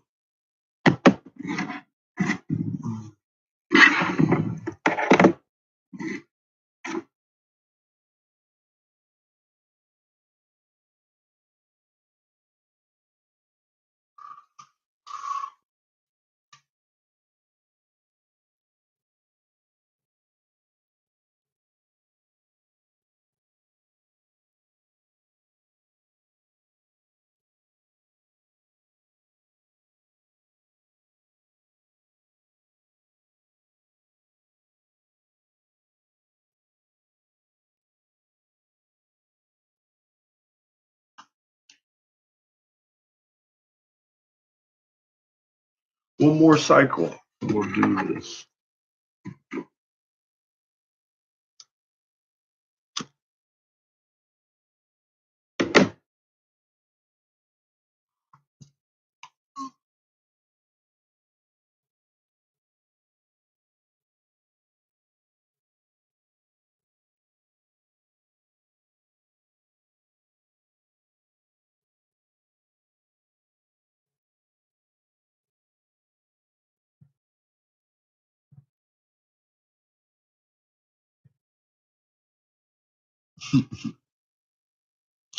You better hurry. I'm probably moving at the end of next month.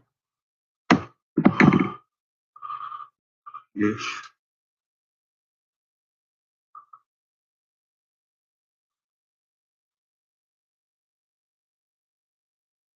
I intend to get us 4 wheels to move in. I kind of like 6. Well, I don't know about leave Colorado right away. Maybe.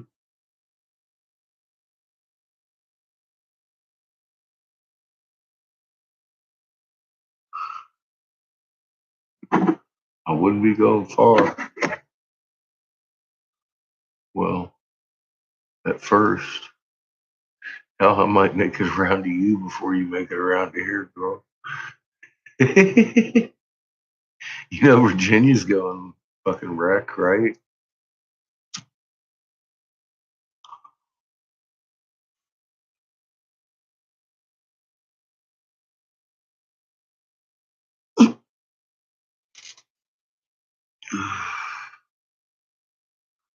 I felt a little push earlier, maybe 10 minutes ago. I'm still feeling a little bit of it. It's on the right side.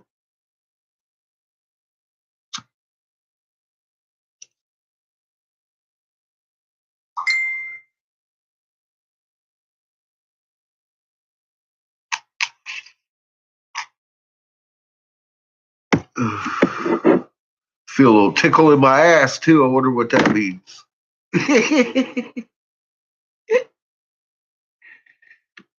Y'all stop it.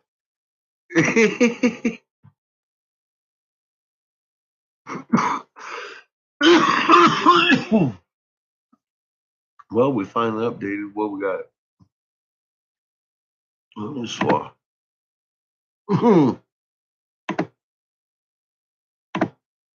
And the magnitude is picking up a little bit, even on the little ones. And she's still double inducing. Wow. Yeah, we took a little hit of density on the front, on the right side.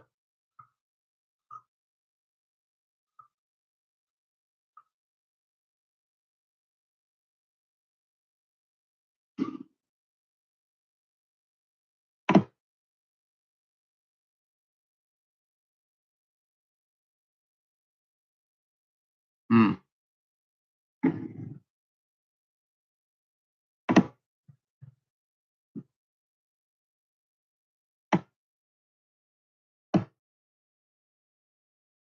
And then she's picking up the heat again. Like she didn't stop picking up the heat. I mean, she's picking up more heat. She's double inducing pretty good.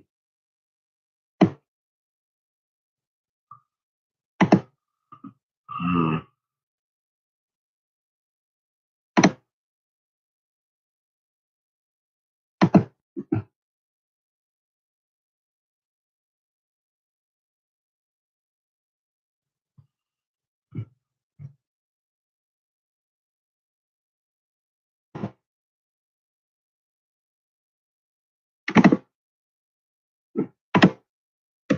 She's hot.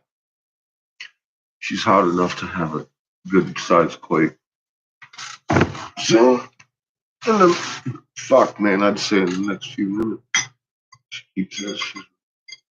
If she don't, we're gonna have to leave. Oh, stretch my leg, boy.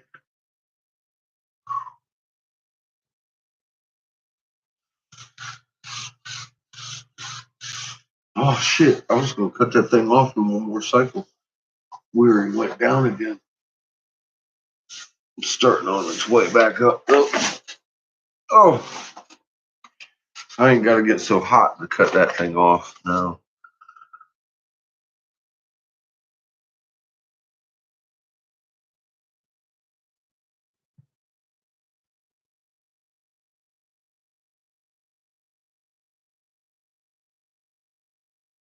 Good, Chad.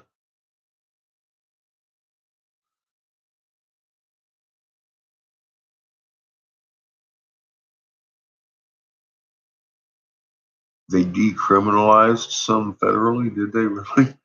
I ain't even kept up on it, probably.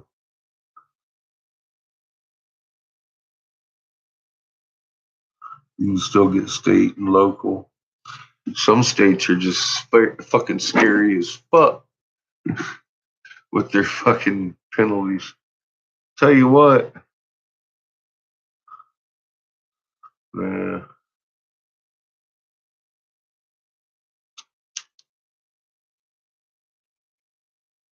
that's just the people in those states' fault.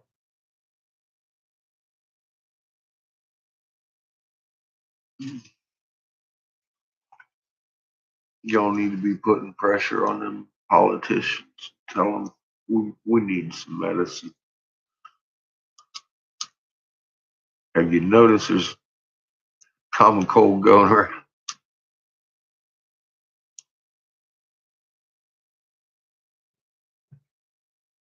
Everybody needs a little green butter.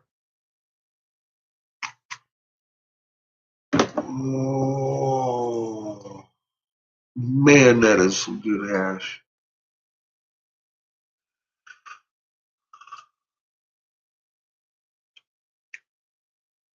That is a fruit fucking salad right there.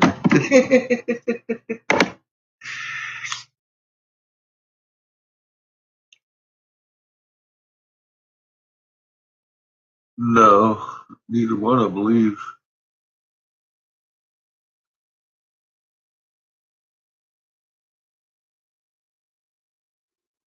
They're all in lockdown, I know.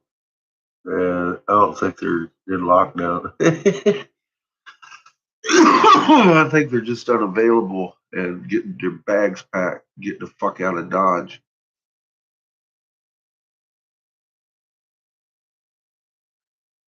at this point. I wouldn't doubt that's exactly what the fuck they're doing.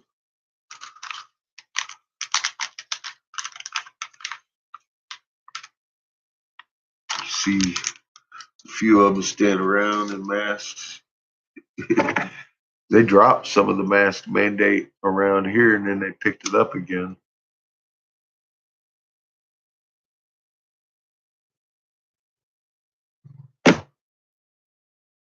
In some parts, but not here. We ain't wearing masks. Well, I don't. That's what I don't. I have. I had to go in the post office, send shit off, man. They want you to have a mask. I ain't wore one there though in probably a month or so since they dropped the mandate. They look at me a little cross-eyed, but I don't think they worried too much about me. They're behind a big plastic thing with a fucking mask on. They look at you and be like, "Oh well, hi." I'll stay there smiling with a real smile on my face.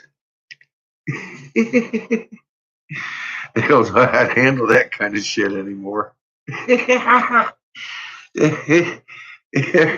gonna walk around like that shit. I'm like, can't take it.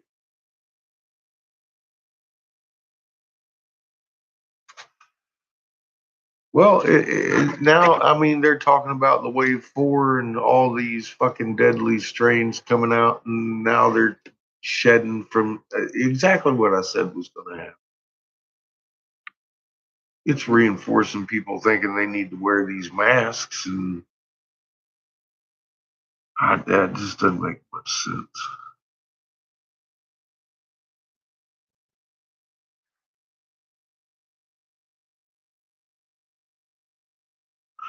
They're pretty close to that here too, so these only cost $1 though.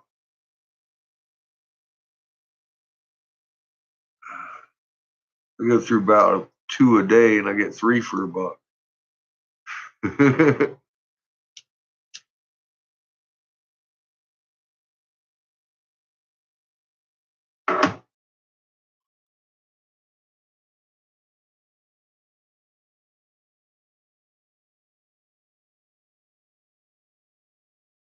Lower the population. Yeah. Well, he was right. I was right too. The cigarettes are pretty expensive here. They're like $12 or some shit. US.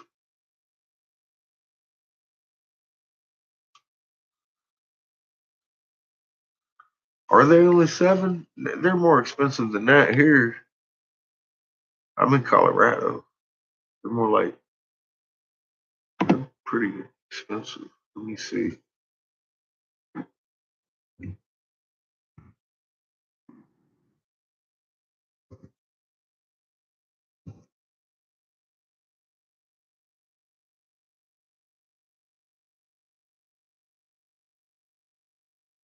It's about $7. It may as well be 12. $7 in Colorado Springs for a pack. Oh, I remember what it was. I was figuring that if I was still smoking fucking cigarettes, I'd be spending about $20 a day. But yeah, about $7, I guess. $7, $8 after tax or some shit. I don't know.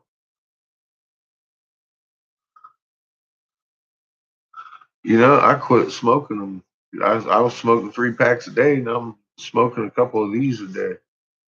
And I ain't really smoking them. I just kind of puff on them a little bit. As you see, this one's almost out already, and I just lit it.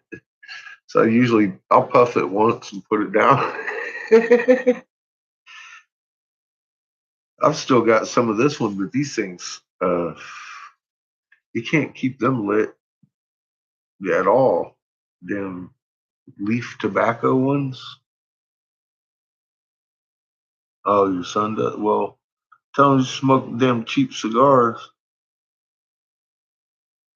I started smoking them before the prices really spiked a couple years ago.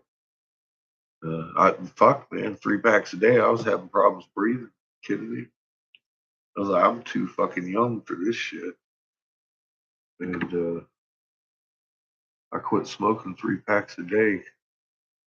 Well, I would say cold turkey, but it wasn't. I was smoking cigars. And I've got it down to a couple a day. But I mean, I stopped inhaling almost instantly. You can't inhale a cigar like that. Holly made me laugh the other day. I almost choked to death. I was like, fuck.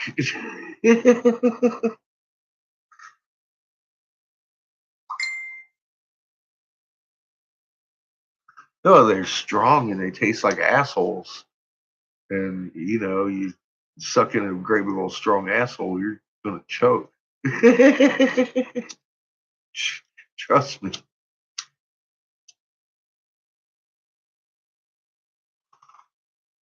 But,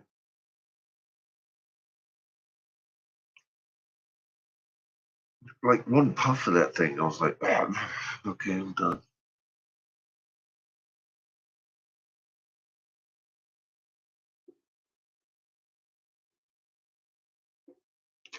Yeah, they've been talking about being a menthol since for a long time now. Yeah, they just want to piss people off. You want to kill yourself minty fresh? Carrot back.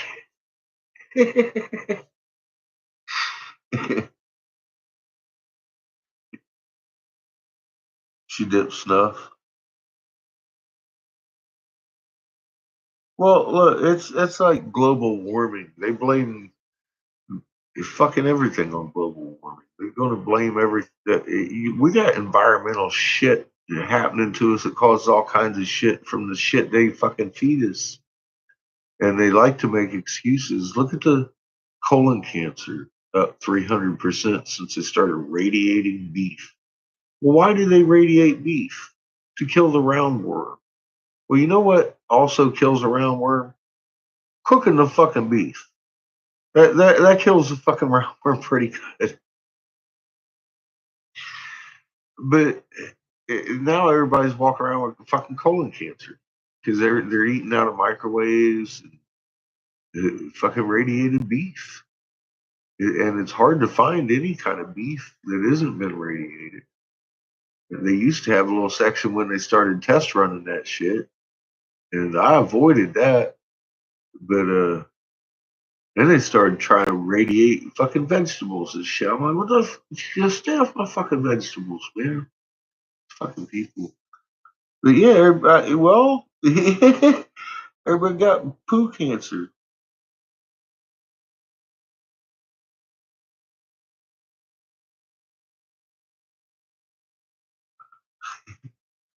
We know it's not duck, DK.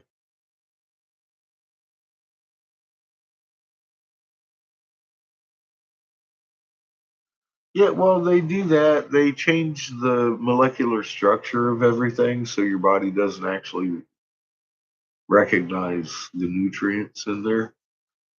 Um, they did some tests where they would microwave water and then let it cool down. And with boiled water and let that cool down. And then they'd water the plants with them. And the microwave ones, the lack of thriving would be an understatement. He said, "Oh, that sounds rough." So yeah, it damages water. Um, Stay away from those. I don't even keep my dishes in one. I wouldn't have one in my house. I just don't. They're very not good for you.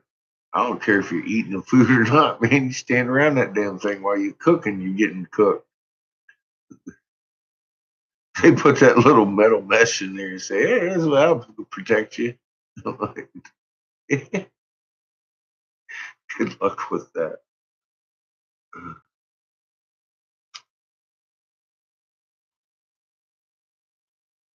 People get hurt with those things.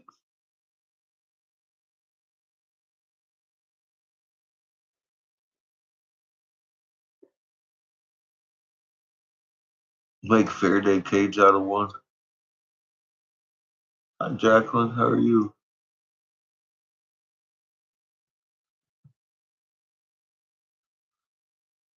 Yes, I am puffing, Jacqueline. We got birds done tonight. I gotta get this bird done. I've been saying that for too long now. I gotta pull this bird off. Yeah, right here.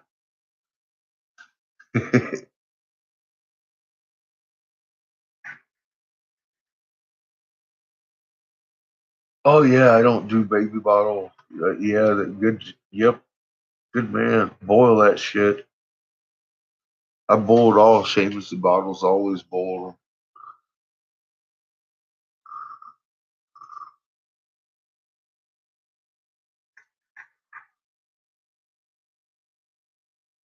And I always cook everything on the stove.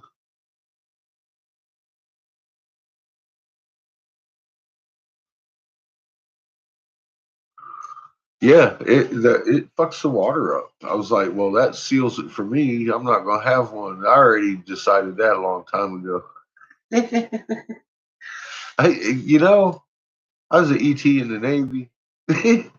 I went to the ET schoolings, and they was teaching me the ET stuff, and all that said bad, bad. I was like, well, I'm gonna stay away from that. And so far, I'm doing pretty good. As long as I keep people from running red lights. Or fucking try and kill me.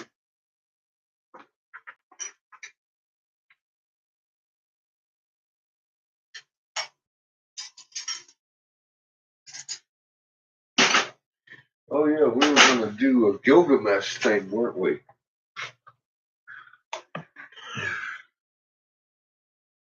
Hang myself in the dungeon. I have Gilgamesh open. Read by Richard Pascoe. Read by Richard Pascoe. Gilgamesh, king in Uruk. I will proclaim to the world the deeds of Gilgamesh. This was the man to whom all things were known. This was the king who knew the countries of the world. He was wise. A rice he saw cooker. mysteries. Nice. Knew secret things. Oh yeah. He brought us a tale of the days before the flood. He went on a long journey, was weary, worn out with labor. Returning, he rested. He engraved on a stone the whole story. When the gods created Gilgamesh, they gave him a perfect body. Shamash, the glorious sun, endowed him with beauty. Agag, the god of the storm, endowed him with courage. The great gods made his beauty perfect, surpassing all others, terrifying like a great wild bull. 2/3 they made him gods, and 1/3 man. In Uruk, he built walls, a great rampart, and the temple of blessed Eanna. for the god of the firmament, Anu, and for Ishtar, the goddess of love. Look at it still today. The outer wall where the cornice runs, it shines with the brilliance of copper, and the inner wall, it has no equal. Touch the threshold. It is ancient. Approach Eanna, the dwelling of Ishtar, our lady of love and war, the like of which no latter-day king, no man alive, can equal. Climb upon the wall of Uruk. Walk along it, I say. Regard the foundation terrace and examine the masonry. Is it not burnt brick and good? The 7 sages laid the foundation. Gilgamesh went abroad in the world, but he met with none who could withstand his arms till he came to Uruk. But the men of Uruk muttered in their houses, Gilgamesh sounds the tocsin for his amusement. His arrogance has no bounds, by day or night. No son is left with his father, for Gilgamesh takes them all, even the children. Yet the king should be a shepherd to his people. Well, I got one more His virgin, lust mate. leaves no virgin to her lover, neither the warrior's daughter nor the wife of the noble. Yet this is the shepherd of the city, wise, comely, and resolute. The gods heard their lament. Gods of heaven cried to the lord of Uruk, to Anu, the god of Uruk. A goddess made him strong as a savage bull. None can withstand his arms. No son is left with his father, but Gilgamesh takes them all. And is this the king, the shepherd of his people? His lust leaves no virgin to her lover, neither the warrior's daughter nor the wife of the noble. When Anu had heard their lamentation, the gods cried to Aruru, the goddess of creation, You made him, O Aruru, now create his equal. Let it be as like him as his own reflection, his second self, stormy heart for stormy heart. Let them contend together and leave Uruk in quiet. So the goddess conceived an image in her mind, and it was of the stuff of Anu the firmament. She dipped her hands in water and pinched off I'll be clay. back. I'm gonna go kill She my let it fall in the oxygen. wilderness. The noble Enkidu was created. There was virtue in him of the god of war, of Ninurta himself. His body was rough. He had long hair like a woman's. He waved like the hair of Misaba, the goddess of corn. His body was covered with matted hair, like Samukan's, god of cattle. He was innocent of mankind. He knew nothing of the cultivated land.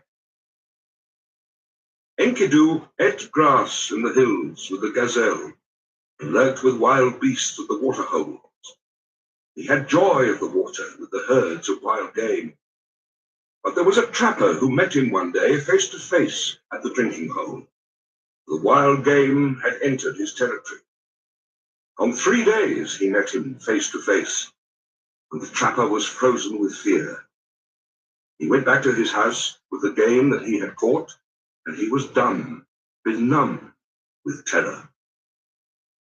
His face was altered like that of one who has made a long journey. With awe in his heart, he spoke to his father, Father, there is a man unlike any other who comes down from the hills. He is the strongest in the world. He is like an immortal from heaven.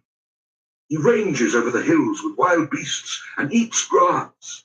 He ranges through your land and comes down to the wells. I am afraid and dare not go near him. He fills in the pits which I dig and tears up my traps set for the game. He helps the beasts to escape, and now they slip through my fingers. His father opened his mouth and said to the trapper, My son, in Uruk lives Gilgamesh. No one has ever prevailed against him. He is strong as a star from heaven. Go to Uruk, find Gilgamesh, extol the strength of this wild man. Ask him to give you a harlot, the wanton from the temple of love. Return with her, and let her woman's power overpower this man. When next he comes down to drink at the wells, she will be there, stripped naked. And when he sees her beckoning, he will embrace her. And then the wild beasts will reject him.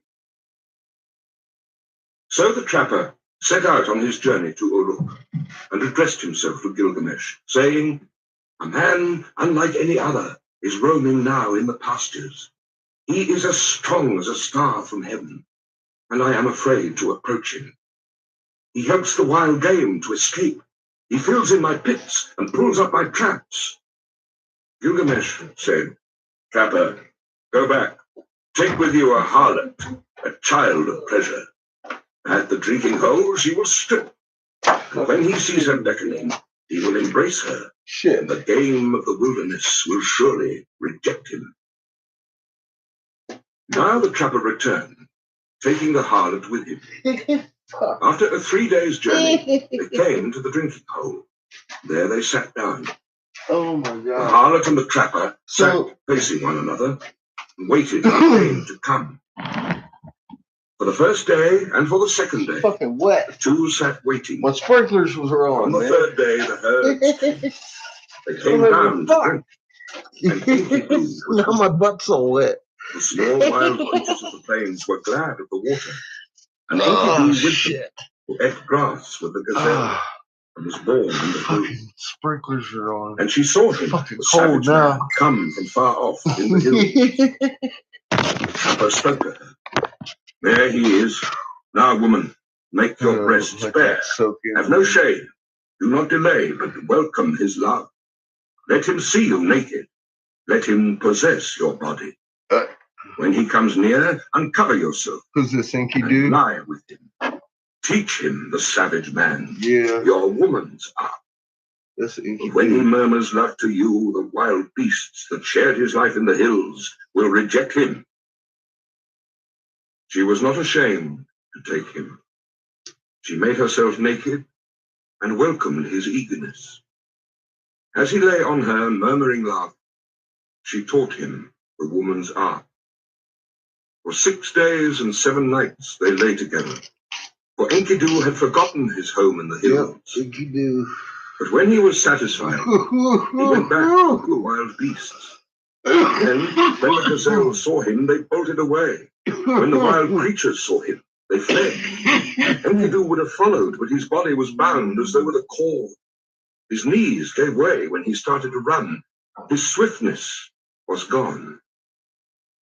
And now the wild creatures had all fled away. Enkidu was grown weak, for wisdom was in him, and the thoughts of a man were in his heart. Oh, shit. So he returned and sat down at the woman's feet and listened intently to what she said. "You are wise, Enkidu, and now you have become like a god. Why do you want to run wild with the beasts of the hills? Come with me. I will take you to strong-walled Uruk, to the blessed temple of Ishtar, Sounds and like of a Anu, familiar of story to love, me, and of Gilga. heaven. There Gilgamesh lives. He's very strong, and like a wild bull, he lords it over men." When she had spoken, Enkidu was pleased.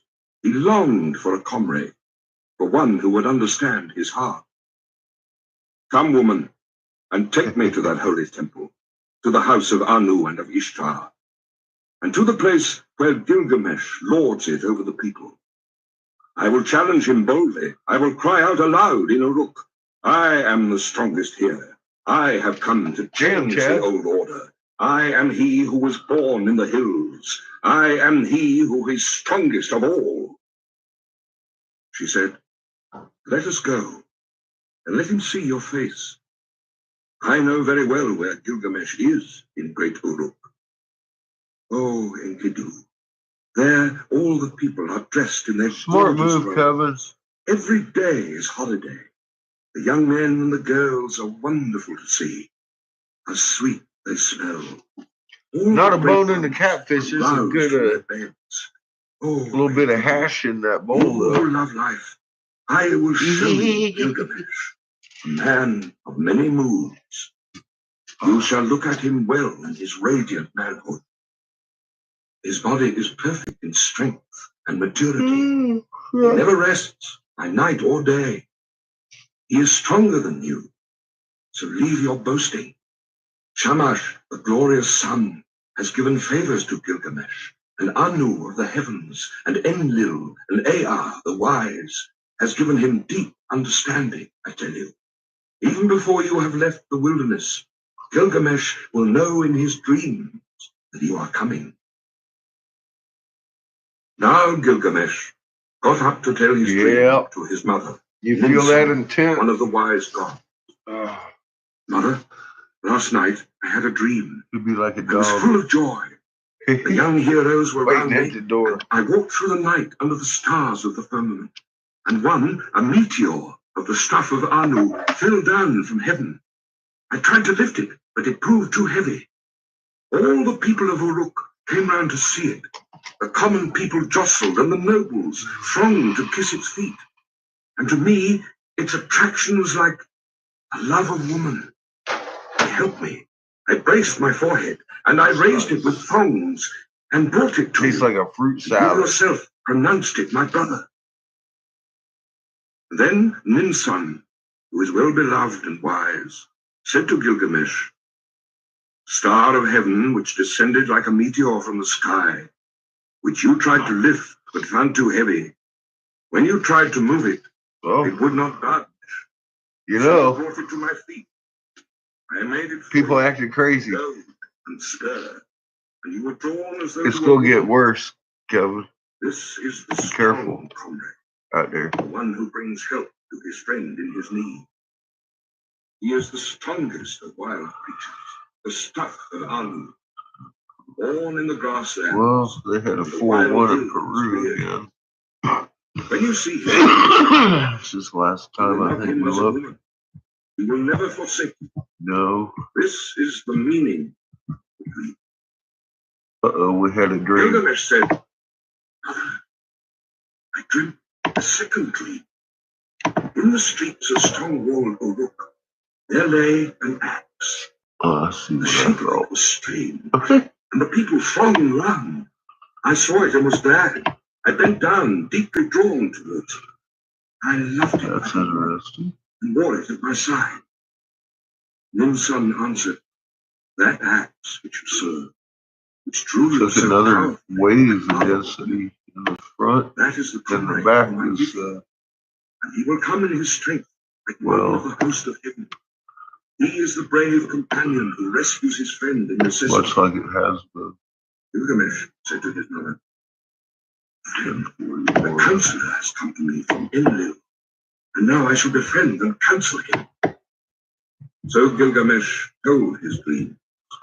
Alright, so we're about half an hour out in front of the quake map. And now she said to Enkidu, When I look at you, you have become like a dog.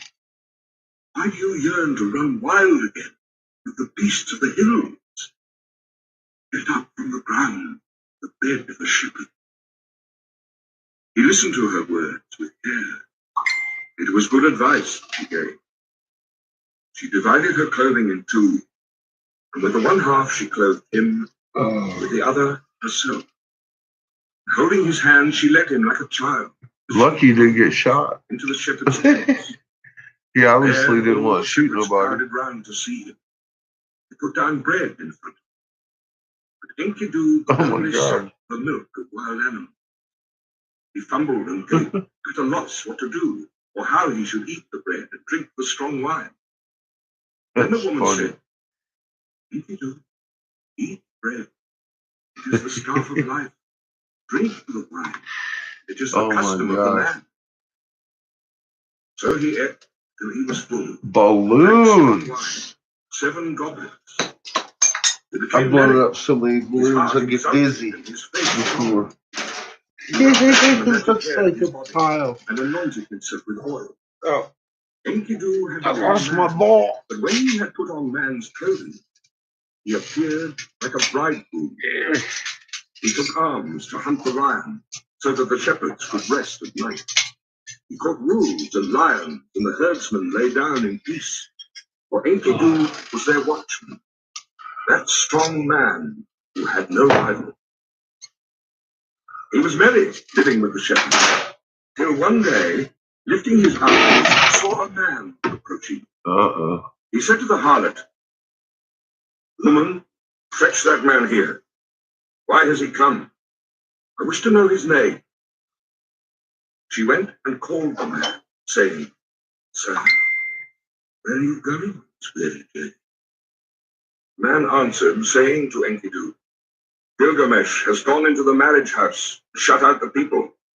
He does strange things in Uruk, the city of great streets. He does strange For things. all the drama work begins for the men and work for the women. Gilgamesh the king is about to celebrate marriage with the queen of love, and he still demands to be first with the bride, the king to be first, and the husband to follow. For that was ordained by the gods from his birth, from the time the umbilical cord was cut. But now the drums roll, Playing that role, see, and the city groans."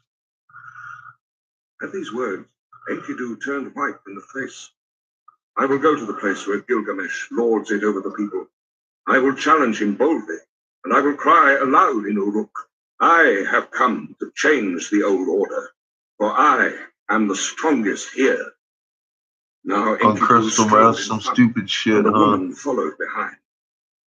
He entered Uruk, that great market, and all the folk thronged round him Fucking where nuts. he stood in the street in strong wall of Uruk. The people jostled. Speaking of him, they said, "He is the spirit of Gilgamesh. He is shorter, he is bigger of bone. You know they This did is the this on one purpose, whose right? beard of wild beasts. His is the greatest strength." Get your ass out to the Men river. rejoiced. Now Gilgamesh has met his match. This great one, this hero whose beauty is like a god. He is a match even for Gilgamesh. In Uruk, the bridal bed was made, Oh my fit for the goodness. goddess. The bride waited for the bridegroom. But in the night, Gilgamesh got up and came to the house. Then Enkidu stepped in, stood in the street. Mighty Gilgamesh came on, Yeah, I and got it. Enkidu met him at the gate. He put out his foot and prevented Gilgamesh from entering the house. So they Kids battled, graduate holding each here other in a like couple wolves. weeks. They broke the doorposts, and the walls shook. They snorted like bulls locked together. They shattered I haven't been a big doorposts, but the fan of this walls town shook. anyway. Gilgamesh bent his knee with his foot planted on the ground, and with a So turn, far out in the middle of Enkidu nowhere. was thrown. Then immediately, his fury died. I love When the house. Enkidu was thrown, he said to I've never Gilgamesh, had such a fucking awesome landlord. I call it friend. "Moon's son, who is as strong as a wild ox But in the fire. She was the mother who gave. not a big fan of Now you are raised the above all location. men, and Enlil has given you the kingship, for your strength surpasses the strength of men." So Enkidu and Gilgamesh embraced, and their faces. Enlil of the mountain, the father of the gods, had Good place dreamed if you're the going to put destiny your of kid in Gilgamesh. school, though. So Gilgamesh dreamed, and Enkidu said, "The meaning of the dream is this." But I asked him, I says, well, we've got a few options. I said, I really think if we're going to plant our asses, I could probably plant our ass down there by Tucson and do real good. So I always have that puts us closer to Vegas. You know, I got stores out there. I'd be closer to fucking, man, I could drive 4 hours to get to Toronto. And I'm too far from everything out here. Hi, Virginia. And with everything being fucked up like it is, that makes it twice as hard.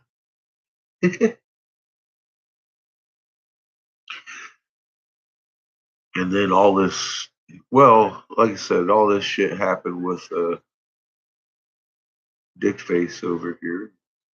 I felt quite obligated to tell my landlord about his house being online. His wife wasn't a big fan of the movie. I don't blame him. That's why I called him. I was like, he's like, what? Uh, well, he was up to date on who's he what anyway. He just hadn't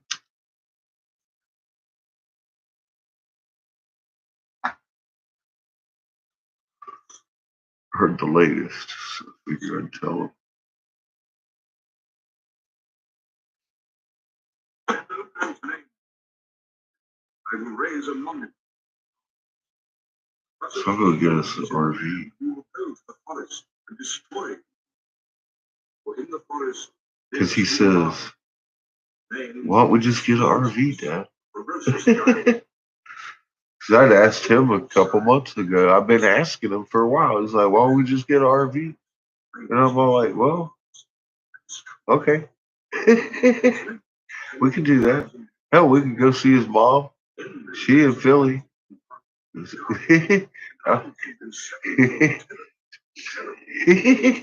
could, probably would. Hey, I got stores down there. I ain't go back into California though.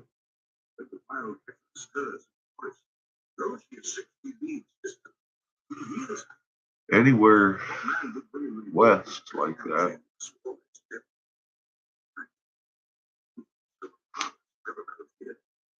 Not an equal struggle when one fights with another.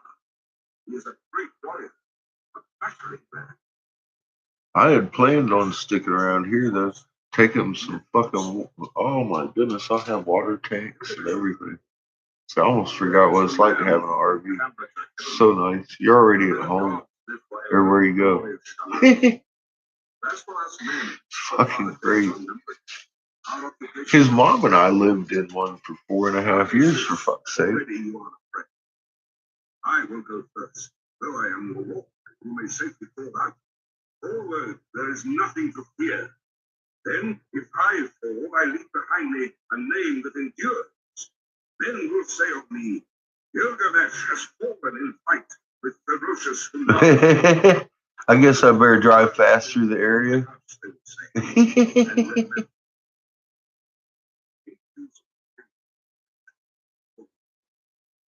You will enter that country. Go first, the hero son. Tell the son, the land is his. Country where the cedar is cut. Van life. You want? Wait a minute. Let me. You want to live down by the river, but or shit? How does he say that shit? I fucked it up. You want to live in a van down by the river? That's how I put it. Fuck. All right. I tried. Yeah, it's late. I'm tired. Big fail. Anyway, yeah.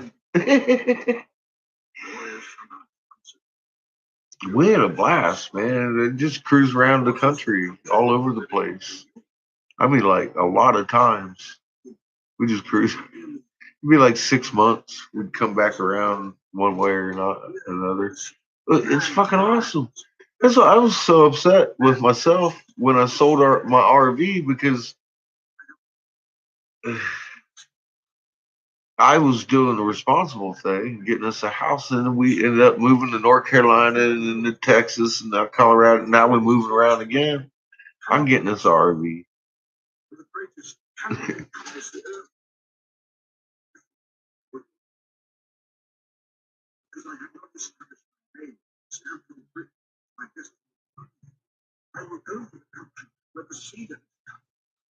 it is funny, Chad. I did fuck it up though.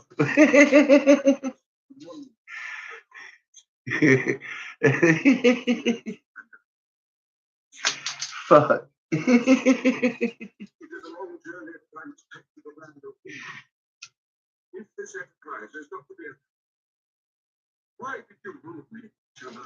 Well,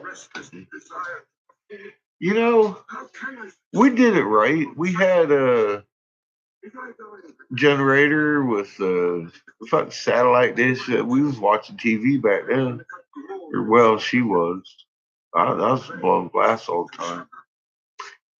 Driving the RV, whatever. Playing with the dogs.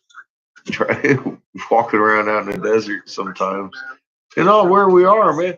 Dude, we pull out, oh man, just anywhere. Fucking have your shop with you and blow glass. I didn't have a car. We don't need a car. You can get a nice little fucking decent RV and tow behind the shop.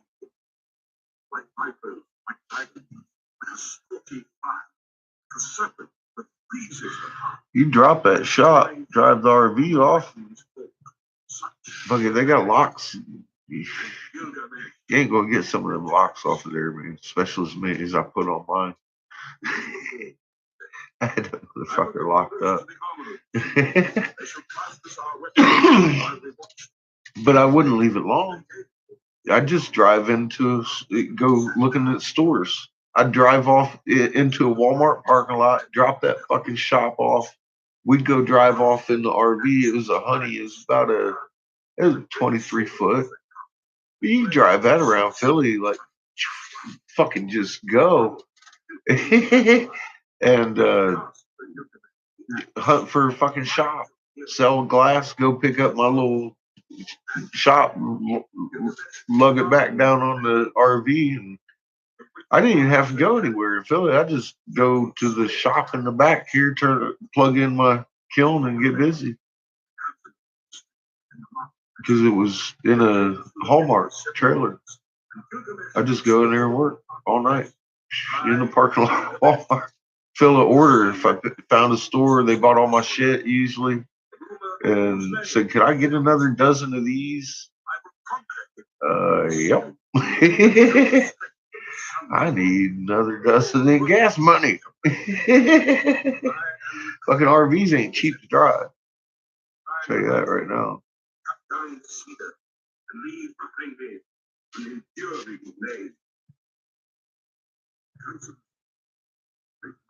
But the cool thing is, if you got a nice RV, you can roll up in a trailer park and pay for a fucking month. Sit there and blow glass.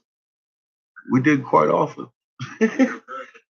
Sometimes we go out in the middle of the fucking woods and blow glass for a month. Kelly Canyon, Arizona, boy, I'd pull off in there all the time. Ain't nobody going to Kelly Canyon.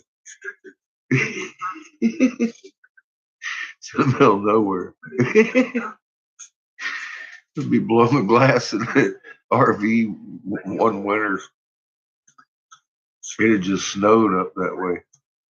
And someone came out with some four-wheelers rolling through. That's the only people I ever see.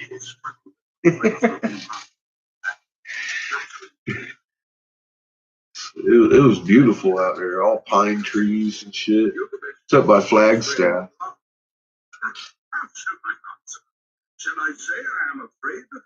I don't have much of anything anyway, just my shop, to be honest.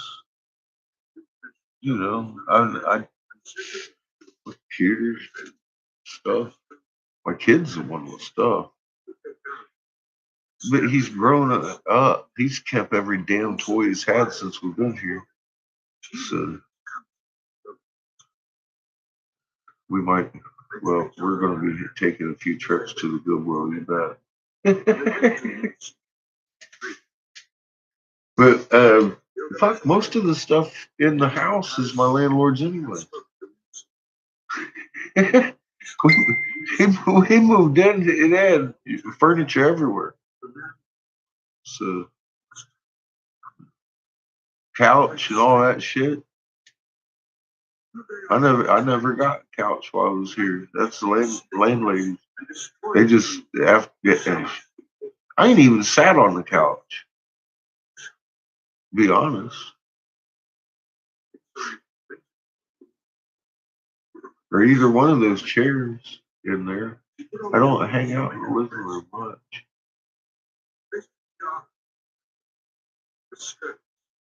Well, I've sat on the couch a couple times.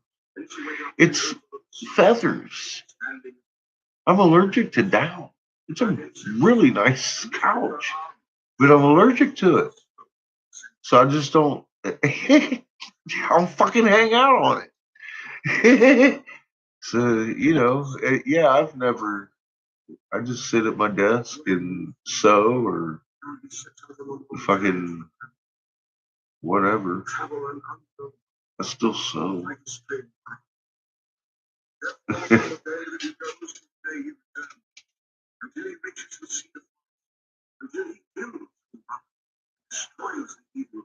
Food trucks everywhere.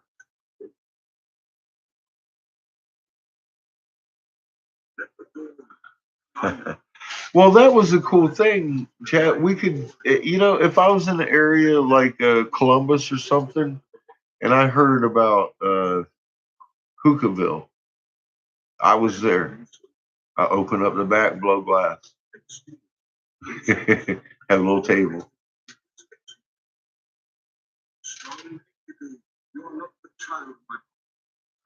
Oh yeah, I've already got canopy tents and all kinds of stuff.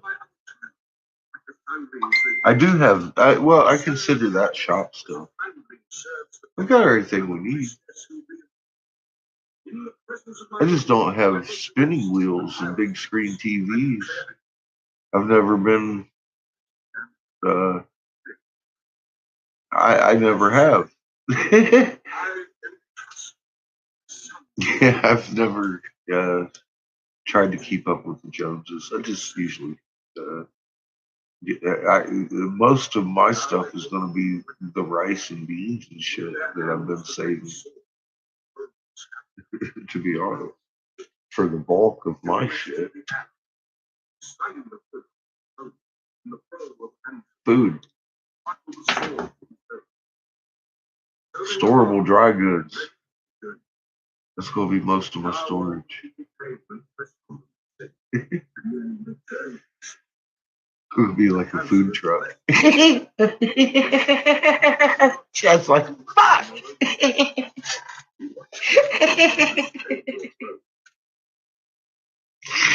Oh my god.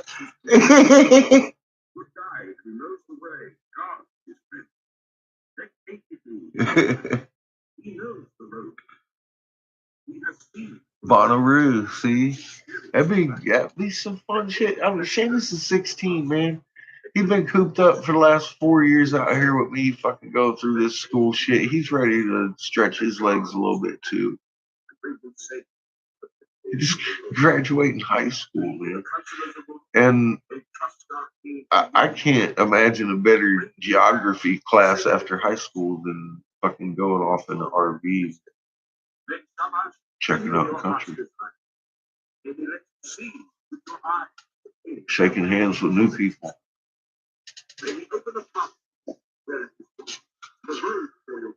That's what I've done all my life. And,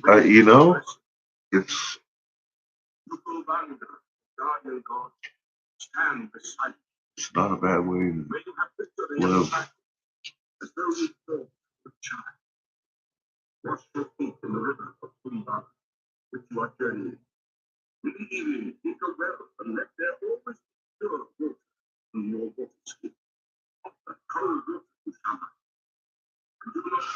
Yeah, me and his mom, I never, we would not follow tour, but like I said, if we were in an area and like we did probably 5 or 6 festivals a year, I guess. But when I was, I'm more interested in stores. Fuck, they want a bunch of glass, and they're usually there when I come back. That's where my mentality has always been. With this whole glass blowing thing. That's why I was like, when COVID hit, I was like dead in the water. I'm like, oh fuck. Fuck. Because all these other glass blowers have always blown glass online and shit. But, hi, Amy.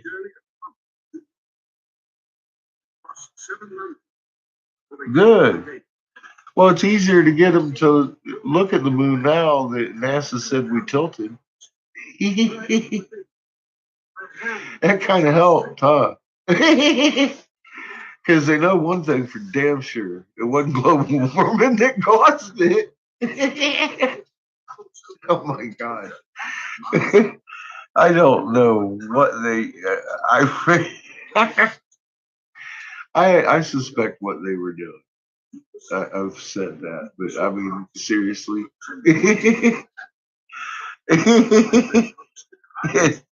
it helped. Did you see the globe demonstration?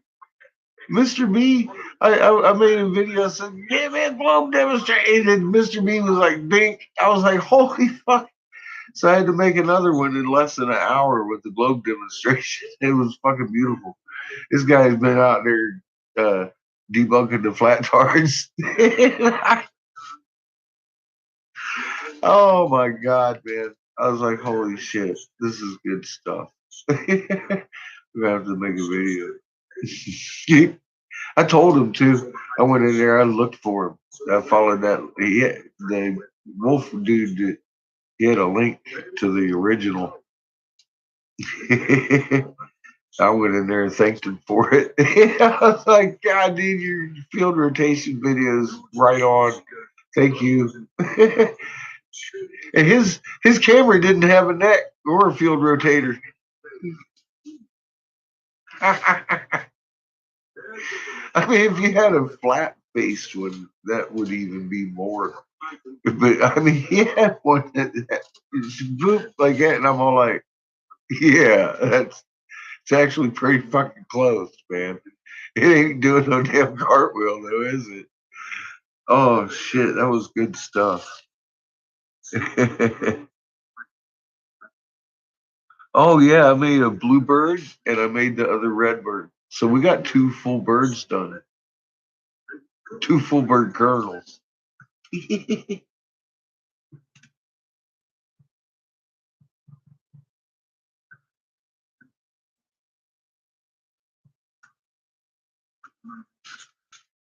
Uh,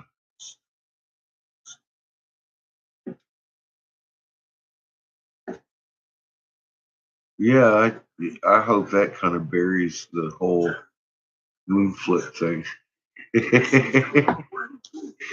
What would have made it better is if homie said, "Now what we're seeing in our fucking sky."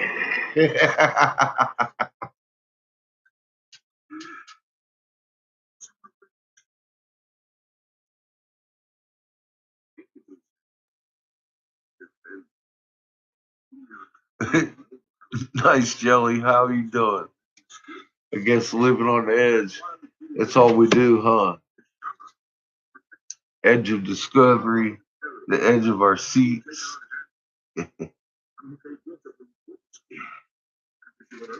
I'm getting closer to that elephant, Miss Cat.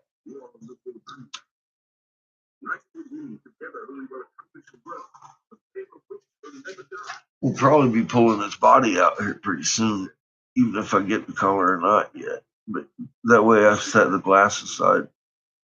God, that's good stuff.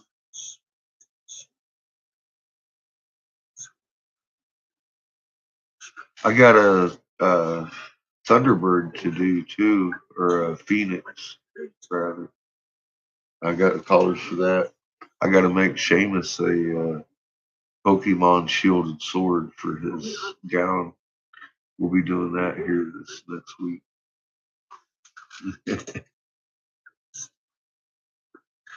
I will. Well, she wants black, right? Is that what you said? She wants black because I don't have black. I got to order some. I'm sure I can find some black somewhere. There's a bunch of different blacks. Even if I can't find my favorite, it's going to be a right side out black anyways. So I can settle for Raven if I can't find Onyx or something. Purple. Oh. Uh oh.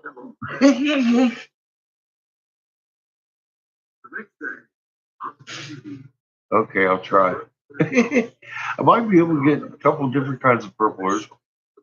There's a few different purples now. you will, damn it. No, if she wants purple, I can make purple. I can make purple, but I'm gonna see if I can get some different shades of purple to go with my purple. Your elephant has purple shading in it, you know, if it gets dark and shit.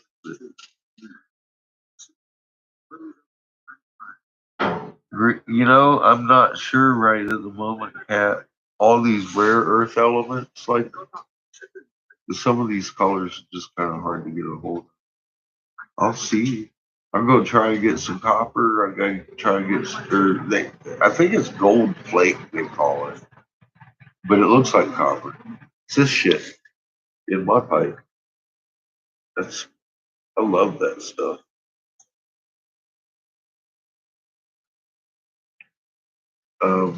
But I'll see what kind of purple I can get my hands on too. Hey Shunka, how you doing?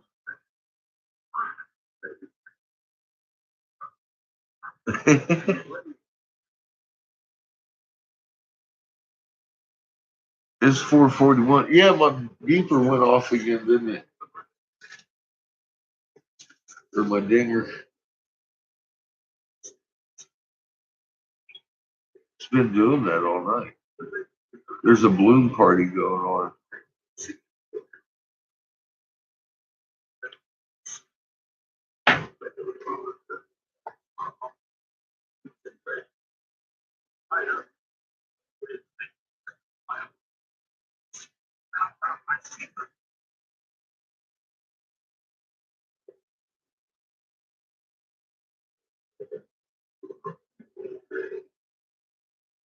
Uh,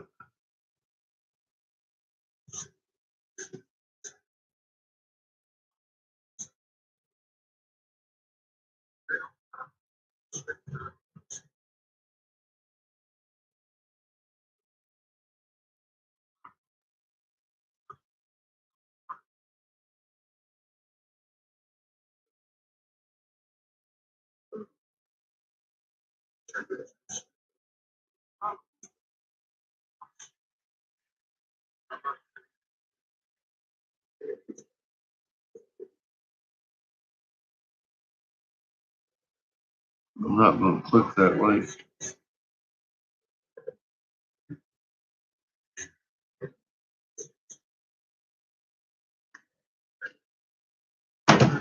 I'm not clicking the link.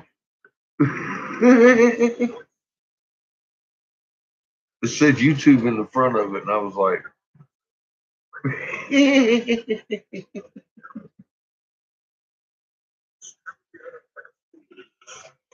I'm already here. Shit.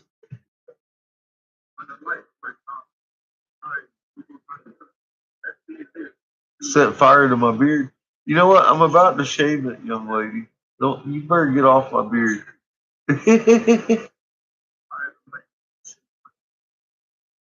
It's been itching my face again. Just getting that. It really bothers me when I'm over there blowing glass. I got my shades on and shit, and it starts getting hot. I start feeling it again. It's that length tickles my lips. I'm gonna have to fucking shave. I know him. It's summertime. His teeth, dragons, his countenance is like a lion. His charge is the rushing of a flood. His look crashes alike the trees. I got me a nice old school straight razor. Oh my God. You make Shave the close. shoes. Yep, it's 4:44 here.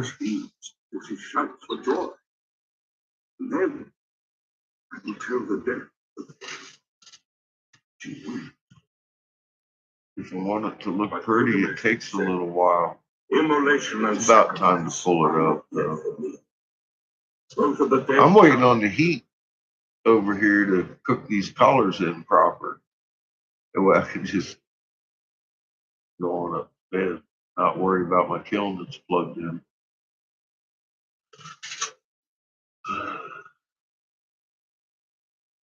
But it takes a little while for it to get hot enough in the core of those heavy metals in that glass, because the Pyrex doesn't conduct heat very well. As we know, so it takes a little while.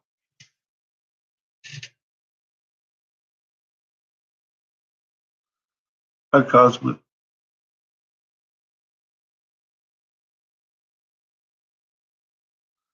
But I'm excited to find a pillow. I went up there, fuck, man. Patches and Chico laying on my bed. I went up to get my coat, and then I was like, what the fuck? I've been infiltrated. But at least they ain't laying on my pillow.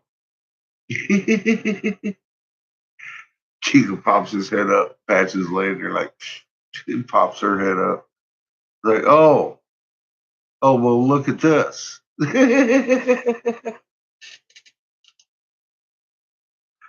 Shit. I don't even want to know what the hell Chico's been doing up there.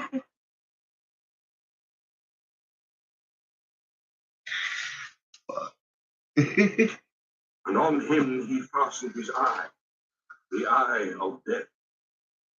Damn dogs. And his tears were flowing. Oh, glorious Shamath! I have followed the road you commanded, but now you send no succor. How shall I escape?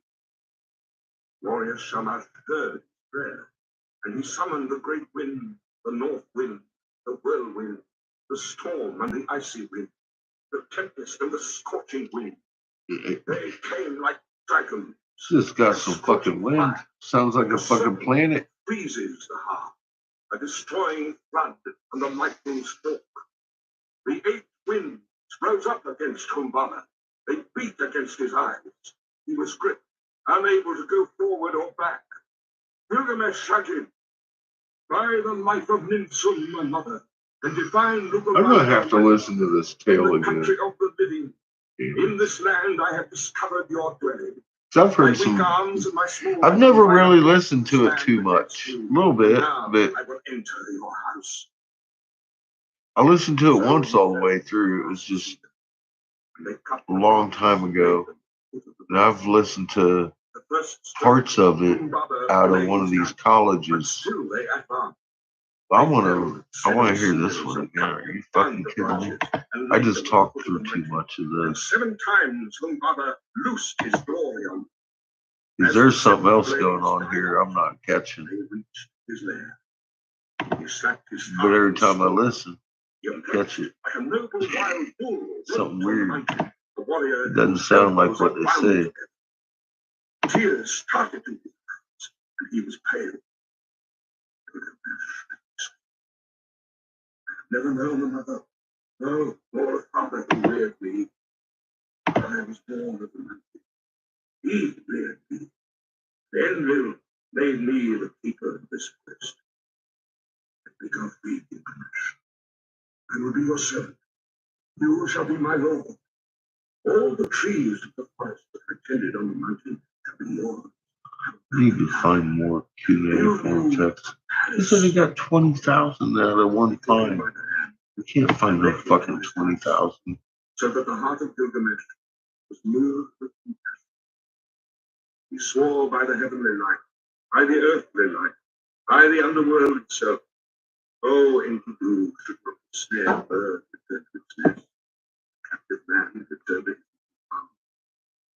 farm. Enkidu answered, strongest. Well, there's that little push coming through. Oh shit, they still haven't updated. They added some. How do they add quakes and not update the map? The snared bird returns to its nest. If the captive man returns to his mother's arms, then you, my friend, will never return to the city where the mother is waiting who gave you birth. You will bar the mountain road against you and make the pathways impassable. Mother said, because that was not there, and they still haven't updated the map. There are fucking quakes everywhere down here in the Americas. I will spoken evil words. From Peru Texas. Do not listen, Gilgamesh. This Humbaba must Midland. die. Kill Humbaba. The fuck is up and with his servants Texas after. lately? Like, they've had 2 or 3 on this. How many hours do we have on this map? Is Texas trying to fucking Its rays will 9 hours? Damn. Not so, man. 9 hours in Texas. How many fucking quakes have you had down here? Texas? What are you doing? Oh shit. Distracted through the grass. Oops. What am I doing? Gilgamesh listened to the word of his command. He took the axe in his hand, he drew the sword from his belt, and he struck Humbaba with a thrust of the sword to the neck. And Enkidu, his comrade, struck the second blow. At the third blow, Humbaba fell. Humbaba fell. And there followed confusion. This was the guardian of the forest whom they had filled with bread. For as far as 2 leaves, the cedars shivered when Enkidu felled the watcher. He at whose voice Hermon and Lebanon used to tremble. Now the mountains were moved, and all the hills. The guardian of the forest was killed. They attacked the 2.8, 2.3, were extinguished. So they pressed on and into the 3 forest, bearing the sword in Midland. of 8 talents. They uncovered the sacred dwellings of the Anunnaki, and while Gilgamesh filled the first, I didn't know Texas was famous for quakes. As far as the banks of the Peru, California, but Texas is just, this is a little odd. they kissed the ground As many as they're having lately down and there. set the head before. The fuck's up with Texas, He Polly? saw the head of Humbaba, then little raged. Why did you do this thing? Henceforth, Oh shit, they killed the bull. here eat the bread that you eat. There drink where you drink. In Lil took again the blaze, 7 splendors that had been in Humbaba. He gave the first to the river. He gave to the lion the stone of execration, to the mountain, and to the dreaded daughter of the queen of hell. Oh, Gilgamesh, king and conqueror of the dreadful blades, wild bull who plunders the mountain, who crosses the sea, glory to him. And from the brave, the greater glory is Enki's.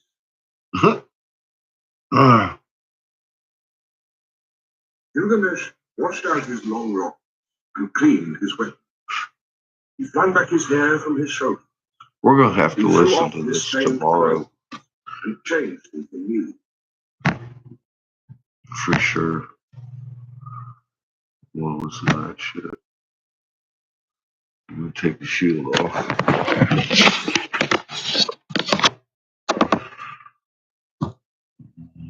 Check it out on this wall. I'm gonna unplug this beast.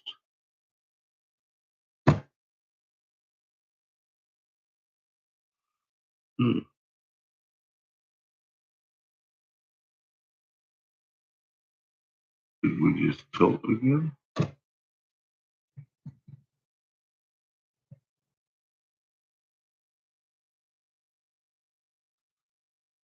So yeah, there's some more density coming in. Still a shit ton of activity behind.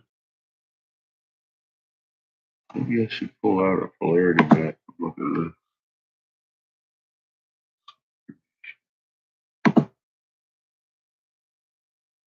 Hmm.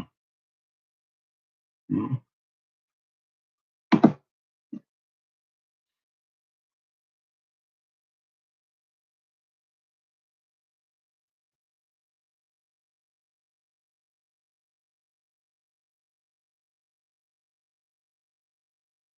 There's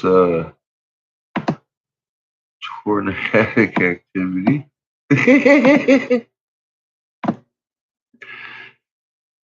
Oh, and a lot of the hell. This is Cherenkov doing on that side.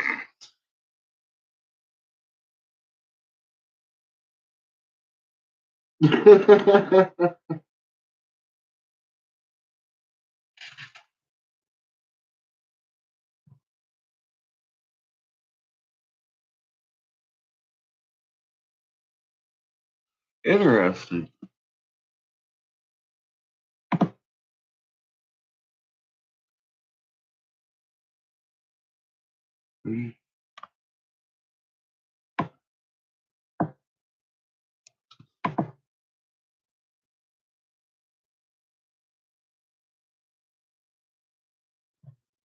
Okay. Well, we'll go with that.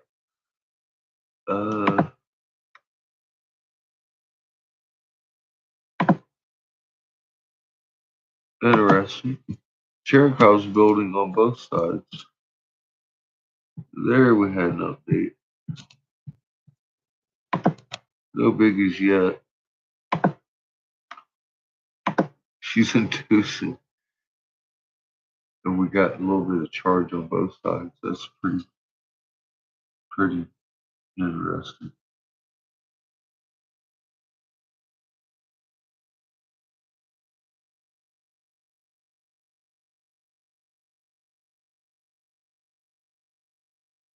Yeah, the Emerald tablets. I want to go over those again too.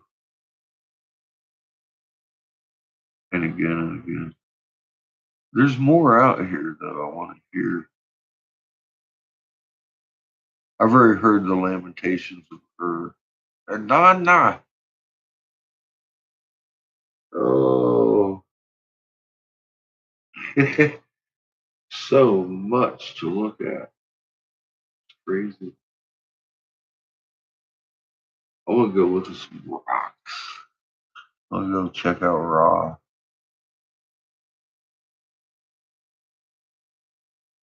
Hell, I might want to go check out that rock wall. Oh, what's his name? Josh keeps talking about.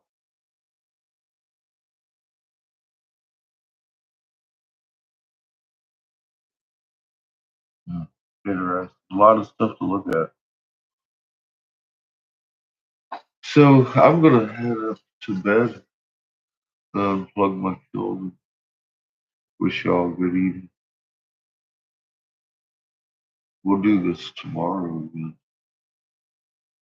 We'll do it earlier. I've already got the tank of oxygen. That took half the afternoon.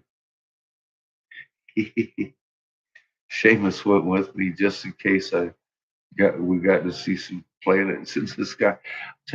Strange skies today.